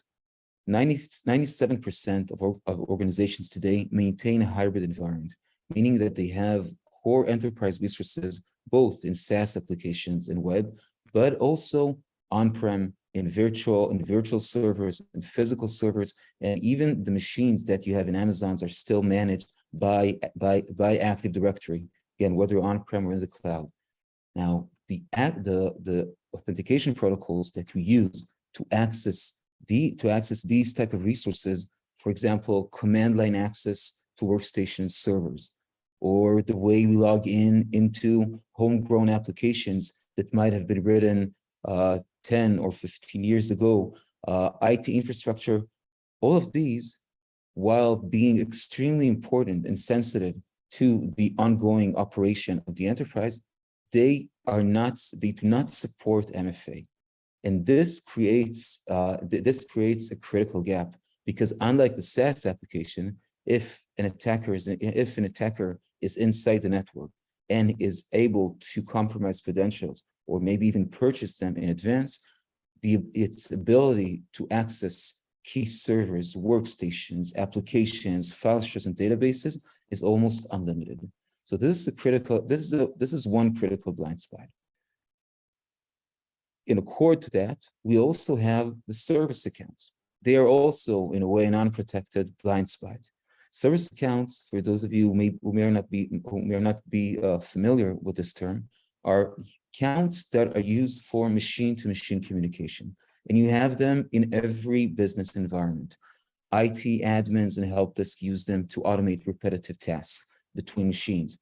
Software that you install, such as Microsoft Exchange or SolarWinds or any other, by design creates these type of accounts in order to scan the environment, distribute updates, and do health check.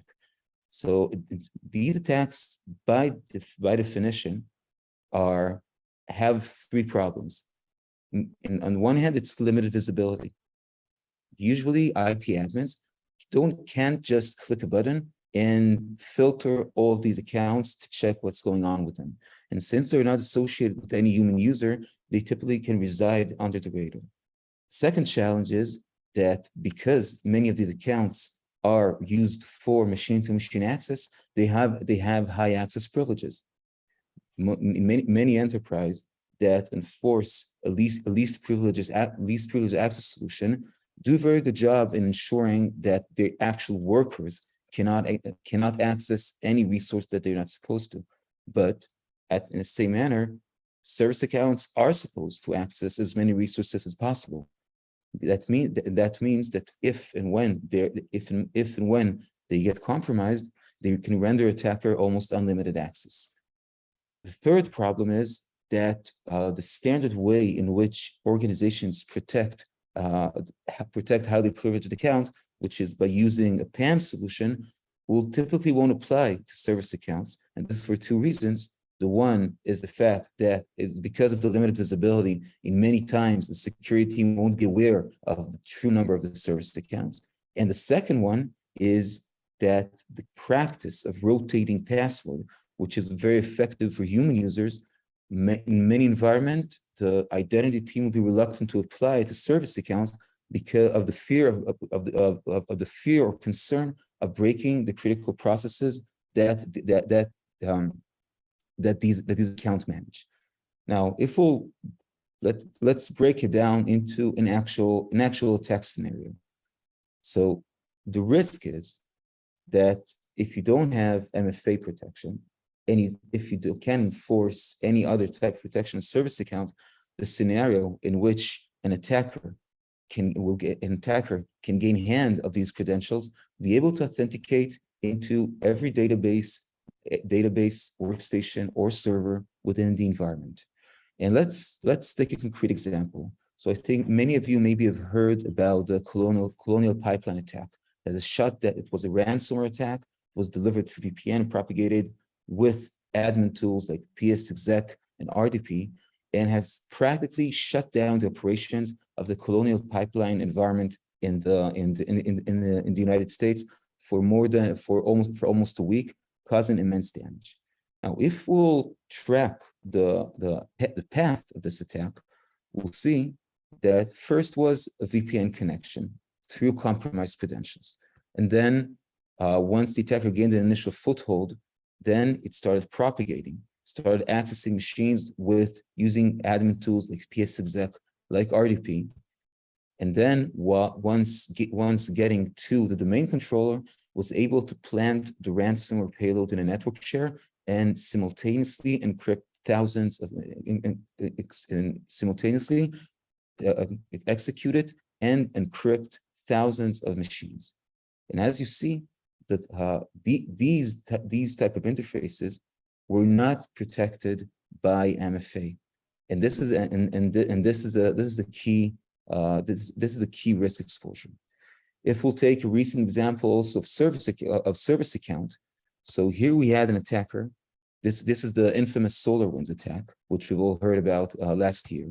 Here again, the attacker gained access to internet-facing application server, but from this application server, it used service accounts to move laterally within the environment, then reaching the Active Directory Federation server, which enabled him to create a fake user and define Outlook forwarding rules and exfiltrate data. And here again, the use of compromised service accounts credentials was the key enabler of this attack. In order to address this type of attacks, Silverfort introduces the new concept of unified identity protection, of which you've just heard. And the concept is, say, you have various identity providers in your environment, right? You have Active Directory, you have Cloud IDP, maybe you have federation servers. Silverfort connects to all of these and creates a single security layer that extends real-time protection, including MFA and risk analysis, and the ability to actively respond to any malicious activity it detects. And in that manner, all the assets that formerly were not protected by MFA can be protected now. In a similar manner, so you can also apply this type of access policy to service accounts. Let's see how exactly does this work. In terms of architecture, you have users and service accounts, and these users and service accounts are accessing various type of resources. They're accessing workstations, servers, applications, and they're doing it through various authentication protocols, Kerberos, LDAP, NTLM, SAML, etc. The standard flow that you have today is that this access is managed by the identity provider. Identity provider is any component in your IT environment that is actively involved in the authentication process. So it could be VPNs and proxies for remote access. It could be Cloud IDP like Azure AD or Okta, or Ping or Ping to access SaaS applications. It could be on-prem directories, of course, like Active Directory, Radius. It might be also federation servers like ADFS or Ping Federate, and even PAM solutions are a part of this stack. So this is what happened. This is what you have today to a certain degree in your environments. Now, Silverfort integrates with all of these identity providers in the backend, meaning that whenever a user initiates an access request, the identity provider, instead of just checking if the username and credentials match, passes the authentication request to Silverfort. Silverfort conducts a risk analysis, an automated risk analysis of this authentication request. If the result is that this ask request is seems legitimate, then Silverfort would instruct the directory, the identity provider, to allow access. If not, Silverfort will trigger an MFA step up, either with its own application or with any other MFA solution that it's used. And only after the user have confirmed that indeed he or she attempted to access the resource, only then Silverfort would instruct the directories to enable access. And in that manner, for the first time, MFA can be extended to each and every part of your environment. It doesn't matter if it's a legacy application that authenticates to Active Directory, okay, or a command line access to a file server. All of these access requests are forwarded to Silverfort, and Silverfort can trigger the MFA. And this is an extreme advance. Now, if we'll take this and deep dive a bit more, because of the architecture that you just seen, no agent is required because Silverfort talks directly with the identity provider itself. And that means that no agents, no proxies, you don't have to rewrite the code of any of your old application, and you can apply MFA protection to whatever resource that you have. Maybe it could be a Linux server accessed through SSH, or Windows server with WMI, or database through PowerShell, or PSExec to industrial systems. This is actually the first time that you can apply this type of end-to-end protection across your entire set of resources. In the same manner, service accounts are also protected because this connection that Silverfort has with the directories actually enable it to automate this entire process. So if the directories, in this case would be Active Directory, forwards any authentication request to Silverfort, it means that Silverfort has visibility to all the accounts that are accessing resources in the environment. Now, Silverfort has the ability to discover service accounts. How can Silverfort discern between service accounts and human accounts? So we apply various reasons. The most simple one, of course, is just naming conventions. Many service accounts just start with SVC, but that's not really interesting. What Silverfort actually does is learning the behavior and monitoring the behavior of all accounts. And the service accounts, their behavior, unlike human users, is extremely predictive and behavior. So whenever Silverfort would encounter an account that features standard behavior, for example, accessing a fixed set of machines in the same time every 24 hours, Silverfort will be able to deduce that this account is actually a service account.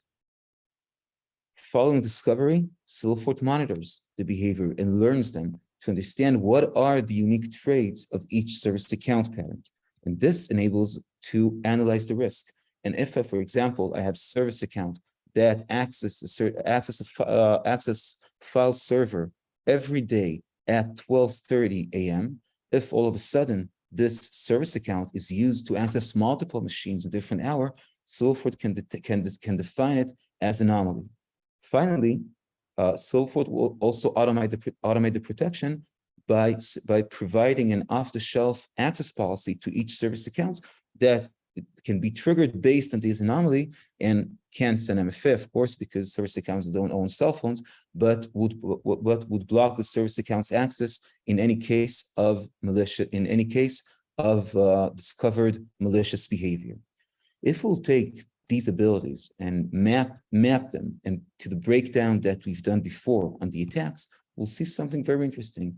So we've seen the Colonial Pipeline attack. Now it is easily seen that it started with VPN, right? And then PSExec, we went over that, then network share.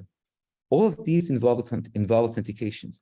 Now, if you apply MFA here, you get multiple points where you can block these attacks. So if you can enforce MFA on VPN connections, and hence that would prevent the attacker from utilizing compromised VPN credentials for illicit access.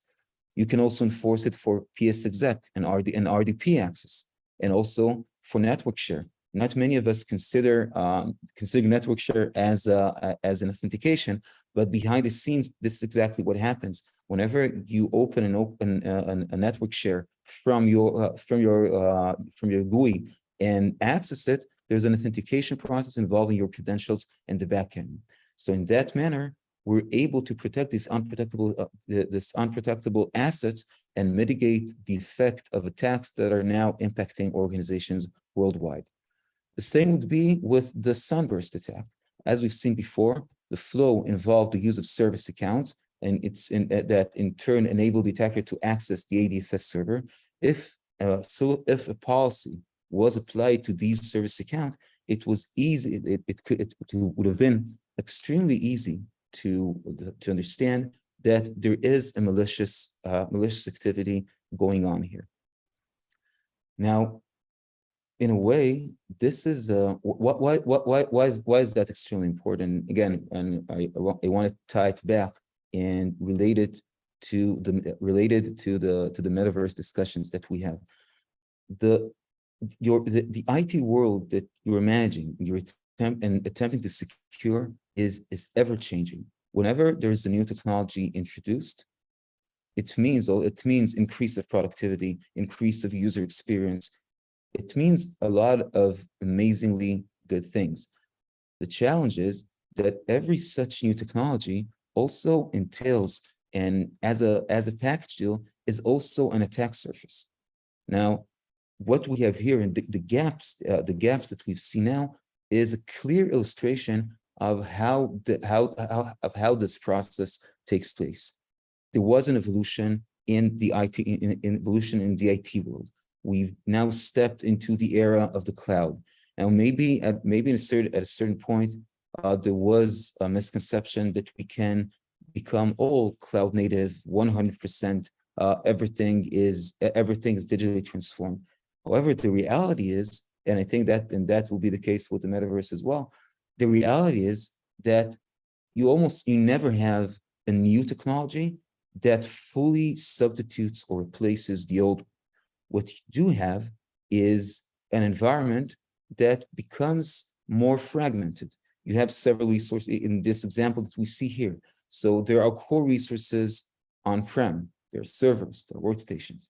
There are also core resources in the cloud and SaaS applications. In this case, it was Outlook. Okay. Now, the only way that you can actually protect yourself efficiently against attacks that target these fragmented environments is to zoom out and treat them as a unified entity. This is the concept of unified identity protection that Silverforth introduces. Basically, what we're saying is, regardless if your resources are in the cloud, regardless if they are on-prem, regardless if it's a user connecting by VPN or any other remote connection from home, at the end of the day, what you have at the core is a user providing credentials, providing username and passwords. And that means that all this is similar in essence. So by the architecture that you've seen, and through our ability to analyze and monitor all of these authentication requests in real time, we can see the full context and we can protect all of them centrally. So it doesn't really matter what kind of authentication you'll perform or what other technology will join the stack. Silverforth would still monitor, analyze, and enforce active access policy on this this authentication together with all other else. So this is our solution and architecture. If there are any questions from the audience, I'd be happy to take them.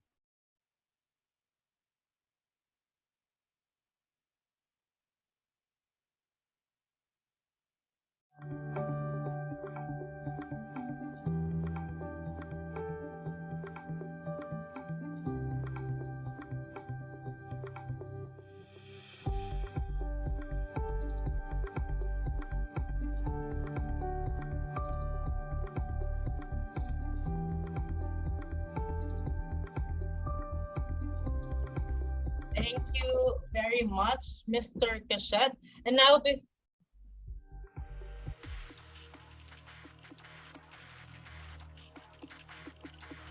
thank you so much, Mr. Cachet. And now, before I call on our last but never the least valuable speaker, let us raffle off our first winner of special edition Gundam Mechanical Keyboard. And our lucky winner is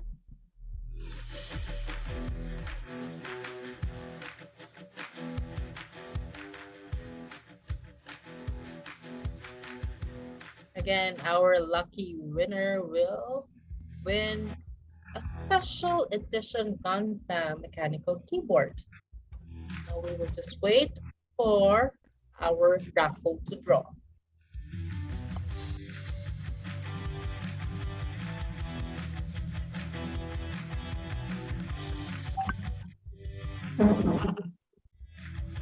And our winner is Andrew Ignacio from Toyota Philippines Corporated. Congratulations, Andrew. At the end of this session, we will have another Gundam keyboard to raffle off. So stay with us as you take your sumptuous hot box lunch.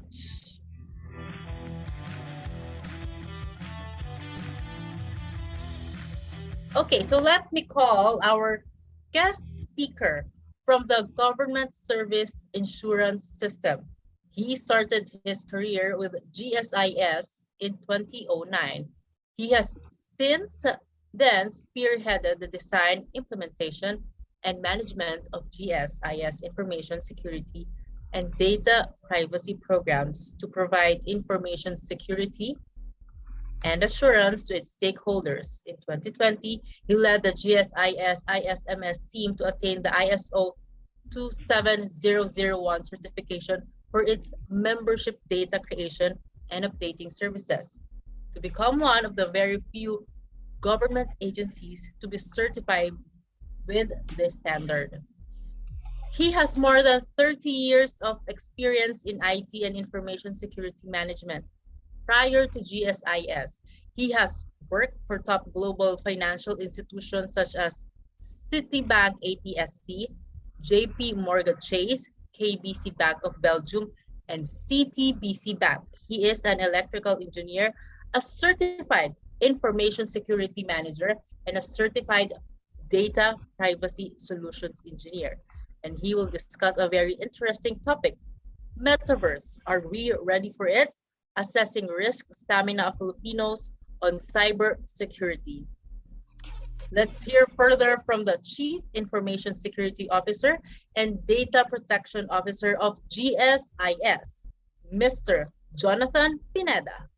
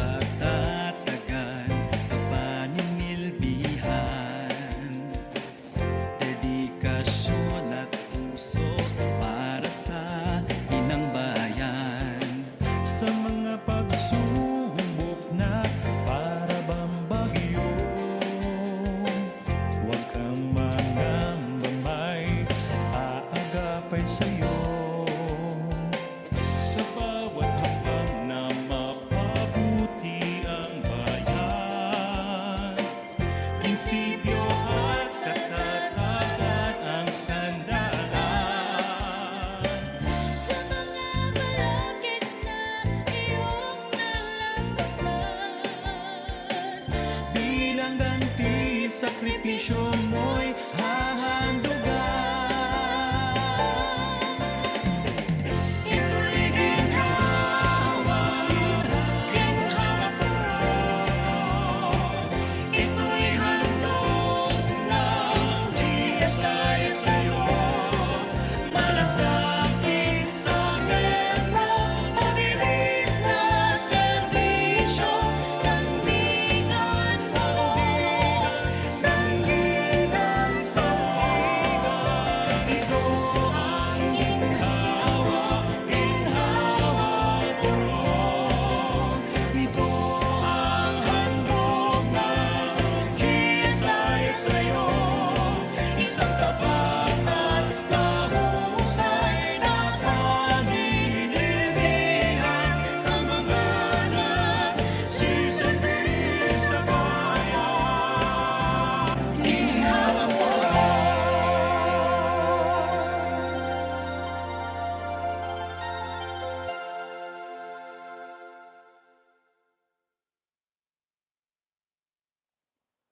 Maginhawang buhay po sa lahat and welcome po dito sa ating I Am Secure Forum 2022 of the Information Security Officers Group. I'd like to acknowledge Mr. Joey Regala, Chairman Emeritus, Archie Tolentino, our ISOG President, Chito Jacinto, our ISOG VP and Forum Chair, the rest of the ISOG officers, ISOG members, cyber leaders, and distinguished guests. Welcome po sa inyong lahat. I am John Pineda, I am from the GSIS, and I will be talking to you about the metaverse and its impact in government. So to give a brief background of what GSIS is, we are a government-owned and controlled corporation. We provide social security, insurance, and financial benefits to all government employees and their dependents, and we also satisfy the non-life insurance needs of the government. Currently, we focus highly on service excellence to our members and stakeholders, and these are our current channels. We do face-to-face interactions or servicing. We can service our members through kiosks. We can service them through web. We can service them through mobile apps. We can service them through social media. And we also use virtual meetings such as Zoom, Skype, and Teams, for example. Moving forward, we have to be thinking what the next channel will be, and this is where the metaverse comes in. We can just imagine a new experience where our stakeholders, let's say a teacher, will just be doing or transacting things with GSIS from their home. It's like a convergence of the real world and the virtual world and putting it up all together. However, just thinking about it, it looks easy from the onset, but digging deeper, it may be a bit too complicated and a bit more risky than how it appears. So let's try to see or try to deep dive on that and see what can we learn on this new platform that we're looking at in the future. There's so much hype and potential on the metaverse. The things that we need to consider are the need to evolve. Of course, if everyone else is going to the metaverse, there's no other option for us but to go there as well. We need to go with the trend. This may provide new convenience on providing services to our stakeholders. It could be a more immersive platform than web, apps, or virtual meetings, right? Because right now, we're here, I'm just 2D, through a video, of course, and through the metaverse, we may experience better interaction, and of course, what we aim to achieve is better customer satisfaction. So what drives the metaverse? This was accelerated, as we all know, during the pandemic. Because of the pandemic, there's limited movement, limited interaction for the people. So tech companies like Facebook, which is now called Meta, and Microsoft, for example, they tried to blaze the trail for the metaverse to shift from Web 2.0 to Web 3.0, for example. Then there's this demand from our members or maybe from your customers for better service and better interaction. And finally, of course, there's always this financial motivation. Whether it's the one providing the platform, they intend to make money from it, or whether it's the one engaging the platform, and of course, they can always make money from there also. So that's a big motivator. But still, how do we get there?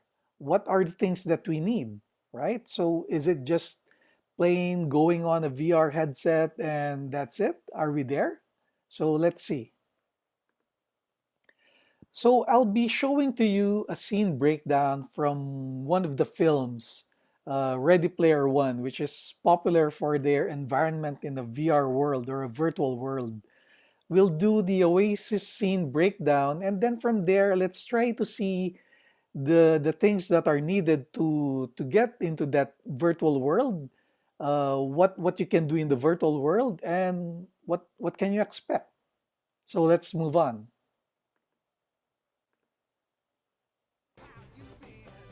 I was born in 2027, after the corn syrup droughts, after the bandwidth riots, after people stopped trying to fix problems and just tried to outlive them.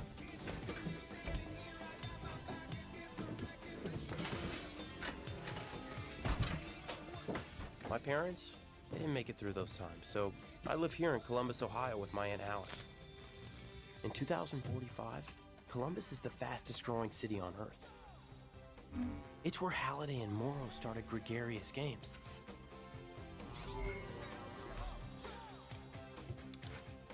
These days, reality is a bummer. Everyone's looking for a way to escape. And that's why Halliday, that's why he was such a hero to us. He showed us that we could go somewhere without going anywhere at all. You don't need a destination when you're running on an omnidirectional treadmill with quadraphonic pressure-sensitive underlay. James Halliday saw the future, and then he built it. He gave us a place to go. A place called the Oasis.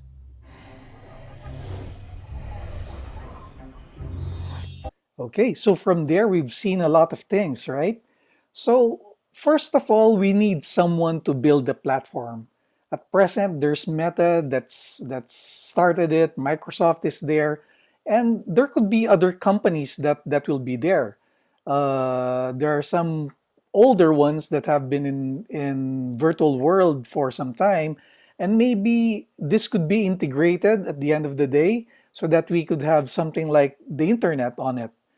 And then you've seen the main character prior to entering the virtual world. He wore like a gadget, right? Wherein it was like a scanner and it scanned his biometrics probably so that the scanner could identify that person. And then he wore interactive gloves, right? Or maybe right now there are controllers that you can use so that you can also interact with the virtual world. Then he wore some VR glasses or smart glasses to be able to see that environment from there. And then of course the optional omnidirectional treadmill so that maybe if he runs or do something, he won't stumble upon his small cramped space, right? So let's move forward and let's see what that next part is.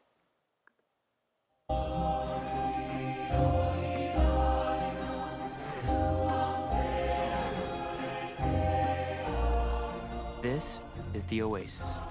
It's a place where the limits of reality are your own imagination.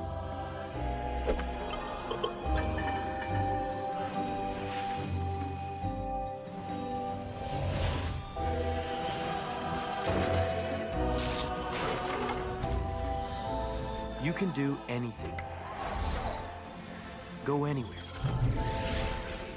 Like the Vacation Planet. Surf a 50-foot monster wave in Hawaii. You can ski down the pyramids. You can climb Mount Everest with Batman. Check out this place. It's a casino the size of a planet. You can lose your money there. You can get married. You can get divorced. You can go in there. People come to the Oasis for all the things they can do, but they stay because of all the things they can be. Tall, beautiful, scary, a different sex, a different species, live action, cartoon. It's all your call. Yeah, that's me. Well, that's my avatar. At least until I feel like changing. Except for eating, sleeping, and bathroom breaks, whatever people want to do, they do it in the Oasis. And since everyone is here, this is where we meet each other. It's where we make friends. Locate H. Locating H. H located. Sector 12. Planet Doom. Planet Doom. The most dangerous place in the Oasis. And a pretty great place to pick up coin. Figures H would be there.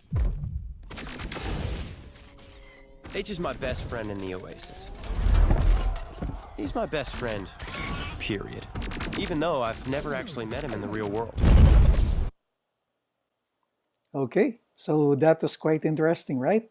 So we saw the virtual world maps in the virtual world. Like there were representatives of real places like the pyramids of Giza, maybe the one with the waves was in Hawaii or something else. So there are also fictional worlds such as the ones that you saw from Minecraft, for example. And the cool thing about that is the avatars, right? The avatar is your representation in the metaverse. And this could be something. This could be you can create your avatar that looks like you or that looks like somebody else, that looks like a scary monster, an animal, whatever you like can be your avatar. And then, of course, your friends will be there. You can have friends with various people in the metaverse, and this will be your virtual friends. And it doesn't matter whether you've met them or haven't met them, similar to what we do right now, right? In social media, you can have friends that you haven't even met, or maybe friends that you're not even actually sure that they're the ones representing that picture, right? And then one particular thing that I'm noting here is when he asked where his friend H is, he asked the platform, "Can you locate H?" for example, and then the platform connected him to H, and then from there they were able to interact. Okay, so we'll leave it at that first, and then we move on to the next slide.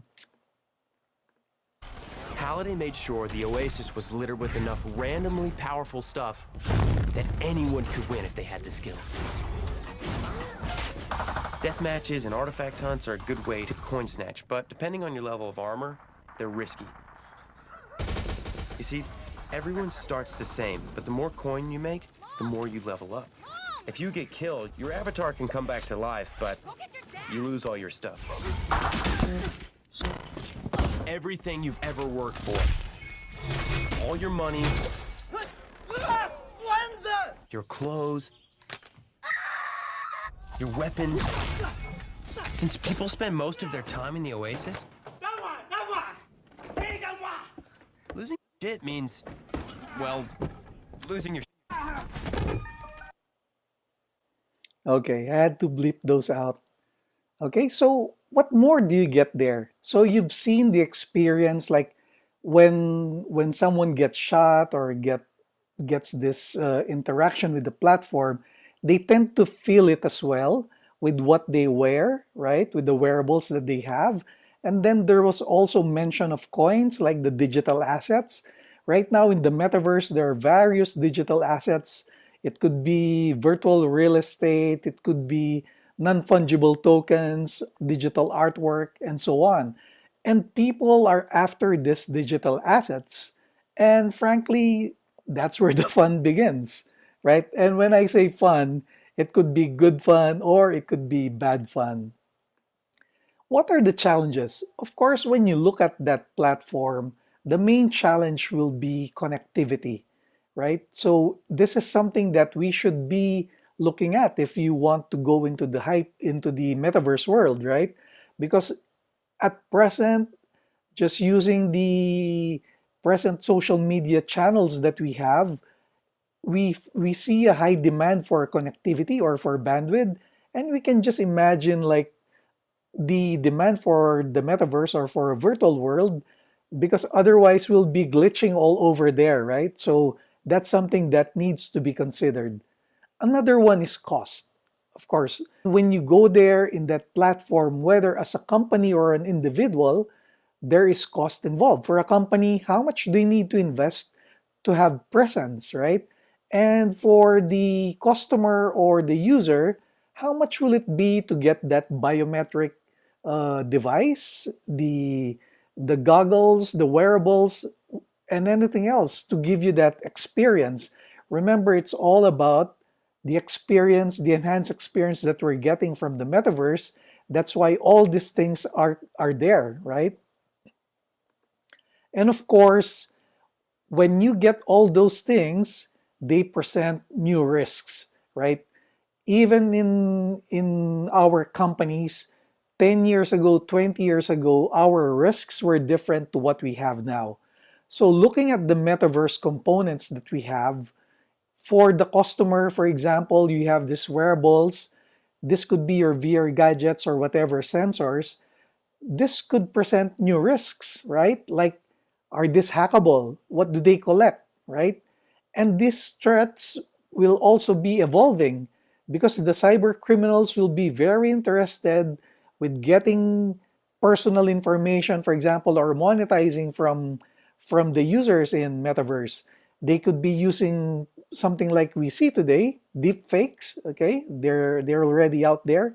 The scams are already out there, but can you imagine the scams that will be produced in the metaverse?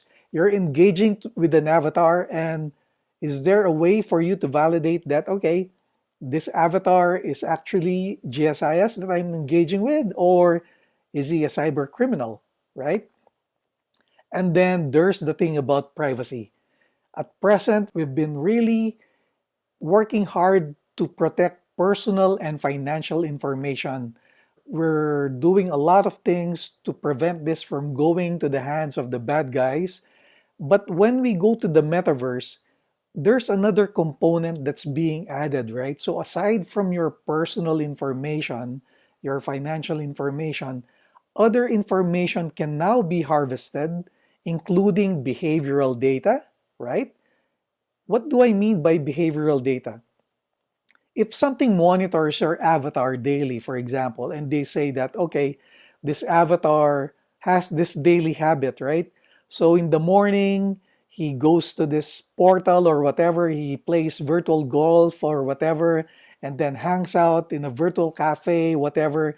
So this can be profiled, and eventually this can be something that can be used against you, right? So we have to make sure that these things are well regulated.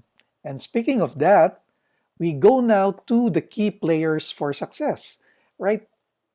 When you go to the metaverse, I think if you go to the metaverse now, it's still pretty crude. It's still in the, let's say, infancy stage.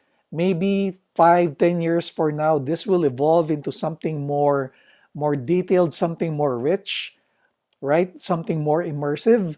But the key players will always be the companies who will want to be there, of course, the stakeholders or our customers, our members, who will also want to be engaging the company in the metaverse. And then there will be the third party service providers, whether it is the platform provider, whether it is the internet service provider, and so on. They will need to be involved. And finally, it's very important, regulators need to be there as well, right? Will it be NPC? Will it be DICT? Will there be a new agency to do that? What is important is they need to be there. What are the responsibilities of these players, right? For the company, of course, it's for them to do it right. If they want to go to the metaverse, they need to be doing something that will be easily adaptable to their stakeholders or their customers and something easy to use. For us, we have members or stakeholders that are active members. So this will be people in their early 20s up to, say, 65 years old. And then we have pensioners who are, say, 60 years old up to 90 or 100, right? So if they will be engaging us through the metaverse, it will be something that is approachable to them and something that they can easily use. Another important thing will be trust, right? How do we maintain that trust from the current platform that we have into that metaverse? At the moment, I cannot say how, but eventually, hopefully, something will be in place, will be put in place so that this trust will be established. Finally, we need to be transparent. Of course, when we engage our stakeholders with our services, we aim to be transparent always. We collect what we need to process what they need from us, and we deliver excellent service based on that. For the stakeholders, members, or customers, what do we need to do, right? We need to be responsible, right? We need to be aware that this environment will pose risks. We have to manage expectations as well because there might be a time that we go to the metaverse and expect something similar to a movie, and then we see something worse than, say, Nintendo Wii, for example, a 20-year-old console, I think. And maybe the expectation will be quite not matching with what we're expecting, right? And then finally, for the stakeholders to be more cautious. especially when it involves their personal information or financial information. Same with the real world. We do not want criminals to be observing us, observing our patterns, and so on. So, as much as possible, this is something that we should be controlling as well. For the third party service providers, they should always be maintaining trust. What do you mean by maintaining trust? Make sure that you do not snoop on your customers or those using the platform. The users must know like what is collected from them and where is it being used. Next, the platform needs to be reliable, or if it's the internet subscription, it needs to be reliable and fast. And of course, transparency again. Like whatever they get from us, we should be able to know where that is being used. And for the regulators, there must be guidelines for this, right? It won't be similar to Web 2.0, Web 1.0, 2.0, where it's just upon us and there's nothing else that we can do. We have to enforce guidelines, but it will be pretty challenging, right? How will you regulate something that's accessible around the world, right? Who will have jurisdiction over that? So these are things that our regulators need to keep in mind so that when the guidelines are there, they will be something that can be enforceable and can be monitored for compliance. So basically, that is it about the metaverse for us. It's something that we are looking forward to, right? At the same time, it scares me as well, right? Because we all know that while it is inevitable, we must face it head on, but we have to do so with caution. Hopefully, in the coming years, if ever this will be the next big thing or the next big platform for us, we will be able to provide the best experience to our members as well, as similar to the current channels that we are using. That's all, and good afternoon, everyone. Have a good day.